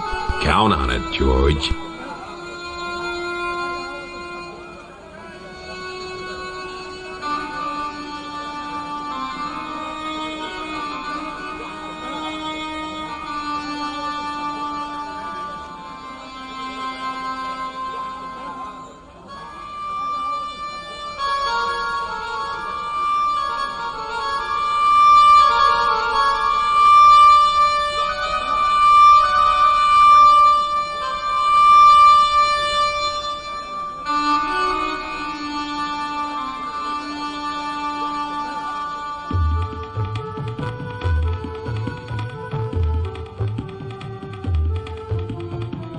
Hello again, Ultar.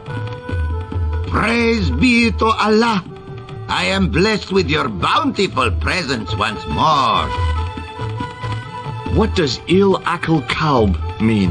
Who teach you that? Nejo told me to say it to Arto. And Arto come after you with big knife, yes? Yeah. How did you know? I know Arto. You tell him in bad Arabic that his kebab's made from dog meat. I said he was using dog food? No wonder he went crazy. No.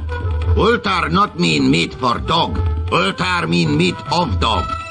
Oh. Ugh. About Bull's Head Hill. Are you desirous of seeing this most splendid place? Well, maybe. A terrific bargain. Only 50 of your Yankee bucks. 50, huh? Okay, it's a deal. Here's the cash. Ah, most splendid. As you say, the cash price moolah is correct. Mister, we make with haste. Where exactly is your taxi? Because the only vehicle I can see around here is an aging army surplus truck. Yes? Ah, okay. I'll be along in a minute.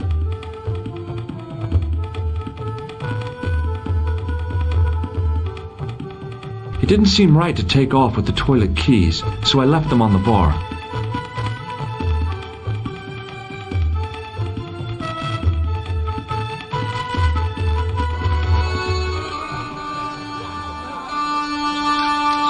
Hello again, Ultar.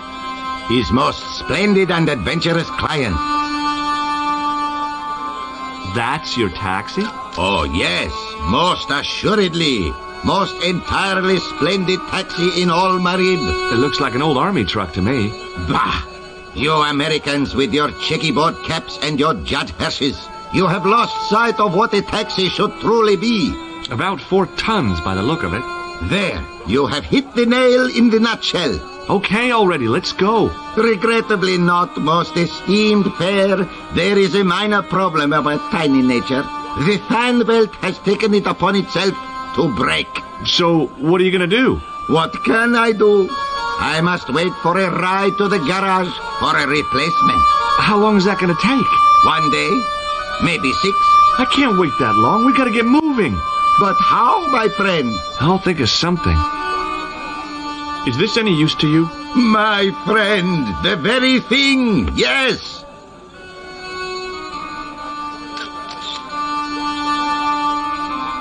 Ultar took the towel from me, cut it in two lengthways, and gave me half back. With his half, he did the kind of fan belt replacement that's normally done with stockings. Now, if I knot the ends together, so... Serviceable, yes? Very serviceable indeed. Stockings might work on a Bentley, but on a truck, the coarse toweling did the job nicely. Come along, my friend. You want to see the bull's head? Yes!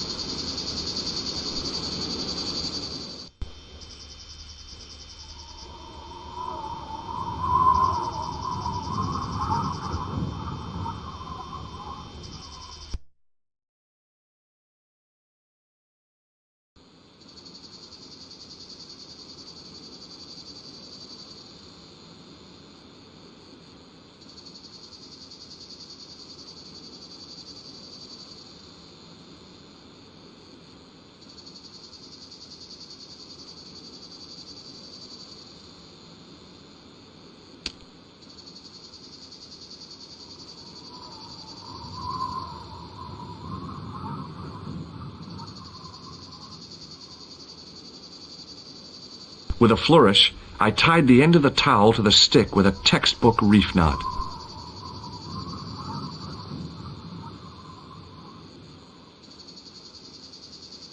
I could see that crack would make a good anchor point.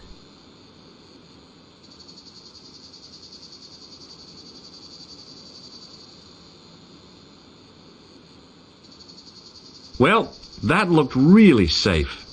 But I had no choice. I hadn't anticipated going mountaineering when I'd come to Syria.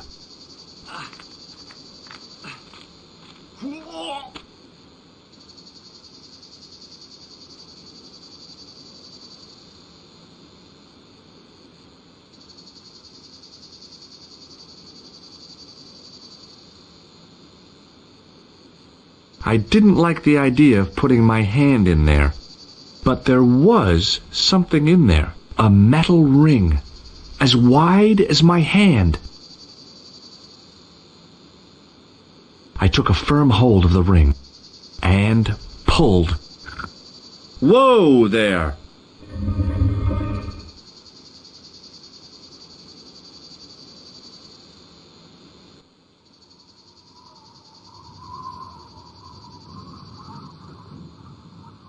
Around the corner, I found the corpse. Oh my God. Klausner? Large as life and twice as dead. I'd hardly had time to accept the fact when I heard the door mechanism start up again. Oh man, no! The door had slammed shut, trapping me. I had a bad feeling about how Klausner had died. I couldn't think of anything to do with the statue, apart from scaring small children with it. A stone head bearing 3 bearded faces. It was a strange image, but a powerful one, redolent with antiquity and ancient mysteries. Sure was an ugly one, though.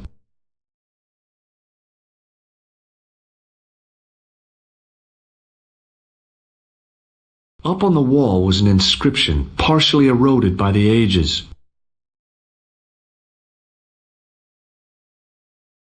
Something, something, in occidenta cita est, in ora mundi. The Latin was clear enough, but what did it mean?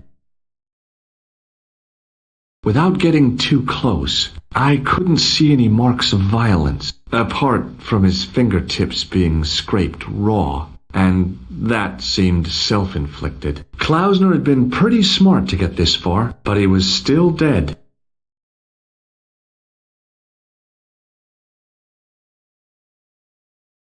Okay. All right. Hey, what's this?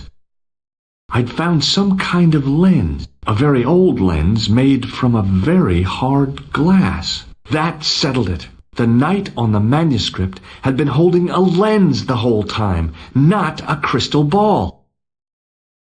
Without getting I couldn't see any marks of violence, apart from his fingertips being scraped raw. And that seemed self-inflicted. Klausner had been pretty smart to get this far, but he was still dead. I'd searched Klausner once and knew that the lens was the only thing he'd been carrying. No portable phone, no demolition charges, no 5-course meal. You'd think international conspirators would go around better equipped.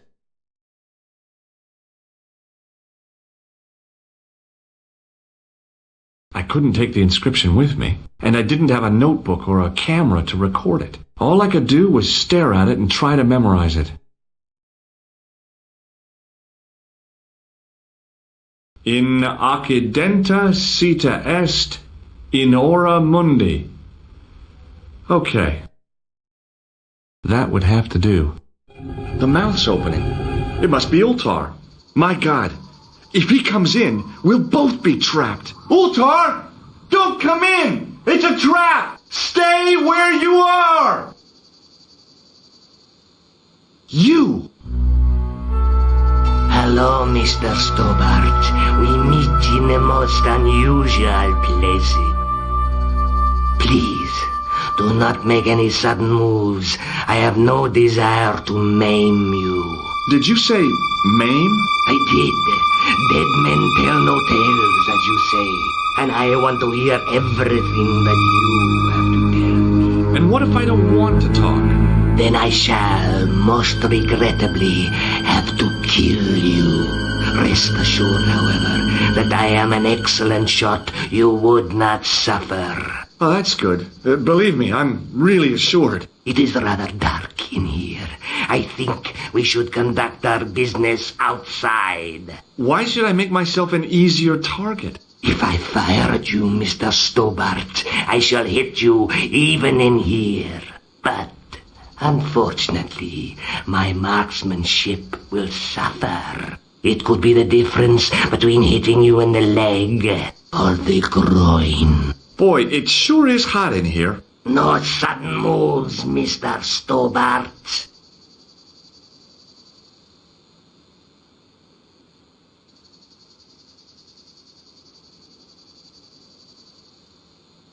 Now then, where shall we start? How about being bosom buddies and you putting that gun away? Klausner, do you know where he is?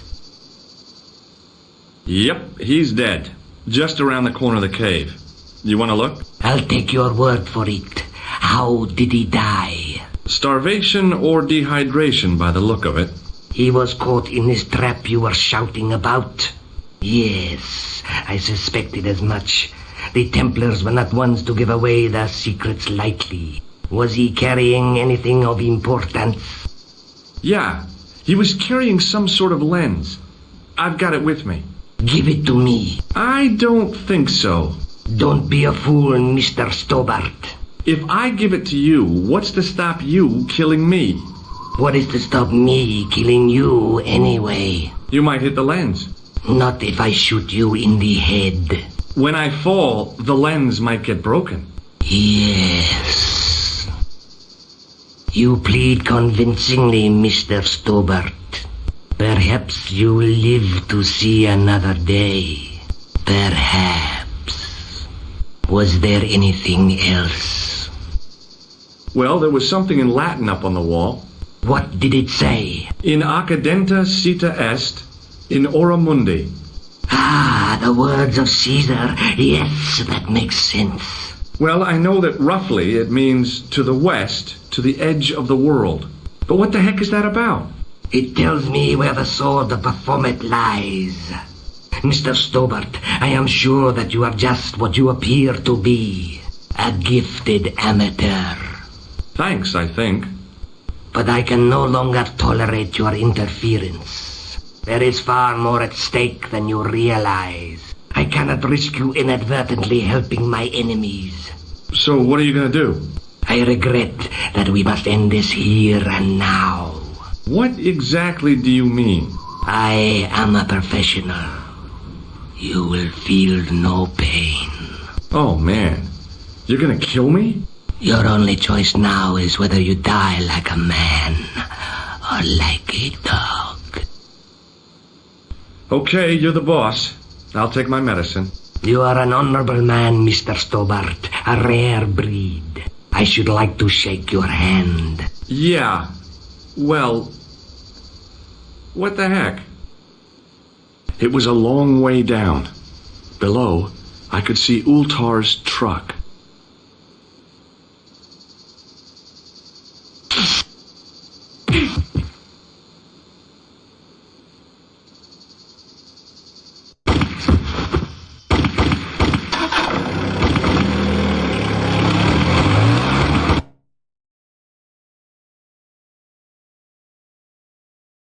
Luckily, the canopy on Ultar's truck broke my fall. Thank goodness for that. The worst part of the experience was Ultar's driving. What about the lens? Is it still in one piece? Oh, yeah. Well, it's good to see you again, George. Really? Well, I have to say, I'd have enjoyed Syria a lot more if you'd been there. I wouldn't have been much help.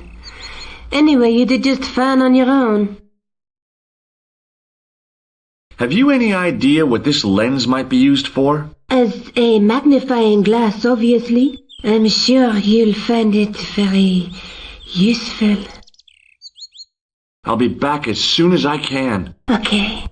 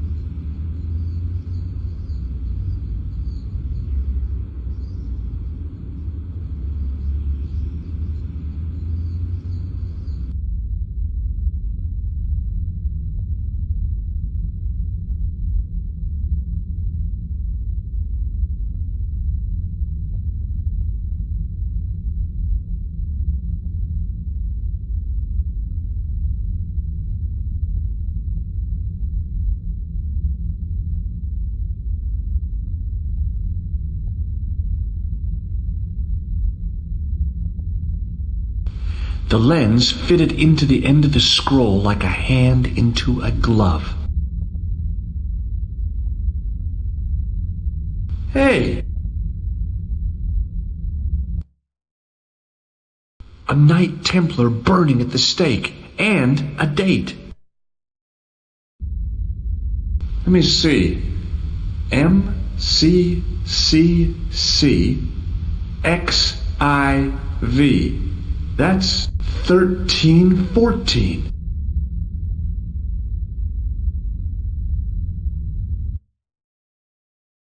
A Knight Templar burning at the stake, and a date.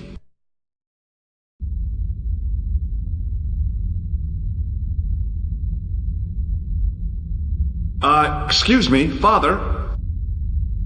Pardon? Do you mind if I ask you a few questions? Not at all, monsieur. It will be my pleasure to help you. Did you know that the center window conceals an image of a man burning at the stake? The burning man? What, you knew? That there was a hidden image? No. But the church has a reputation for being haunted. Many times, people have claimed to have seen a burning man in the window. But when others they look, there is nothing. Perhaps the light has to be just so for the figure to appear. Yeah, or maybe you need a special lens. You must be proud to have such an incredible collection of stained glass. Pride is a sin, monsieur, but it is hard not to marvel when the light shines through them. It is a fine example of the artisan's genius. What do you know about the Knights Templar? You have come to the right place, if that is your interest. Many of them were executed in the square outside. It was a disgrace to France. Well, the Pope was right behind it, though. Clement V was a man of mammon, not of God. That's kind of forthright for a priest, isn't it? You think so? It is hard to be sure what happened. It is so long ago. How long have you worked here? Hardly work, monsieur. This is a calling. I have been helping Father Flambert for nearly 6 months now. I guess you don't know much about the history of this church, then. Just a little. You've got quite a shine on that candlestick. Ah, oui. Anything less than best would be an insult to the Almighty. I guess so. I never thought of it like that. Catch you later. Au revoir, monsieur.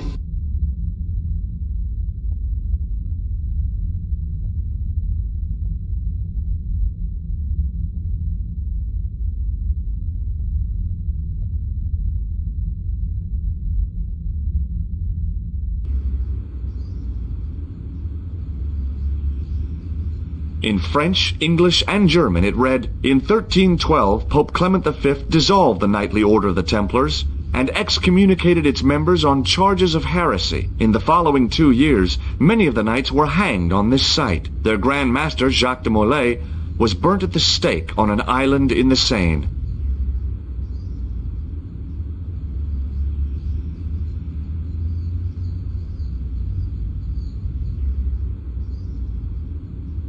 You're back. Oui, I have returned. Hello again. Hello again, monsieur. Well, I wasn't expecting to see you back here again. No? Well, it is a strange thing, but I am here on duty. On duty? But you're just sitting there drinking wine. No, I am not just drinking wine. I am undercover. I must be missing something. You're in uniform. Precisely, monsieur. My cover is that of an indolent, wine-guzzling police officer. You've got me convinced. Merci. But in reality, my every muscle is poised, every nerve honed. I am drawn tight, ready to pounce. Pazang! Who or what were you planning to pazang on? You must have heard, monsieur, of the terror that is gripping Paris. You mean the killings? Oh, at last, someone's taken action. People die every day. No, I am on the trail of Sieur Jacques. Who? Sieur Jacques, the terror of the subterranean city. He pops up here, he pops up there. The cops, they seek him everywhere. Is he so hush or beneath the neck? That damned elusive Sieur Jacques. Bravo, that's very good. Merci. I was up half the night writing that. Who is this Sieur Jacques character anyway? Ah, if we but knew that, we could have him in custody in an hour. But he is cunning. To despoil the sewers of our fair city, he has committed many deceptions. He has pretended to be a police officer and deluded a poor war veteran. Uh-oh. He has pretended to be a jongleur. Wow, is that the time? And an American tourist. What nationality are you, monsieur? Canadian. Well, gotta go now. See ya. Well, it's not everyone who can say they started an urban myth.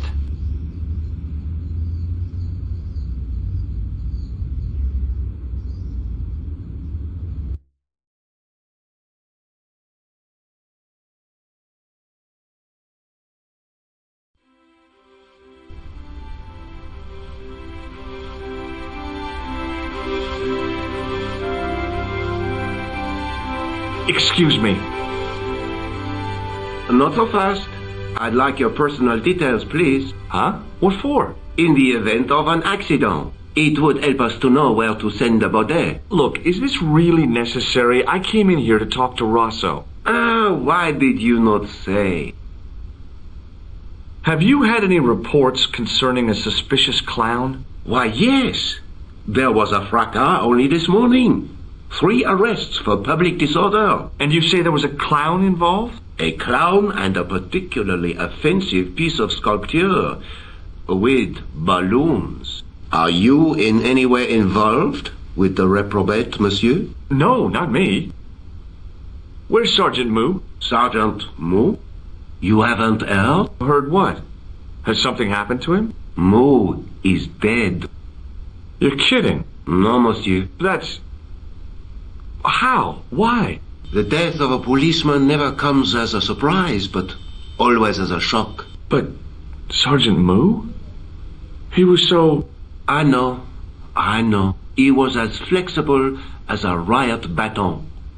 Yet his heart was as warm as a freshly extracted urine sample.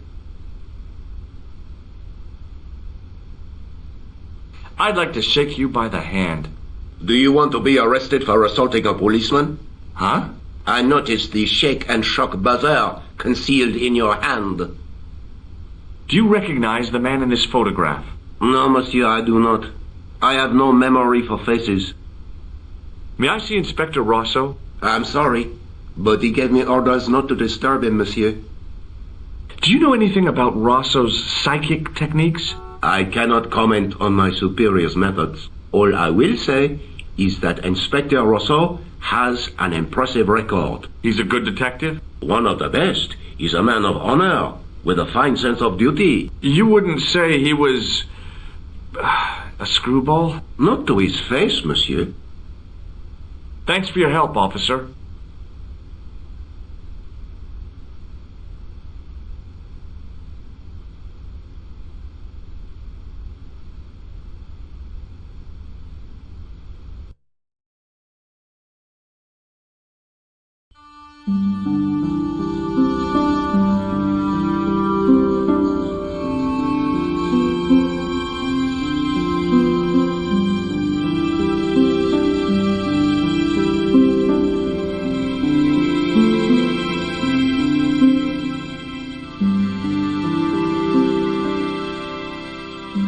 Hi, Andre. Hello, Georgie. What's with the long face? Haven't you heard? The tripod was stolen. No kidding. I just don't get it. So many other treasures, and the thieves choose the tripod. A modern-day alchemist, perhaps? Who knows?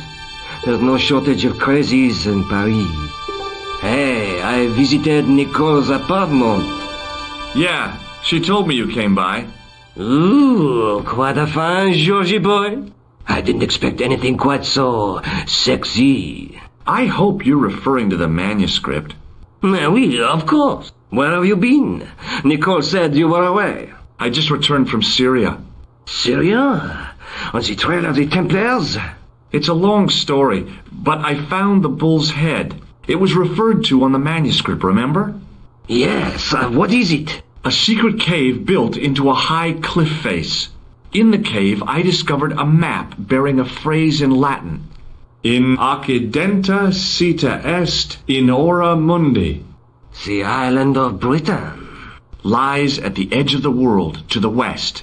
Strange. That map seems to contain a series of pointers. Like I said, it's a treasure map. Have you ever heard of the Hashashin? Why, yes, it was a radical Muslim sect whose name became synonymous with murder. It was formed in 11th century Persia, shortly before the Crusades. At roughly the same time as the Templars. Yes, they gave a new word to our language, Assassini, the assassins.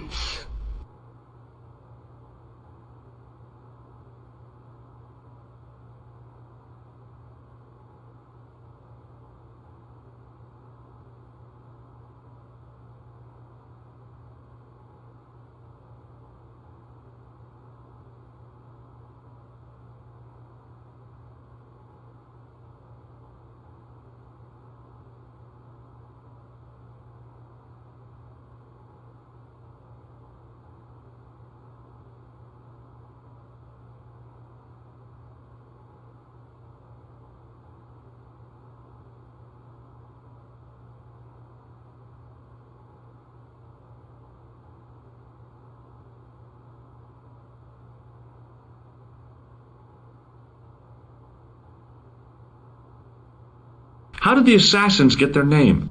From the legends surrounding the secrets of their initiation rites. A young man who sought to join the sect was given hashish until he drifted into dreams.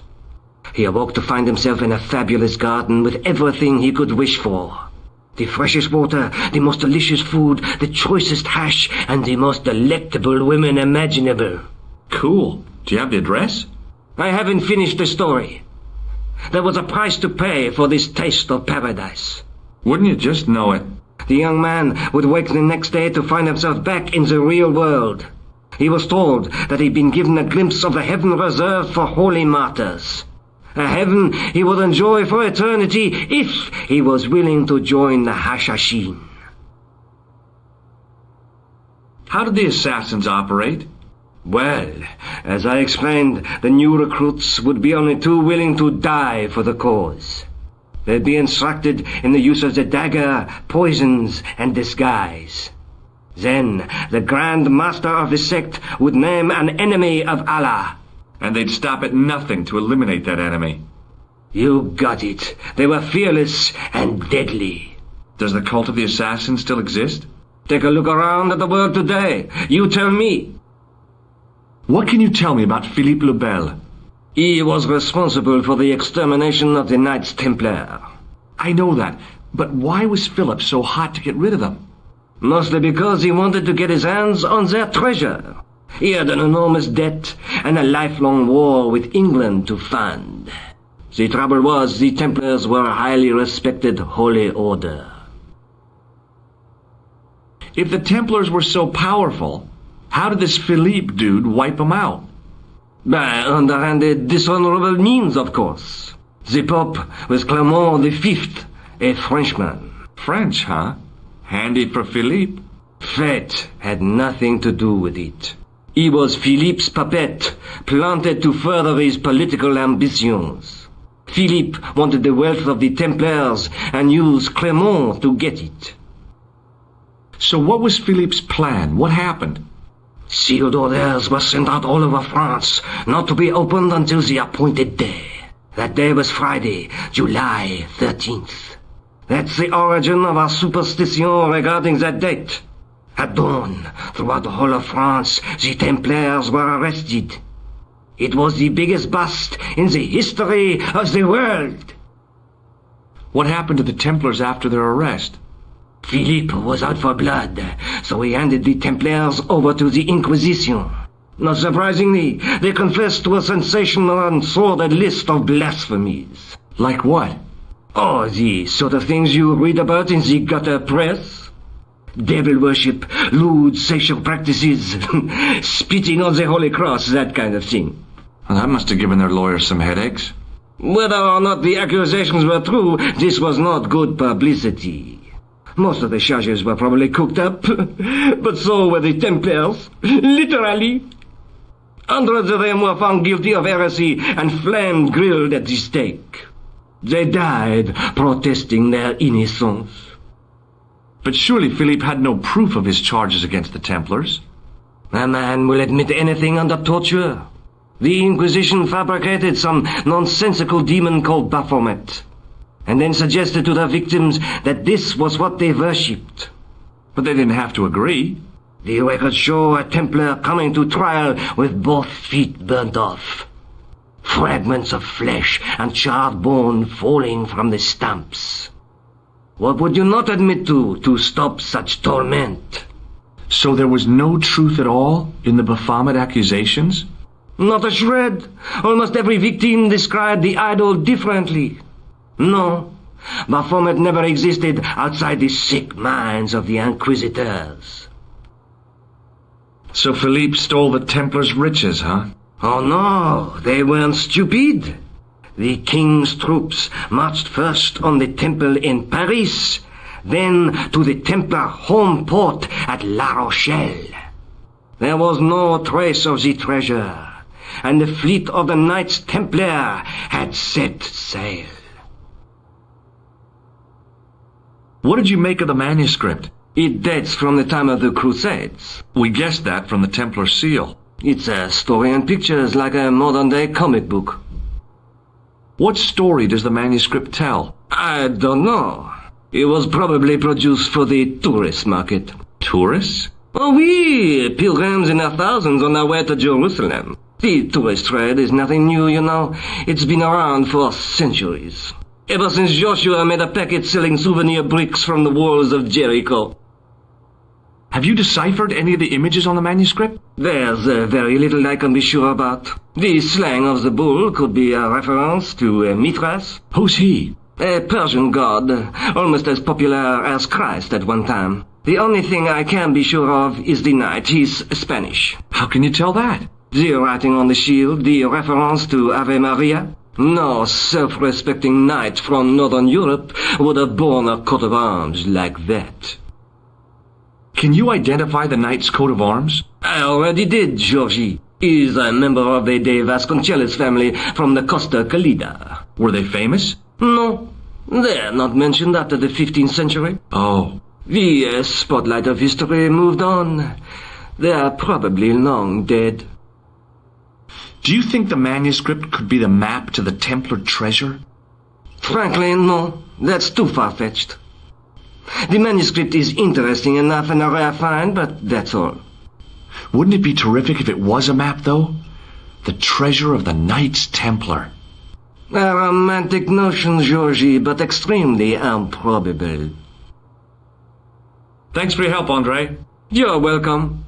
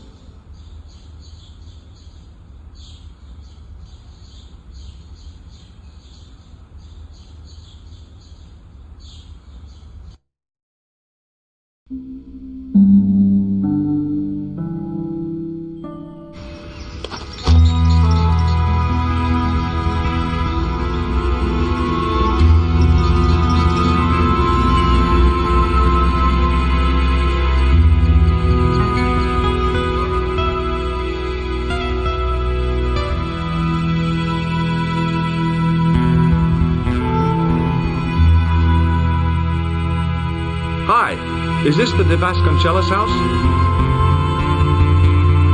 Who wants to know? I could tell the old coot was going to be trouble. My name's George Stobbart. I was wondering whether... The house is not open to the public. This is the De Vasconcelos house. And what business is that of yours, senor? Look, all I want is to speak to the head of the household. There is no household. Only the Countess and myself. What do you know about the Templars? Who wants to know? Are you angling for a bribe or something?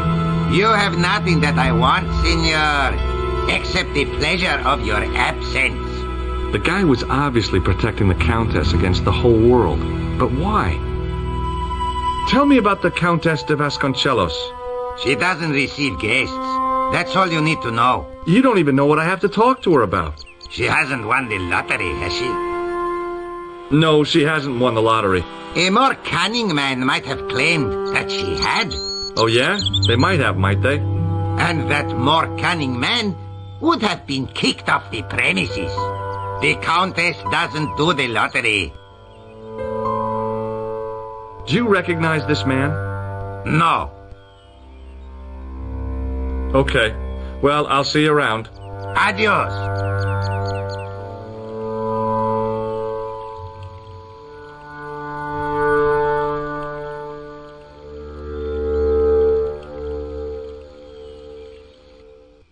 Hey, you.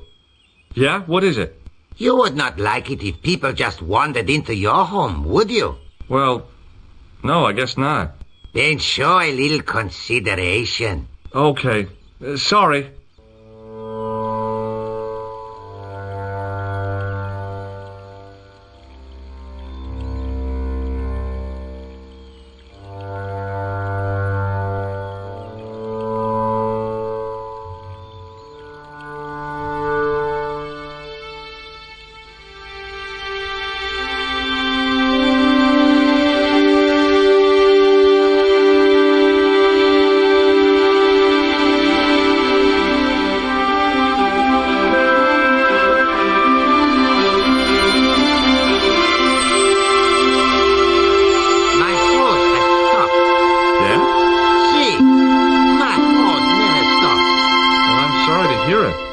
It's always sad when an old tradition comes to an end. Did you have anything to do with it? See, you. Well, I'm shocked. I'm mortified. How could you think such a thing? Very easily, senor. Very easily. I'm going to find out why my horse has stopped. And that means going into the house. You are not, absolutely not, to go in the house. If you do go in the house, I will set the dogs on you.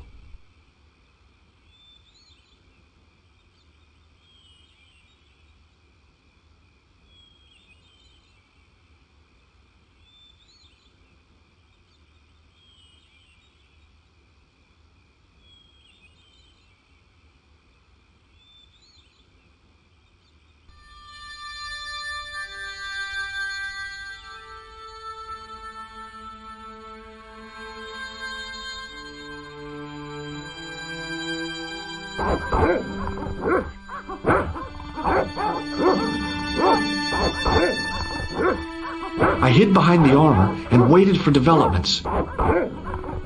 Hey, you. I know you are there, American. All right, you dogs, I'm coming.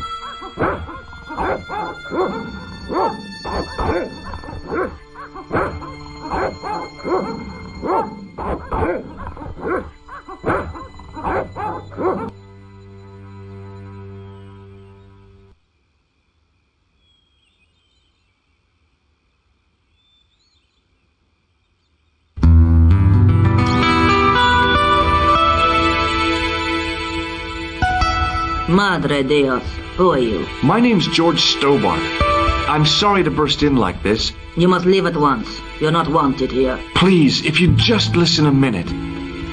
Very well. State your business, Senor Stobbart. There's been a series of murders, part of some conspiracy. Anyway, the trail led me here. Here? There is nothing for the outside world here. Over 600 years ago there was. What do you mean? This whole thing ties in somehow with the Knights Templar. The Knights Templar are dust. They had a secret that was so important, they went to a lot of trouble to hide it. I do not see what this has to do with my family. Your family had a strong connection with the Templars, right? I believe that they've planted some clues here. Why should I believe a complete stranger who barges into my home? Just let me have a look around. If I find nothing... You'll be spending the night at the police station. Very well. Please, sit down. Thank you.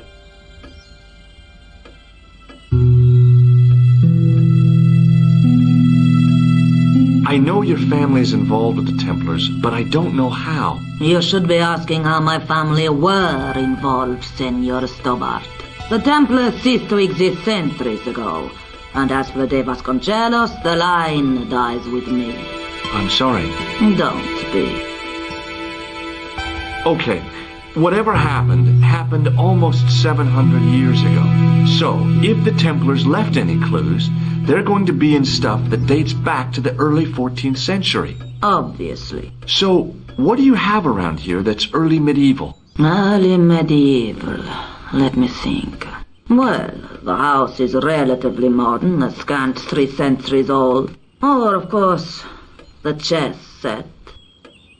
That chess set is over 600 years old? It must be worth a fortune. Indeed it is. Not that I would part with it, of course. No, I wouldn't either. That's the sort of thing that gets handed down to your children. Sorry. Its value is less than you might think. The set is not complete. One of the pieces is a modern replacement. As to the original, it was lost a long time ago. Nobody has any idea where it is? No. The children had it when they were taken. Children? What children? All in good time, Senor Stobbart. May I examine the chess set? Certainly. But do not move any of the pieces. Okay, thanks. Close up, the modern piece stood out like a sore thumb. There was something else odd about the set. All of the original pieces had irregular bases. My lady, I have to warn you, there's a... You! Why, I'll feed you to the dogs. Lopez, what have I told you about feeding intruders to the dogs? But, my lady... Never without my permission. Senor Stobbart, if I find that you're wasting my time, you will be fed to the dogs. Now, I want to show you something interesting. Follow me.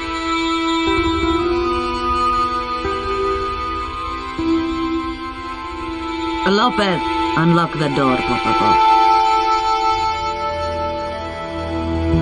This is the only remaining structure on the estate contemporary with the Templars. Nice. What is it, a summer house? A mausoleum, Senor Stobbart. Oh. Come with me. Hey, senor. Yeah? I do not know what you have told my lady to be shown these favors, but I do not trust you. You've got nothing to worry about. Aren't you coming in? No, the dead do not interest me. My garden is a living thing. I will be there.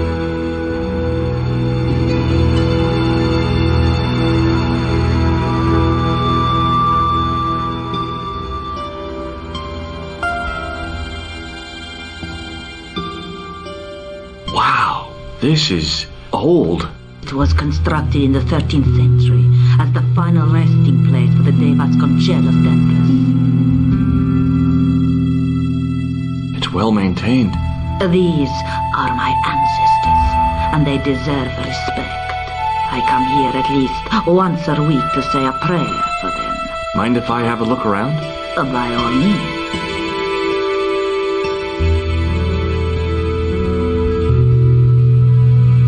On removing the Bible, I found a pattern on the lectern top. Hey!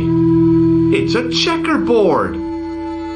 Close up, I could see that the pattern was made up of glass squares over a checkerboard pattern. Some of the squares had little jagged holes in the middle. The lectern top had a pattern of glass squares on it.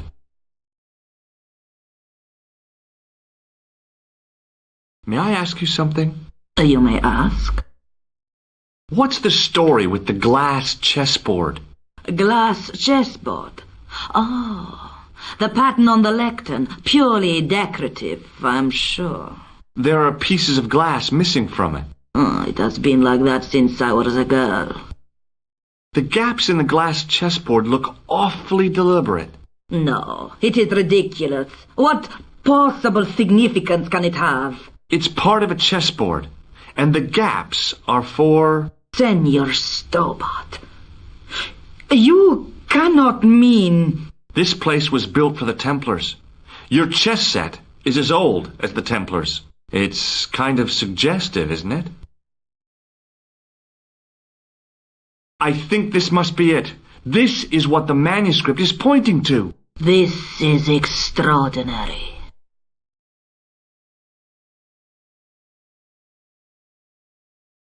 Am I to understand that the Templars left a puzzle here?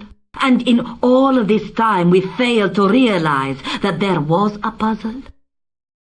It was wonderful to watch the Countess change before my eyes. Right! Well, no time for wallowing in self-pity, eh, Senor Stobbart? This mystery has had a good long run, but it ends here and now. All those years of fatalism were falling away from her. Lopez! Lopez! Put that hose down and listen! Go to the house and get my chess set! Yes! The old chess set! Oh, damn the game! Now hurry!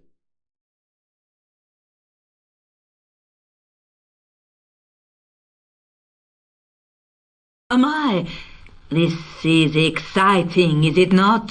Don't get too excited. This could be a blind alley. Oh, I do not believe that for a moment. It's good to see you happy. Happy? You know, I think I am. You certainly know your history. What's your opinion of the Templars, Senor Stobbart? The Templars? Well, they seem no worse than a lot of the knightly orders. You are mistaken. Compared to the simpering politicians of the Hospitallers or the brutish Teutonics, the Knights Templar were the embodiment of chivalry. The filthy, money-grabbing French king and his pet pope did a great wrong. A bane settled upon my family at the whim of that self-seeking tyrant. It was all a long time ago. Some things don't die. Injustice is one of them. While we're waiting, I'd really like to know what happened here. I mean, the curse and everything? It all began at the time of the dissolution of the Templars. Don Carlos had already left their ranks to become a scholar. Don Carlos, is he the guy who went missing? Si, but he had reckoned without the local bishop. Their bishop envied our lands and determined to use the papal edict as an excuse to destroy us. Don Carlos was on one of his scholarly journeys when the Inquisition arrived. When Don Carlos returned, it was to find his loyal manservant slain and his children gone. They took the kids? But why? Oh, we will never know. The bishop denied all knowledge of the children's disappearance. But witnesses had seen his men kill the servant who had been charged to protect them. What happened to Don Carlos? He swore he'd find his children if he had to go to the edge of the world. He put on his armor and took up his sword and shield and rode out alone. He was never seen again. Lopez, you have the pieces. Si, my lady, as you asked. Por favor, Senor Stobbart, would you be so kind? My lady. Calm yourself, Lopez. I believe Senor Stobbart's motives are pure. Very well, my lady. My lady seems to trust you. But you don't. No, senor.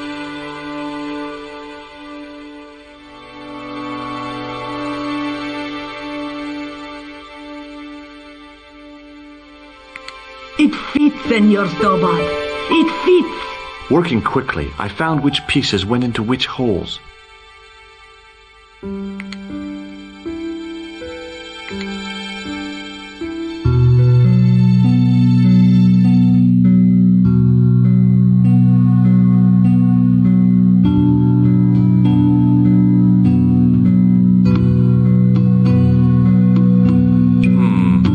Maybe not.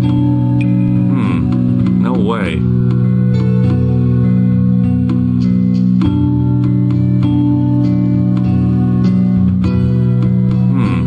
No way.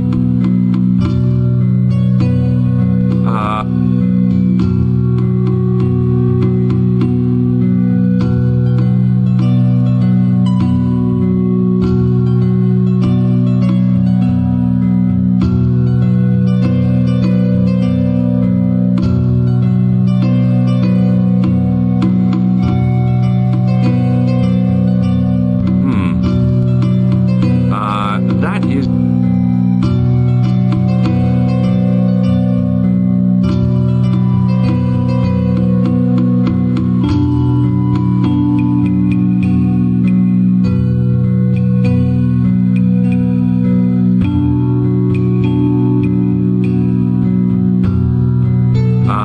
that...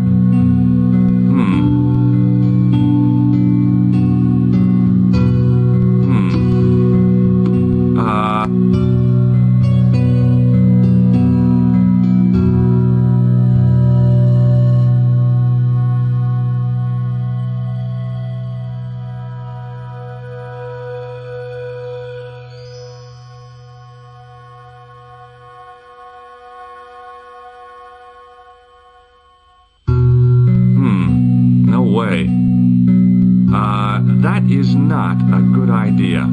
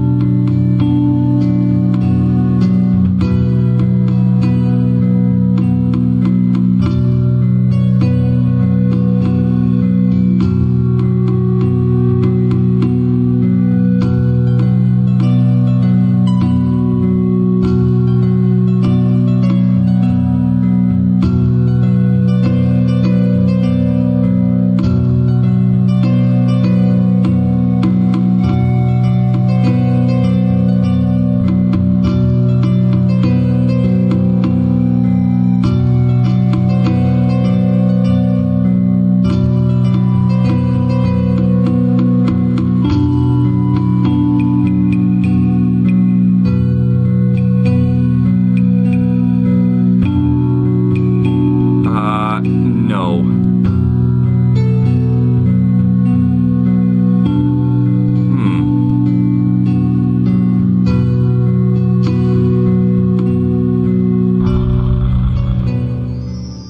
Senor Stobbart, look! What is that? It's not the Holy Grail, is it? No, Senor Stobbart. It is the communion chalice of the De Vasconcelos, missing for almost 700 years. Wow. Well, go on. I cannot. I can hardly believe it is real. Go ahead. Live a little. I'm sure. This is your moment of triumph, Senor Stobbart. Sure, I'm sure. The possibility of death traps only occurred to me a few days later.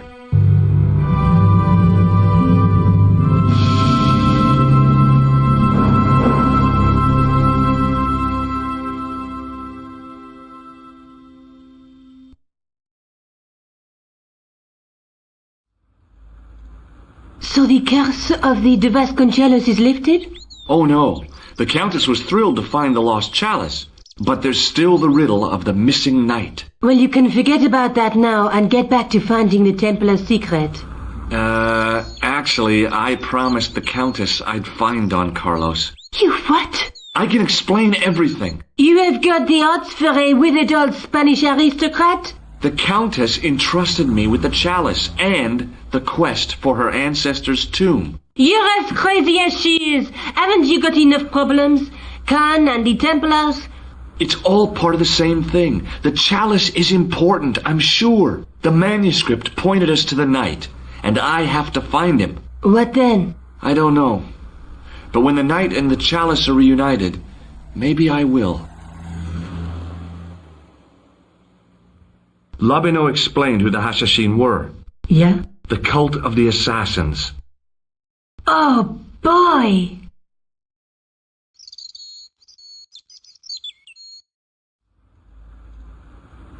This is the chalice I discovered in Spain. I still can't figure out why the Countess gave it to you. After losing it for all those years, she simply gave it away to a total stranger? She's one prawn short of a paella. The Countess is a fine lady. You shouldn't compare her with seafood. I wouldn't be surprised if there's something going on between you and that Countess. Are you serious? She's old enough to be my grandmother. I'll be back as soon as I can. Okay.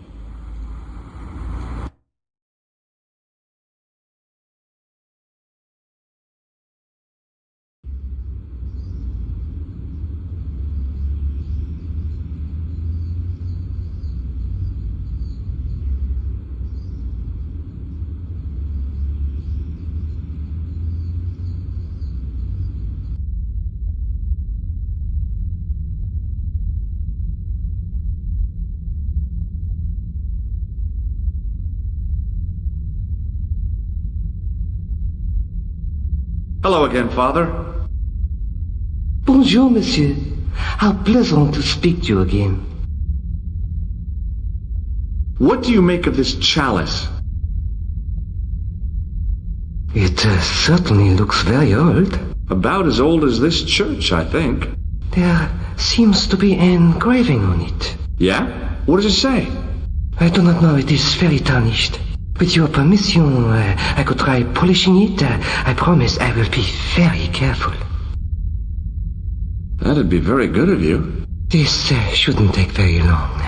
Feel free to look around. Okay, thanks.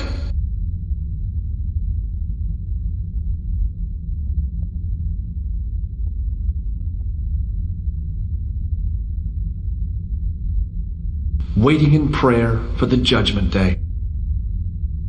A knight's tomb, his effigy in marble lying in perpetual state.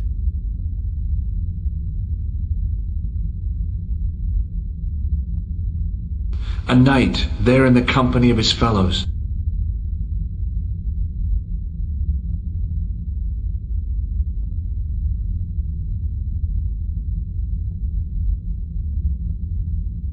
Hello again, Father. Hey, thanks. It is my pleasure, monsieur. What was the writing on the chalice? It was not writing, my mistake. It was a coat of arms. The remarkable thing is that it seems very familiar. Yeah? Oui, I think I have seen it on that wall tomb in the far corner. That winged horse is quite distinctive. Catch you later. Au revoir, monsieur.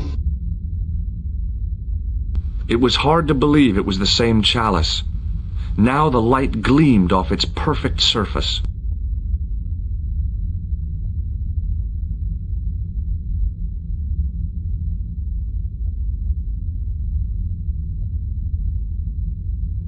No. It couldn't be. Could it?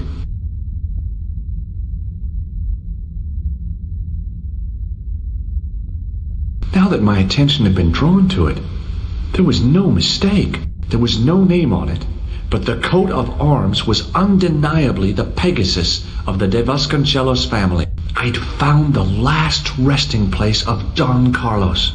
My eye was drawn to the biblical references carved into the edge of the tomb. Hey, maybe these biblical references mean something. Psalms 32:7, John 4:11, Corinthians 1:4-5, and just one more. Psalms 22:21. I may not be perfect, but I've got a memory like a steel trap. The chalice had led me to these inscriptions, but it looked like a happy coincidence to me. After all, the de Vasconcelos arms were already on the manuscript. Nope, I was still convinced that the chalice had some significance all of its own.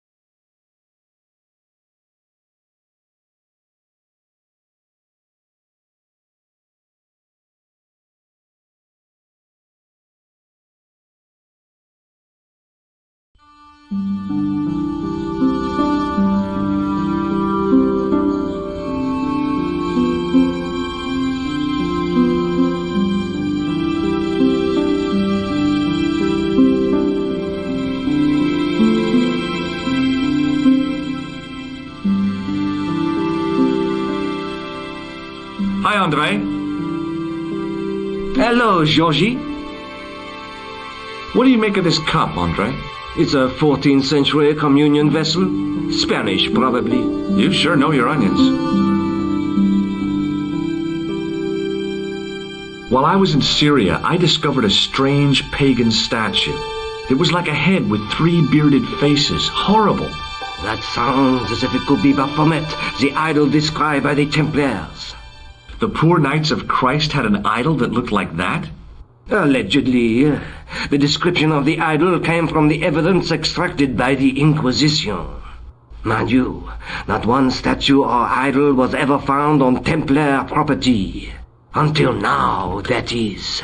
Just last month, a statue of Baphomet was unearthed right here in Paris. Where? At the Institut Hermétique de Nerval.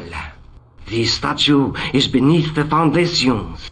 It was discovered by some workmen while renovating the building. Can you tell me any more about the statue of Baphomet? It's a fearful image, even now. A bearded head. The base of the statue is carved with Templar symbols. One of the workmen noticed a curious stain at the base. He claimed it looked like blood. Blood? That's right. Thanks for your help, Andre. You're welcome.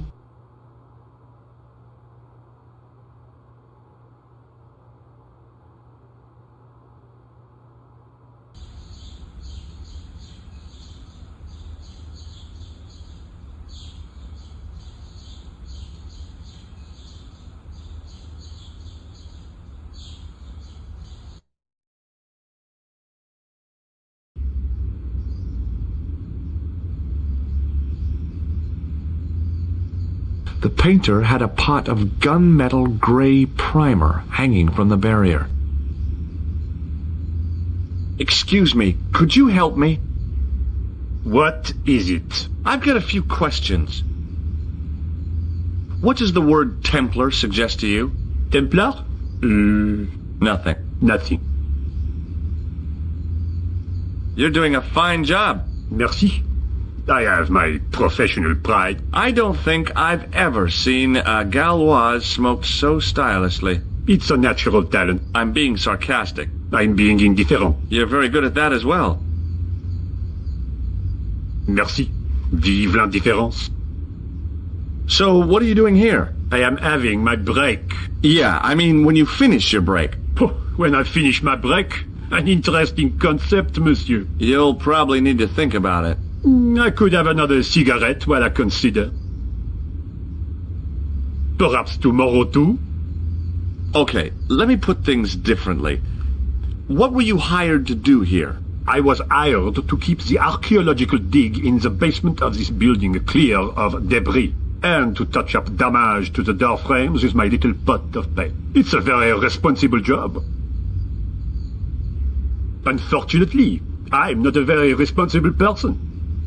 So what do you know about the excavation? I know they won't let me in to do my job. I would complain to my union, but You couldn't be bothered to join. Right. Tell you what, though. I'm surprised at the sort of people interested in this excavation. What's unusual about the visitors to the excavation? None of them look like archaeologists to me. Do you know what an archaeologist looks like? Three-piece suits, crocodile-eyed attaché cases, Rolex oyster. But no archaeologist dresses like that. Quite right, monsieur, quite right. So, who are they? Who cares as long as they pay me? Have you seen this man before? Yes, he asked me a lot of questions, just like you. Be seeing you. Au revoir, monsieur.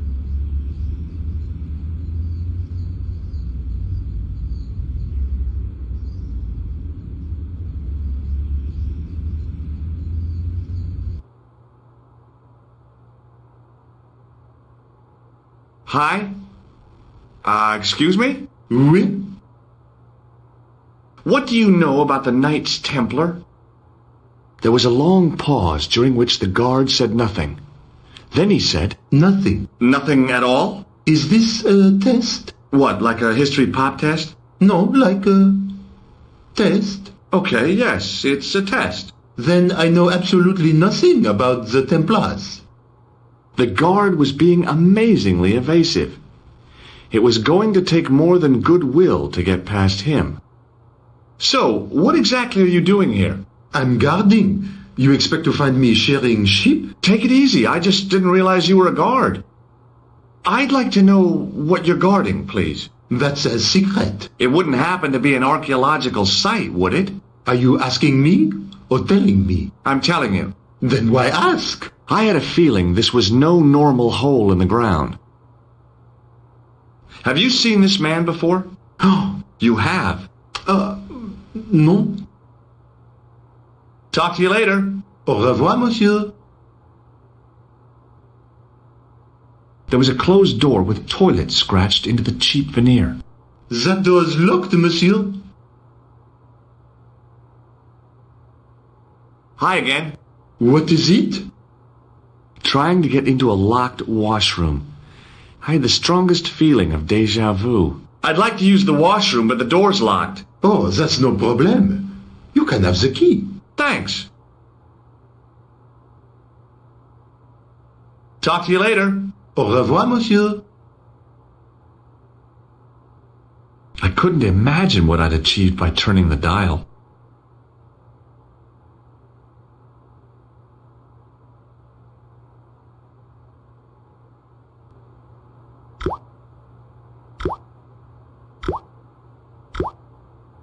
I didn't want to use that unless I really had to. A filthy wash basin hung on the wall.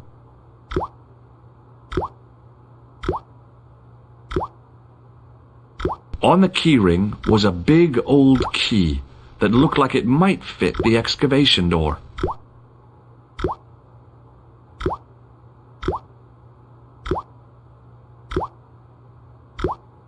I made an impression of the big key in the cake of soap.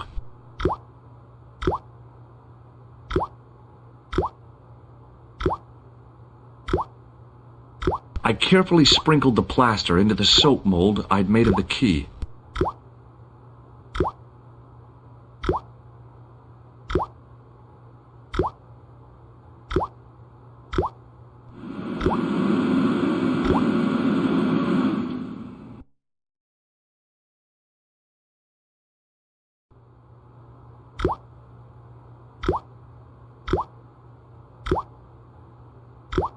Well, it had taken a while, but I had made myself a completely unconvincing plaster key, way too fragile to use in a lock.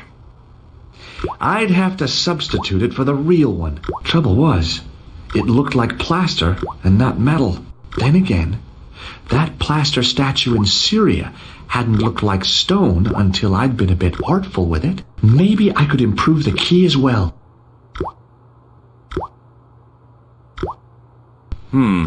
No way.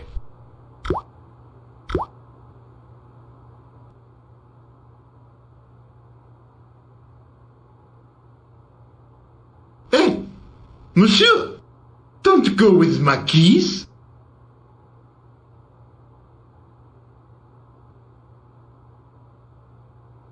What is it? Here's the keys. Thanks. Merci, monsieur.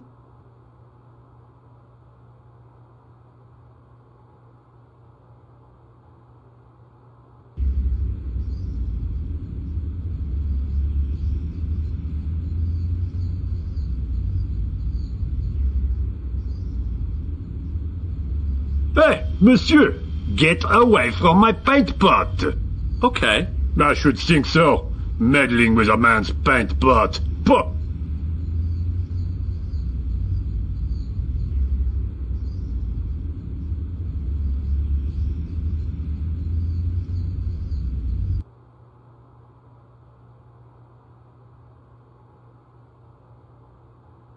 Do you mind if I use the phone? Be my guest. I'm paid to guard this door. The phone can look after itself. Collard! Hi, Nico, it's me. I'm at the excavation site. Hi, Georges. What's happening? I'm at the excavation, but they won't let me in. Damn! We need to know what's in there. Don't worry. I've got a scheme. I'm going to need your help, though. Okay, what do you want me to do? I want you to keep somebody on the phone for a while. Who? A painter. I need to get at his pot. Oh, okay. Stay on the line. I'll go and get him.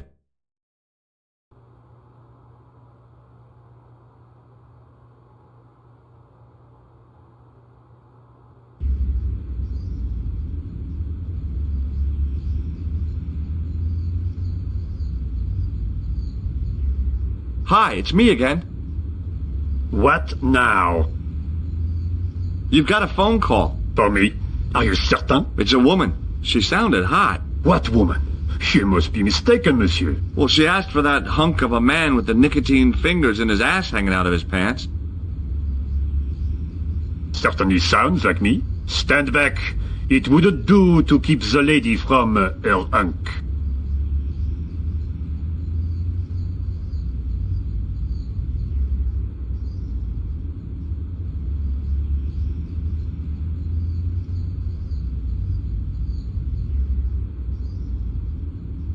The plaster key had soaked up the paint nicely, and now looked pretty convincing. Still felt like plaster, though.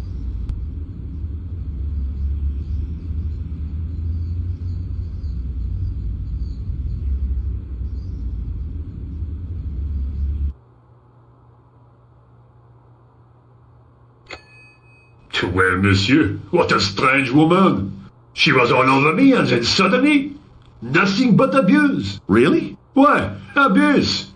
Ah well, I have a cigarette to finish. And monsieur, if she calls again, I am not available.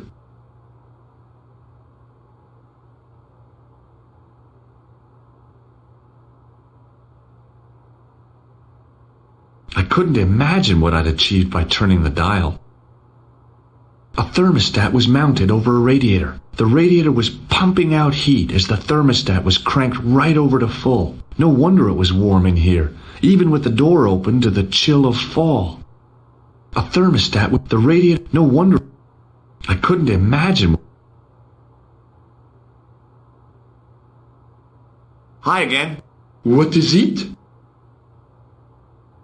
It sure is hot in here. I have to have the door open to allow the workmen access, so why not? I turn the heat up. You could wrap up warm. I have my gloves if it gets cold, but why bother when it's warm anyway? I need to use the toilet again. Again? Already? I have this problem. How technical do you want me to get? Never mind. Here's the key. Talk to you later. Au revoir, monsieur.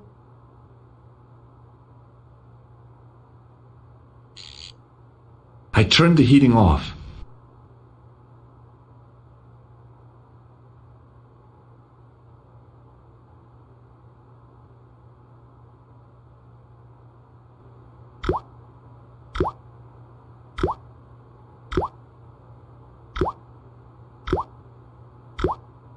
Quickly and without fuss, I swapped the fake key for the real thing.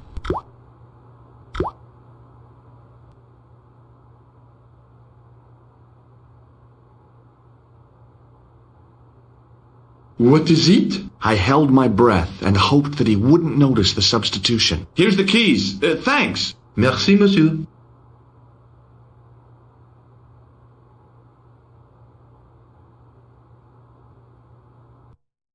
Hi, Nico. It's me again. I'd guessed. What do you want this time? What did you say to the painter? I shan't repeat it, George. Look, I need to get the guard out of the way. Could you call back and ask him to get the painter again? Okay, I'll call back soon.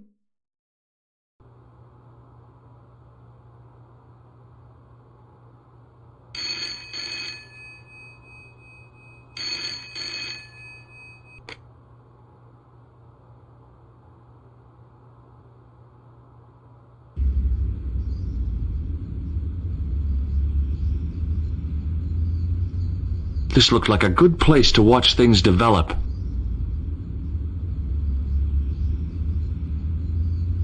Hey, you! It's the phone. Yeah?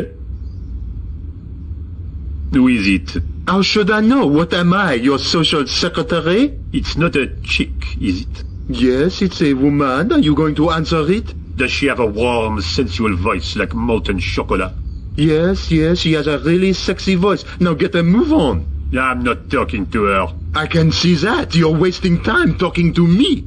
No, you don't understand. I refuse to talk to her. You refuse? You refuse? I'm wasting valuable time. Don't make me laugh. Your time valuable? You just stand around all day. I have a highly responsible job. Pah! Don't pah me, you elephantine oaf.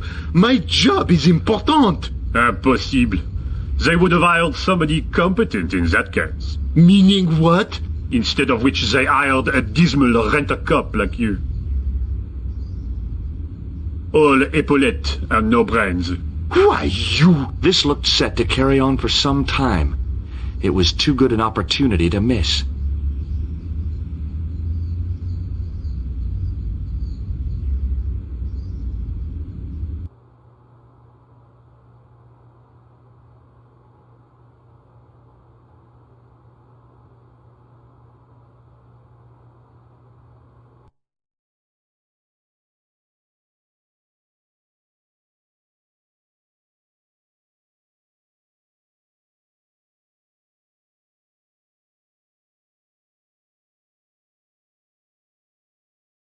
Close up, The pattern didn't make any sort of sense. It fanned out around an axis point, a kind of focus to one side. There was no doubt about it. It was the same sort of idol I'd seen in Syria, Baphomet. The Templars had certainly been through here.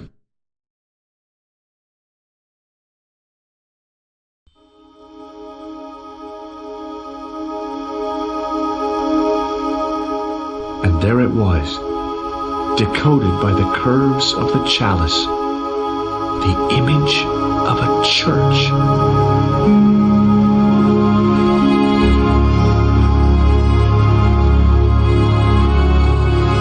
I found out what the chalice was for. You've solved the puzzle? Yeah, there was a distorted picture at the Baphomet site. When I viewed it in the polished surface of the chalice, it changed. What did it show? A picture of a church with a square tower. Look at the chalice now, Nico. What happened? It's shiny. The priest at Montfaucon buffed it up for me. That's incredible. Yeah, looks as good as new. No, you found a use for a priest. That's incredible.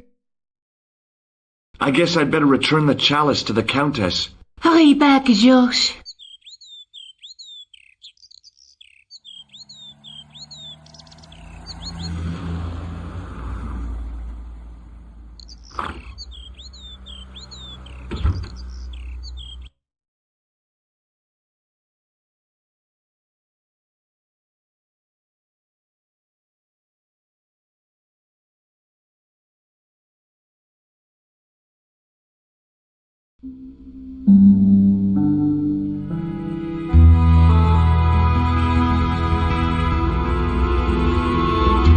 I'd been planning to return the chalice anyway, but I hadn't expected the trail to bring me here.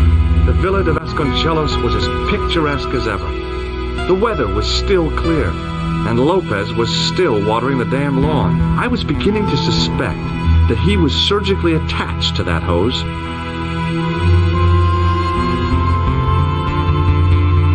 Hi there, Lopez. How's tricks?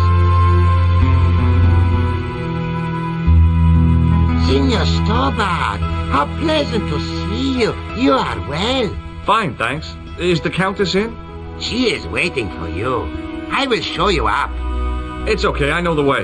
Signor Stobbart, I feel I owe you an apology. No, you don't.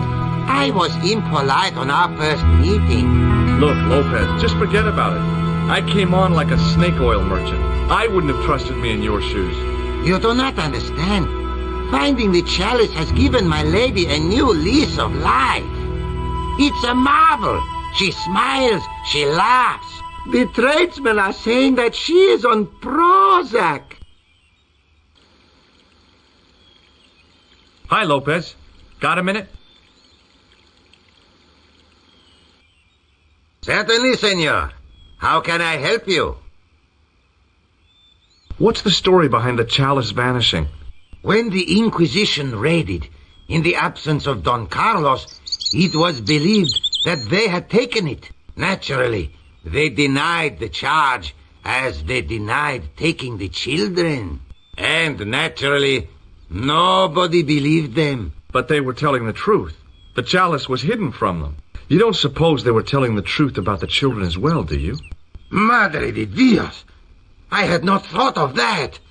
But then what happened to them? I don't know. If the Inquisition didn't take them, then who did? You must speak to my lady of these. Count on it. So the Countess feels that the curse is lifted. I would not put it so strongly.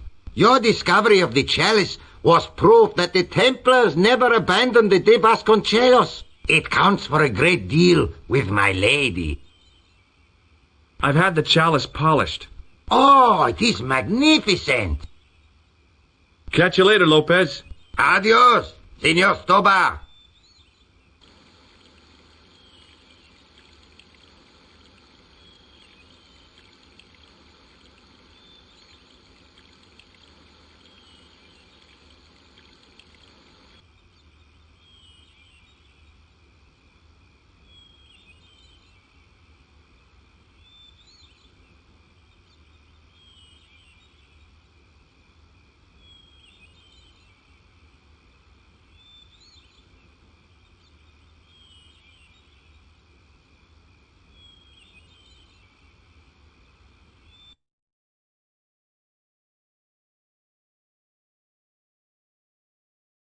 I didn't want to mess around with the lectern without good reason.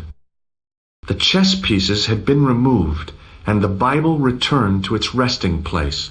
The candles had been lit. The Countess's way of saying thanks to her ancestors, I guess.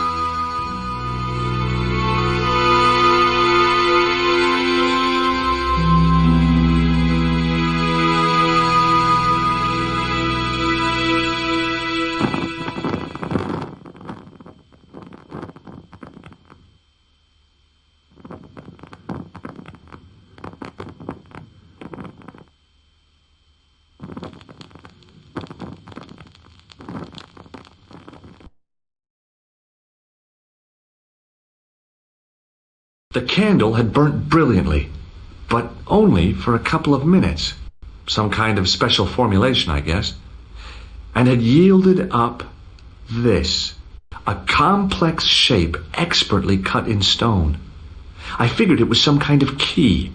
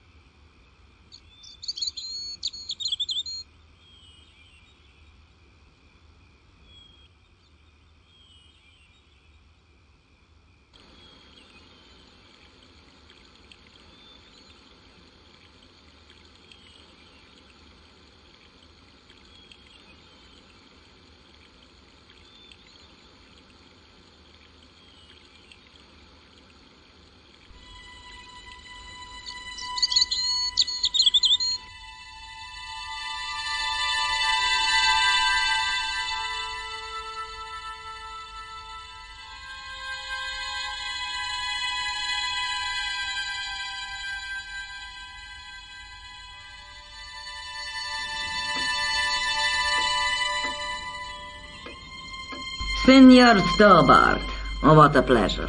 Please, sit down. Hi, Countess. The pleasure's all mine. I've brought back your chalice.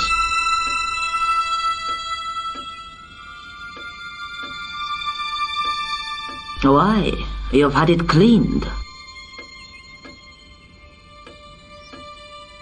Yeah, I met an obliging priest with a soft cloth. Have you resolved the Templar mystery?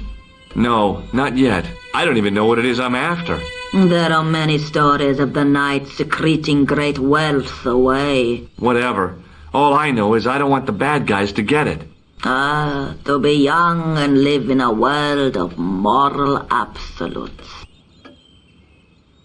There's still the mystery of the missing chess piece. I do not think that it will ever be discovered unless the fate of the children is revealed. The Inquisition were suspected of taking the chalice and the kids, right? We know now they were innocent of the first crime. What if... They did not take the children either. Then what happened to them? The Inquisition admitted to killing Don Carlos's manservant. Now this guy had been told to protect the kids at all costs, right? That is correct. I think he hid them and the chalice when he got wind that the Inquisition was coming. With him dead and Don Carlos driven mad with grief, there was nobody left who knew the secret. You know what this means, don't you? I fear so. The children are still here somewhere. If this is so, then it is small wonder that the de Vasconcelos are cursed. What do you make of this? It looks like some sort of key. Where did you get it from? It was buried inside the great candle in the mausoleum. Inside it? What have you done to it? I, lit it. But it is irreplaceable. Listen, the candle was to be lit in case of Moorish attack, right? Well, it burnt down in no time and revealed this key thing. Maybe that was the real purpose of lighting the candle. What are you suggesting? That lighting the candle was the equivalent of break glass in case of emergency. Sentiment must not stand in the way of solving this mystery.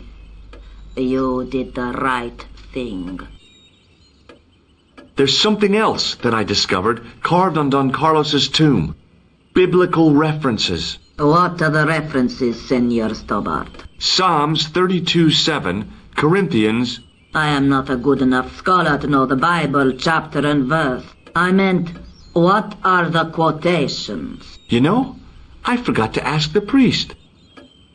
I discovered something amazing with that chalice. In Paris, I found a church where they recognized the coat of arms. I found the tomb of Don Carlos de Vasconcelos. You are sure? There can be no mistake? The coat of arms on the chalice matches the one on the tomb. Incredible. You have my most profound thanks. I must go there as soon as possible. Yeah? Well, I'd be happy to show you the city. I'll have a look around if that's okay. My home is your home. I shall remain here.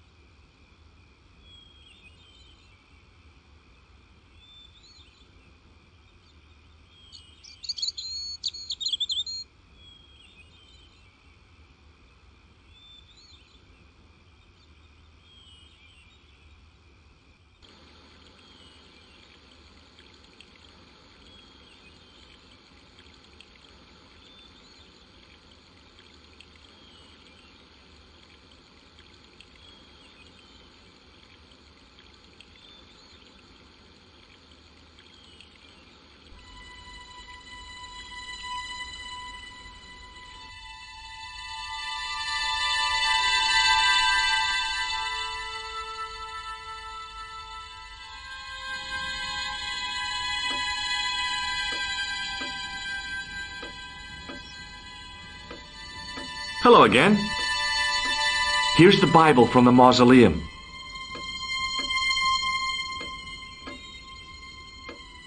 Very well. Let us begin. The first reference. Psalms 32:7. Thou art my hiding place.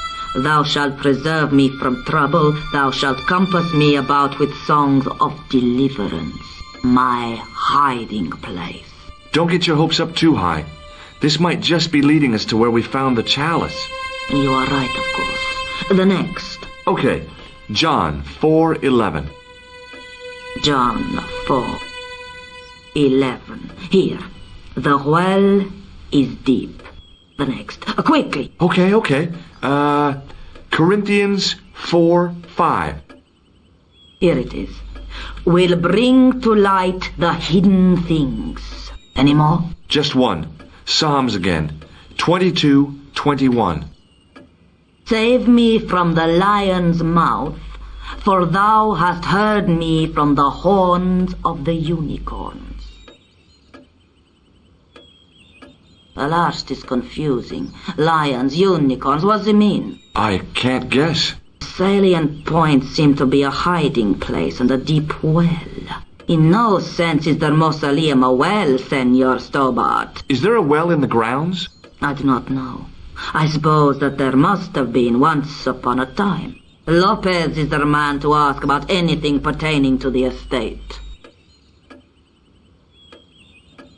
I'll just have another look around. Very well.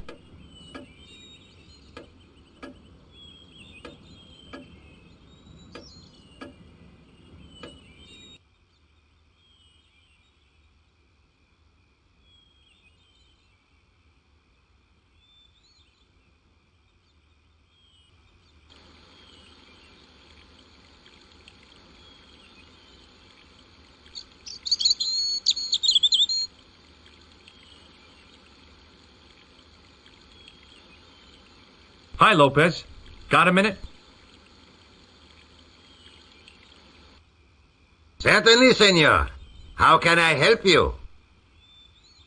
You must know just about everything that there is to know about this place. See, I have lived my whole life here in the service of the De Vasconcelos. Do you know of a well anywhere around here? A well? Si, senor. This used to be a fortified villa. How can you last a siege without water? Great! So where is it? How should I know? The well was covered over in the last century. It was dangerous, you see. And you have no idea where it was? None. It was hidden even before my grandfather's time. You must have a vague idea of where the well is. It must have been in the old house's courtyard, so that would put it around here. Here? Okay. Now, how do we find it? There might be a way. Let me think about it. Any ideas yet? We are looking for a source of water, see? Yes. For generations, the Spanish country folk have had a secret way of locating water, even if it is meters beneath the ground. Ah, you're not talking about water dousing, are you? Eh? You know, you get a stick and walk around until the stick twitches and dig there. Oh, you've heard of it. Yeah, I think most of the planet has. Okay, let's get a stick. Uno momento. It must be a special stick. A Y of hazel. Right. Do you have any hazel trees? See, here. That is hazel. Catch you later, Lopez. Adios, Senor Stobbart. I went over to find a suitable stick. I don't believe it. There wasn't a single usable Y-shaped branch on the whole damn thing.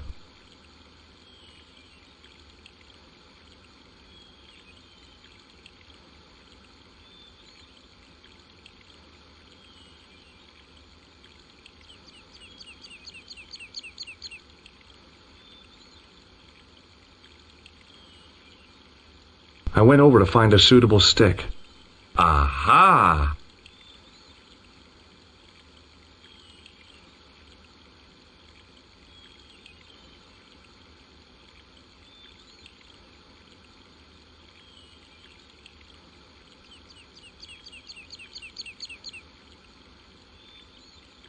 Hi, Lopez.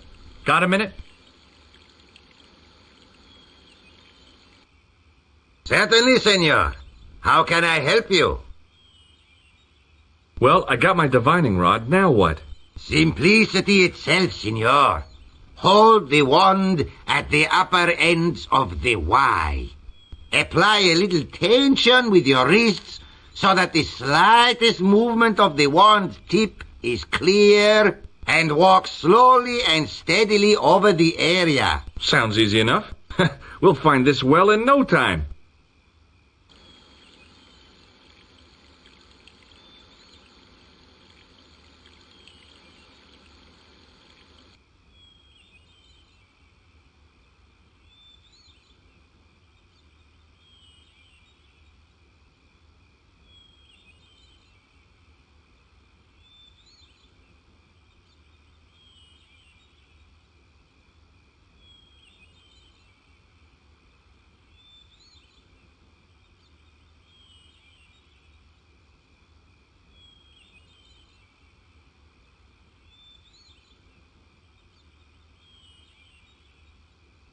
Signor Stobbart, you've found something. This is it. This is where we find the secret of the Templars. Hidden here for hundreds of years. Lost from the sight of man until now. The mystery is revealed. It's a tin can. I've been walking up and down with a twig in my hands, looking for a tin can. It had water in it. That's what the dowsing stick must have detected. I'd have to check with an archaeologist, but I don't think the Templars left that. In truth, Signor Stobbart, the loan was laid many, many years ago. This can could date back to the Napoleonic Wars. Get rid of it and I'll try it again. Lopez threw the can away. It seemed to fall an awfully long way.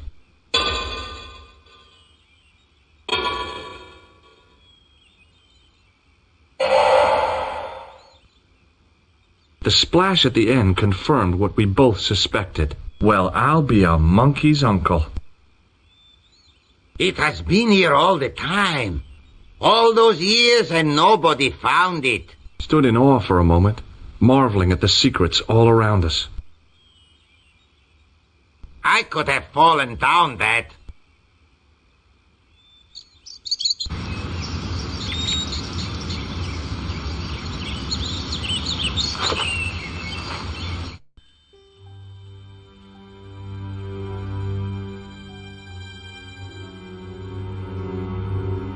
The well had been lost for decades at least. The air was cool after the noon sun, but that's not what gave me goosebumps.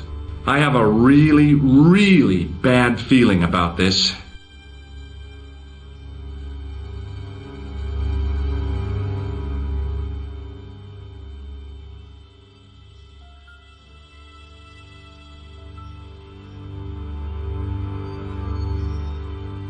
From a distance, the lion's head had been impressive. Close up, it was frightening. Hey, one of the fangs is a separate piece.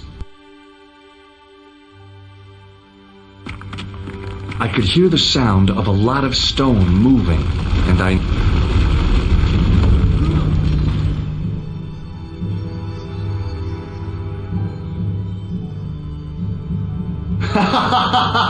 Oh, very funny, you psychos! Signor Stobbart! Signor Stobbart! Are you all right? It's okay, Lopez, I'm fine! You gave me a scare! Nice try, Templars.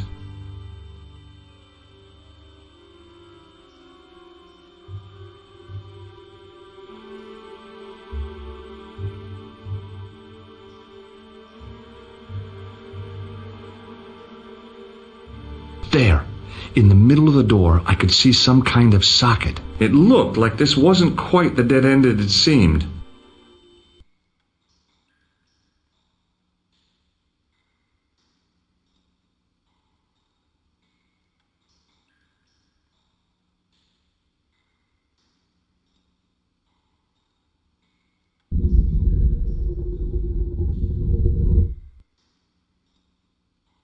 Open sesame! Another secret door!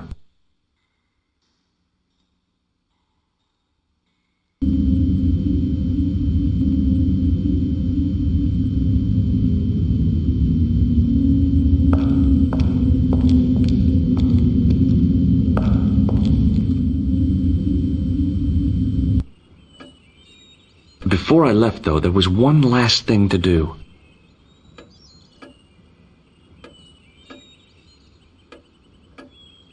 You won't be needing that replacement piece anymore, Countess. I found it with the children. You'll probably want to be alone for a while. I'll be out in the garden with Lopez.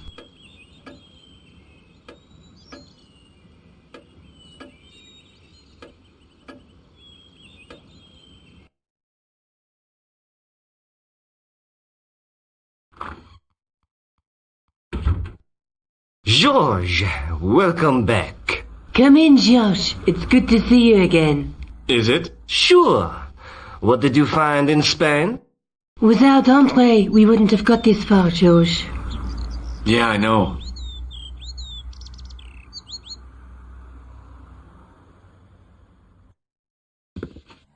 The clues led to an underground chamber at the bottom of a well. The Templars had left a tapestry showing a chessboard. The white pieces were vastly outnumbered. There was a stream running across the board, and a Templar knight on a horse.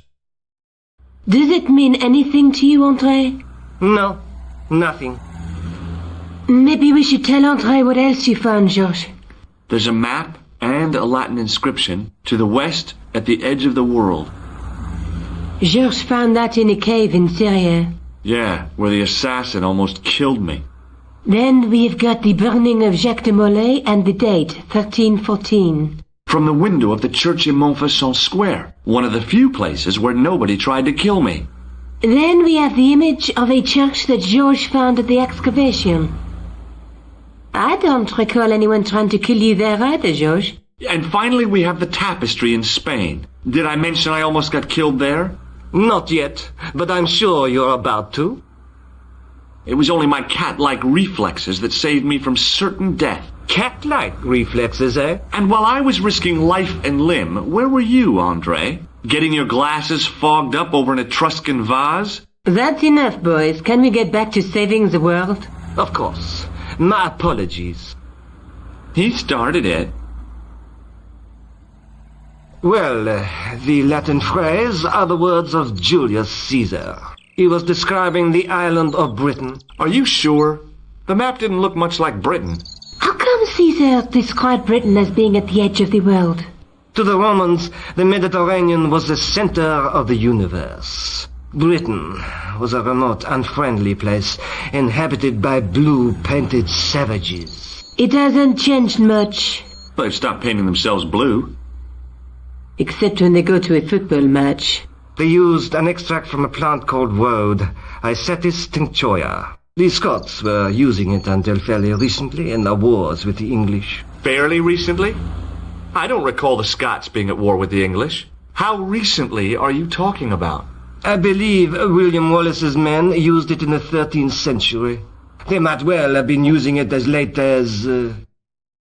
You can't remember, can you? 1314. Ah, we're back onto that, are we? Andre, what is it? What do you mean?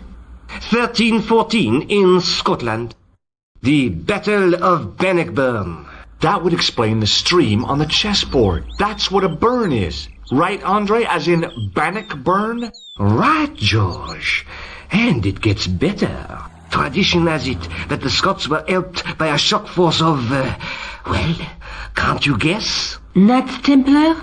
Yes, a group of outlawed Templars. They are said to have turned the tide for the Scots. And it all ends at a church in the Isle of Britain at Bannockburn in a church. What are we waiting for? I'll call a cab.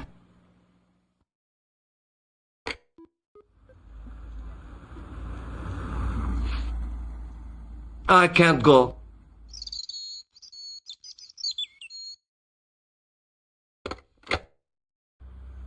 Andre, you've been loads of help, but... What George is trying to say is that you shouldn't feel guilty.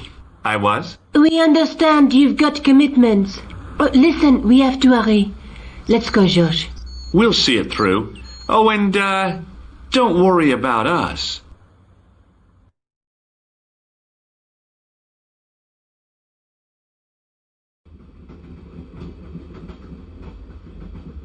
Oh, it must be dawn.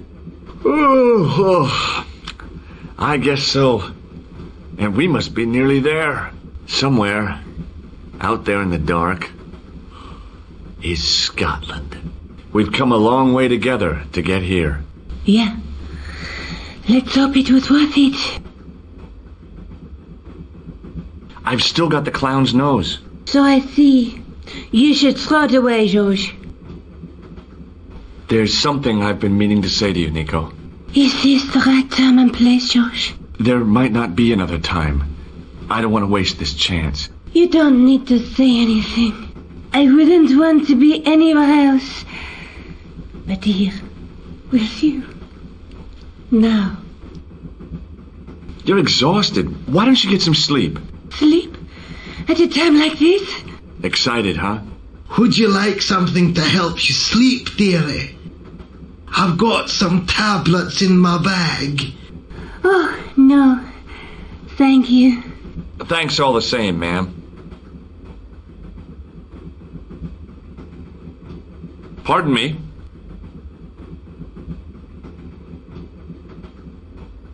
Yes, my dear. Do you know what time we're due in Stirling? 6:15, but we're running 8 minutes late. Do you know Stirling well? Yes, I do. Is that where you two lovebirds abound? Yeah, It's one of the places we thought we'd stay on our holiday. Be sure to visit the castle, won't you? Oh, I'm sure it's a neat place, but we are not really interested in history, are we, George? No. I suppose espresso bars and boogie-woogie are more your cup of tea. That's right. There's nothing George enjoys more than a good boogie. What's the book you're reading? Oh, it's something I picked up at the station. A medieval detective story. Quite well written for that kind of thing. It's been out of print for years. Would you believe that this clown's nose led us to being on this train tonight? I would indeed. No, honestly, You would? Certainly. You have an honest face. What's the title of the book? The Crooked Crusader Caper by Molly Pegram. I assumed the author was a woman, but apparently not. His real name is... Professor Nigel Pegram. That's right. Do you know him? No, I never met him. George is a great fan of his, though.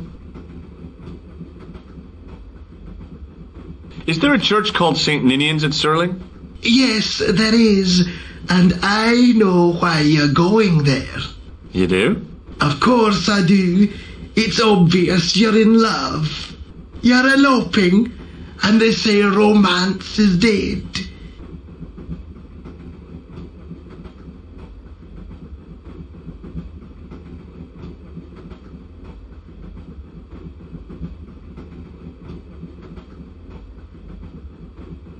Where are you going, George? Do I need to spell it out? Don't snap at me. If you're going to take a leak, why don't you say so? Okay, I'm going to take a leak.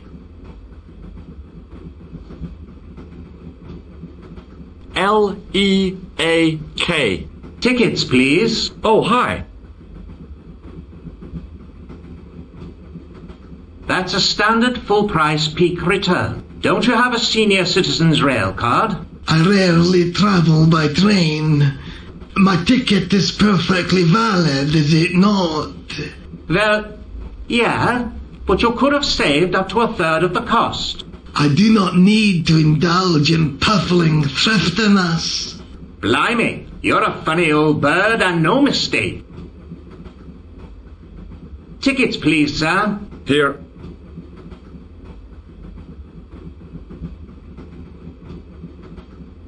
Off to Stirling, eh? Yes, we are. Well, I hope you won't be disappointed. It's a miserable place this time of year. Still, there's plenty of pubs and a lovely view from the castle. Thank you. I don't want to worry you, but there was something familiar about that guy. Are you sure? You're tired. Perhaps you're mistaken. Maybe. But I didn't like the look in his eyes when he spoke to you. Can't you sit still, George? I need to go to the John. While you're there, check out the buffet car, George. Unthinkable though it is, I am hungry enough to eat English food. Okay.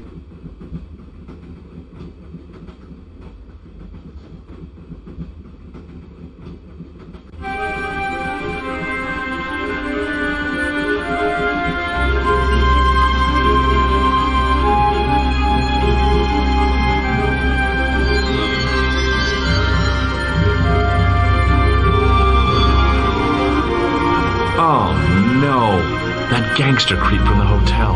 Guido. Well, he didn't scare me. Hey, Buster. This is a no-smoking car. Okay, maybe he did scare me. It got worse. I suddenly realized who the conductor had reminded me of. Eklund, Marquet's murderer.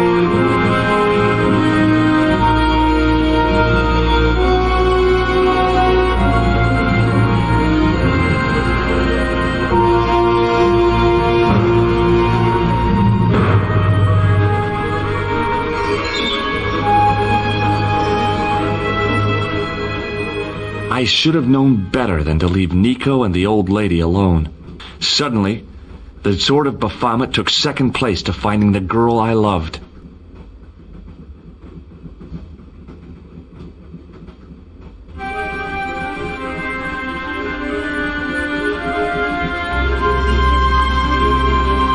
The door was locked.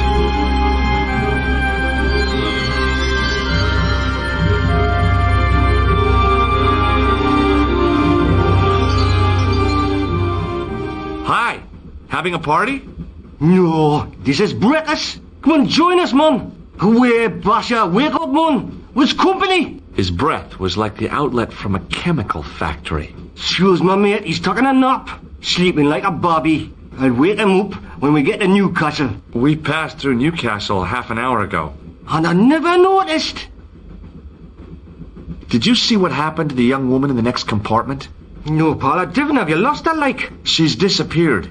The old lady, too. I think they're in trouble. Away, man, an old lady, too? Yeah. You gotta help me. Maybe they went to the toilet, like? I don't think so. They never go on their own. Always in pairs, you know? No, she's been abducted. I'm sure. I've got to go look for her. What's stopping you, pal? The conductor. He's not what he seems. You want to avoid him, like? That's about it, yeah. No problem. Listen, I need your help. What's the matter? There's a guy on this train who's trying to kill me. Relax, man. You wouldn't try nothing with us in Basharia. We are veterans, like, so action at Brightlingsea. I don't recall the British Army being involved in a conflict at anywhere called Brightlingsea. Well, you just take it from me, pal. You're in safe hands. What is that stuff you're drinking? It smells like gasoline. Aye, I'll put hairs in your chest, like. On your eyeballs, too, by the looks of you. Would you like a red nose? No, thanks, pal. I got one of my own. See you later.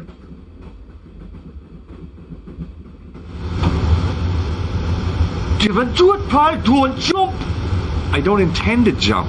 I'm going to climb on top of the train. You're kidding, aren't you? Just watch me.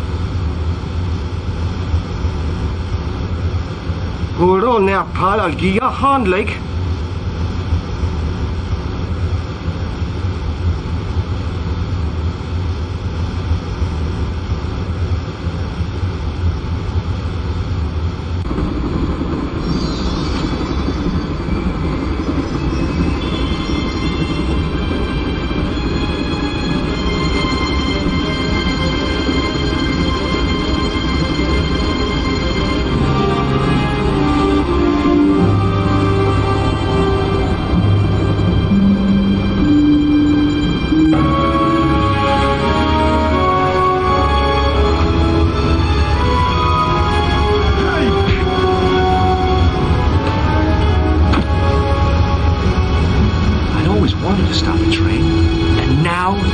Chance.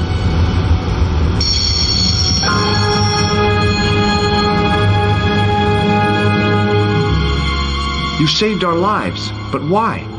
We were always on the same side, Stobbart. Different causes, but a common enemy. The Knights Templar? Don't call them that. The real Templars were a noble foe. These barbarians have no right to that name. These men are no better than dogs. What are the Neo-Templars after? What is the Sword of Baphomet? Not what you think, my friend. It is a weapon, yes, but one which our enemies will find difficult to wield. A double-edged sword. A power older than Dimolay, older than Solomon. We'll stop them. You and me together. And Nico. No, George.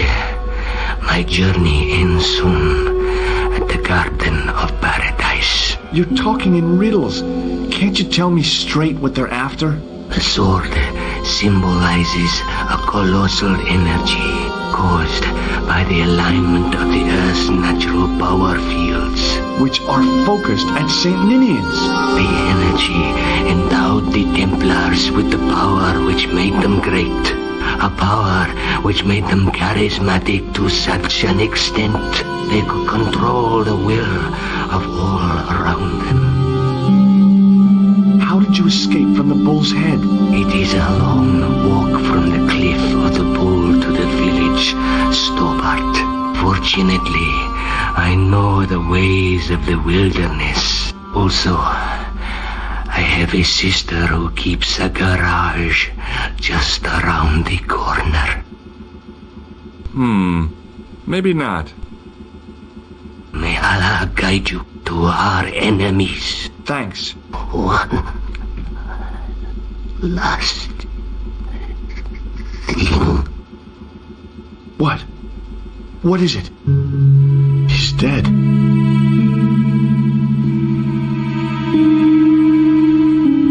Nico looked good, even in robes. Nico looked good. The guy was a professional killer. The last thing he deserved was sympathy.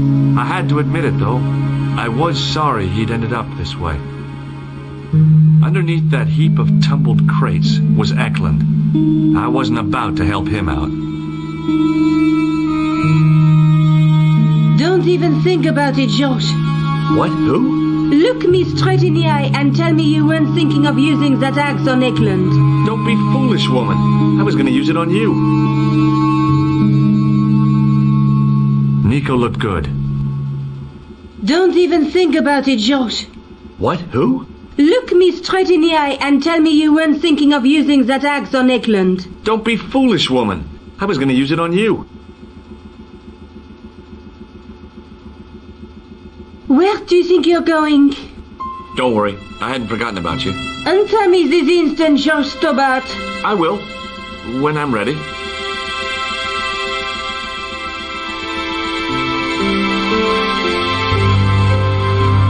That's not fair, George.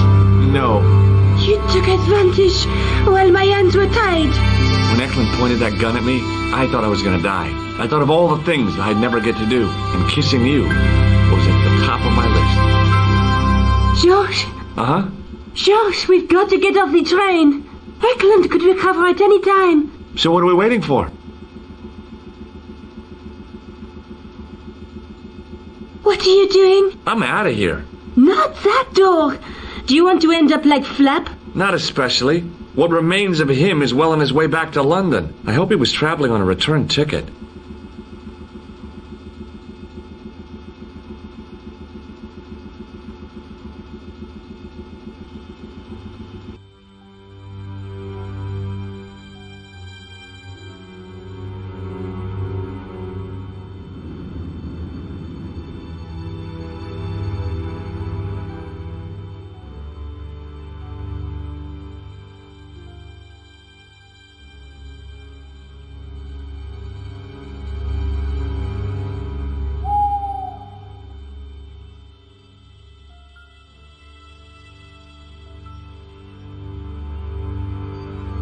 I'd feel happier if we had a gun or something. Khan gave me something. What? His handbag. Oh, great. If we run into any killers, we can give them a good buffeting. Didn't he have any weapons? You don't know the half of it.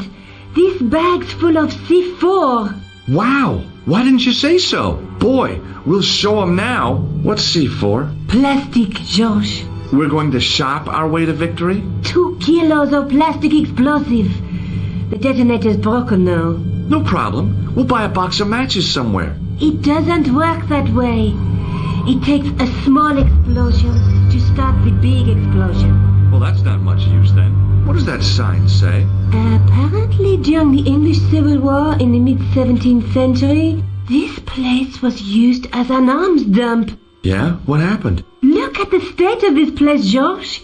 You work it out. Oh, stray spark? You got it. The tower was the only thing to survive the blast. I hope the explosion didn't destroy the Sword of Baphomet. Do you? I rather hope it did.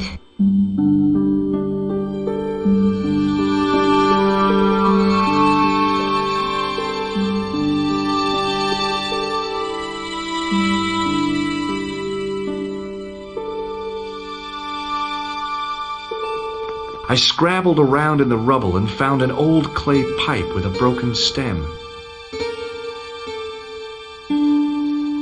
Under one of the stones, I found a metal coin which was green with age.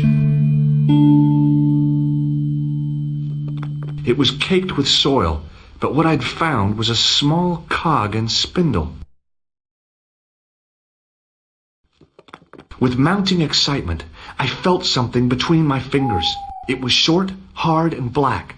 Something I hadn't expected to find here. It was a plastic pentop. I didn't find anything.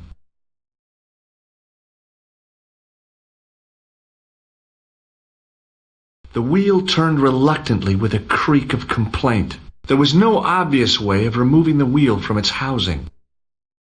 The handle turned easily, and the larger wheel began to revolve. Damn! Then the handle came off in my hand. Now that the handle was gone, it was easy to remove the cog and spindle.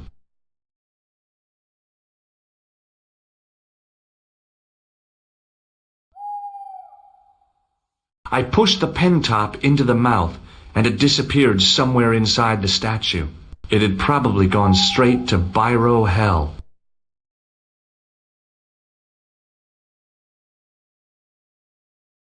Examining the demon more closely, I realized something about its face. It was a clever illusion.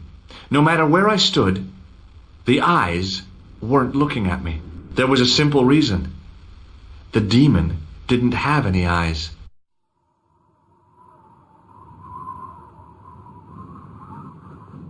I ran my fingers across the cold stone and probed the holes in the demon's eyes. Beneath them, the mouth formed another hole. But I wasn't about to put my finger in there.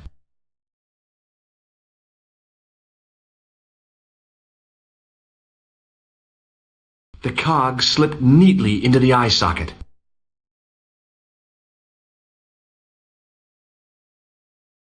With a rasp of metal on stone, I eased the second eye into place.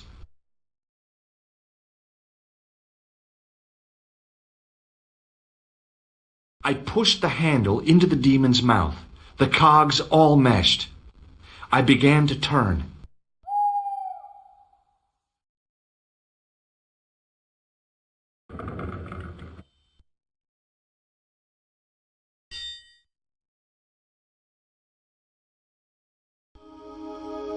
As soon as I saw the flickering torches, I realized the bogus Templars had beaten us to the sword. But where were they now? And why was it so quiet?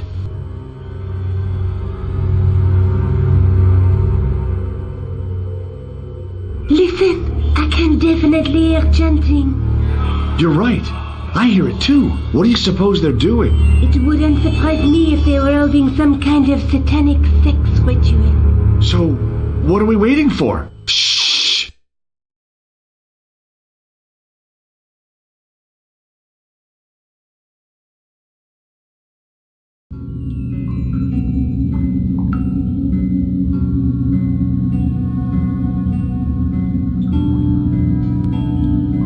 Will you look at that? Baphomet. Labino was right. This place was ancient even to the Templars. This whole place? This is Baphomet? Finally, the truth. The Templars had never worshipped this graven image, no more than they'd worship a rainbow. But, like a rainbow, they regarded it as a symbol of a covenant with God, who'd revealed this place to them. Rosso! Why is it double-dealing treacherous? On the contrary, Inspector Rosso has been the model of obedience, an important quality in a true Templar. Now be quiet and watch if you wish to live much longer.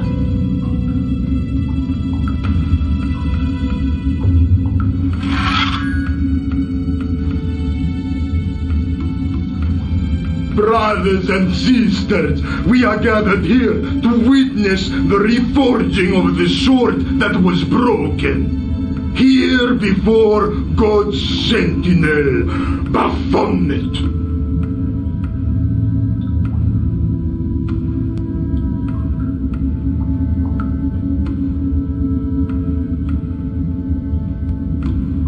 Grand Master and Knight of Baphomet, we salute and pledge our obedience to you!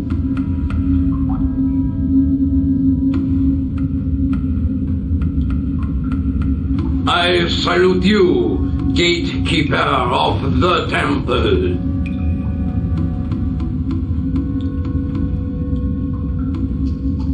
Seven centuries ago, our greatest weapon, the sword of Baphomet, was lost to us. Now we prepare to reforge it, to wield against new enemies. As the tired millennium dies, and this world looks for new leaders, we shall not fail. We shall lead the people to a new order, wherein all borders will dissolve. All will be united under the red cross of the Templars.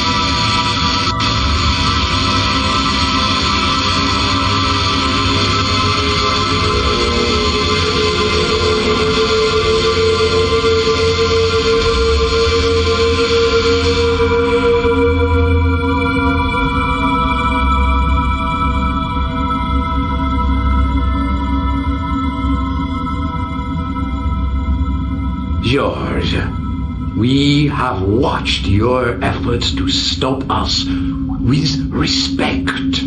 But surely you realize that you have been misled by our enemies. Both of us want a better world. Fortunately, no harm has been done. We need determined, resourceful men like you. Join us, George. Join us in true brotherhood. Yeah, true. Wait, brothers? What about Marquet? What about Pegram and Klausner? You didn't look on them as brothers, only as failures. 3 men dead, and you don't give a damn. George, you know that sacrifices are necessary. Every great undertaking. Join you. I'll see you in hell first. Oh, George, I had great hopes for you. C'est la guerre. Eklund, kill him.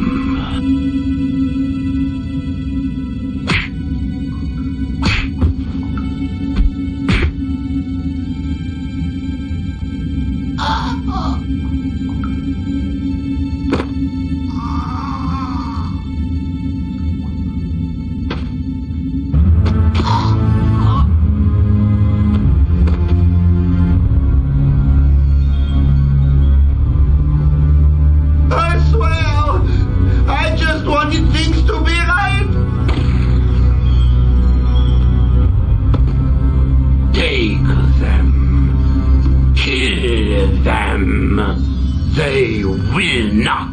escape.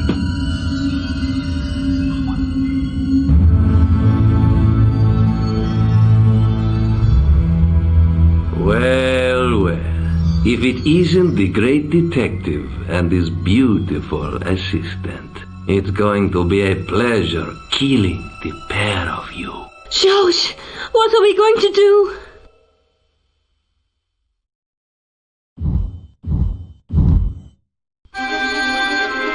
Come on, Nico. We're leaving. You fools! You cannot escape us. Guido! Stop them. But master, the powder! That powder is from the English Civil War. You fool. It's over 300 years old.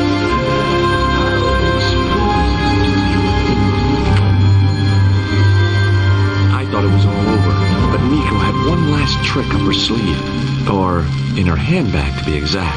A handbag full of plastic explosives. Maybe, but this stuff is brand new. Oh,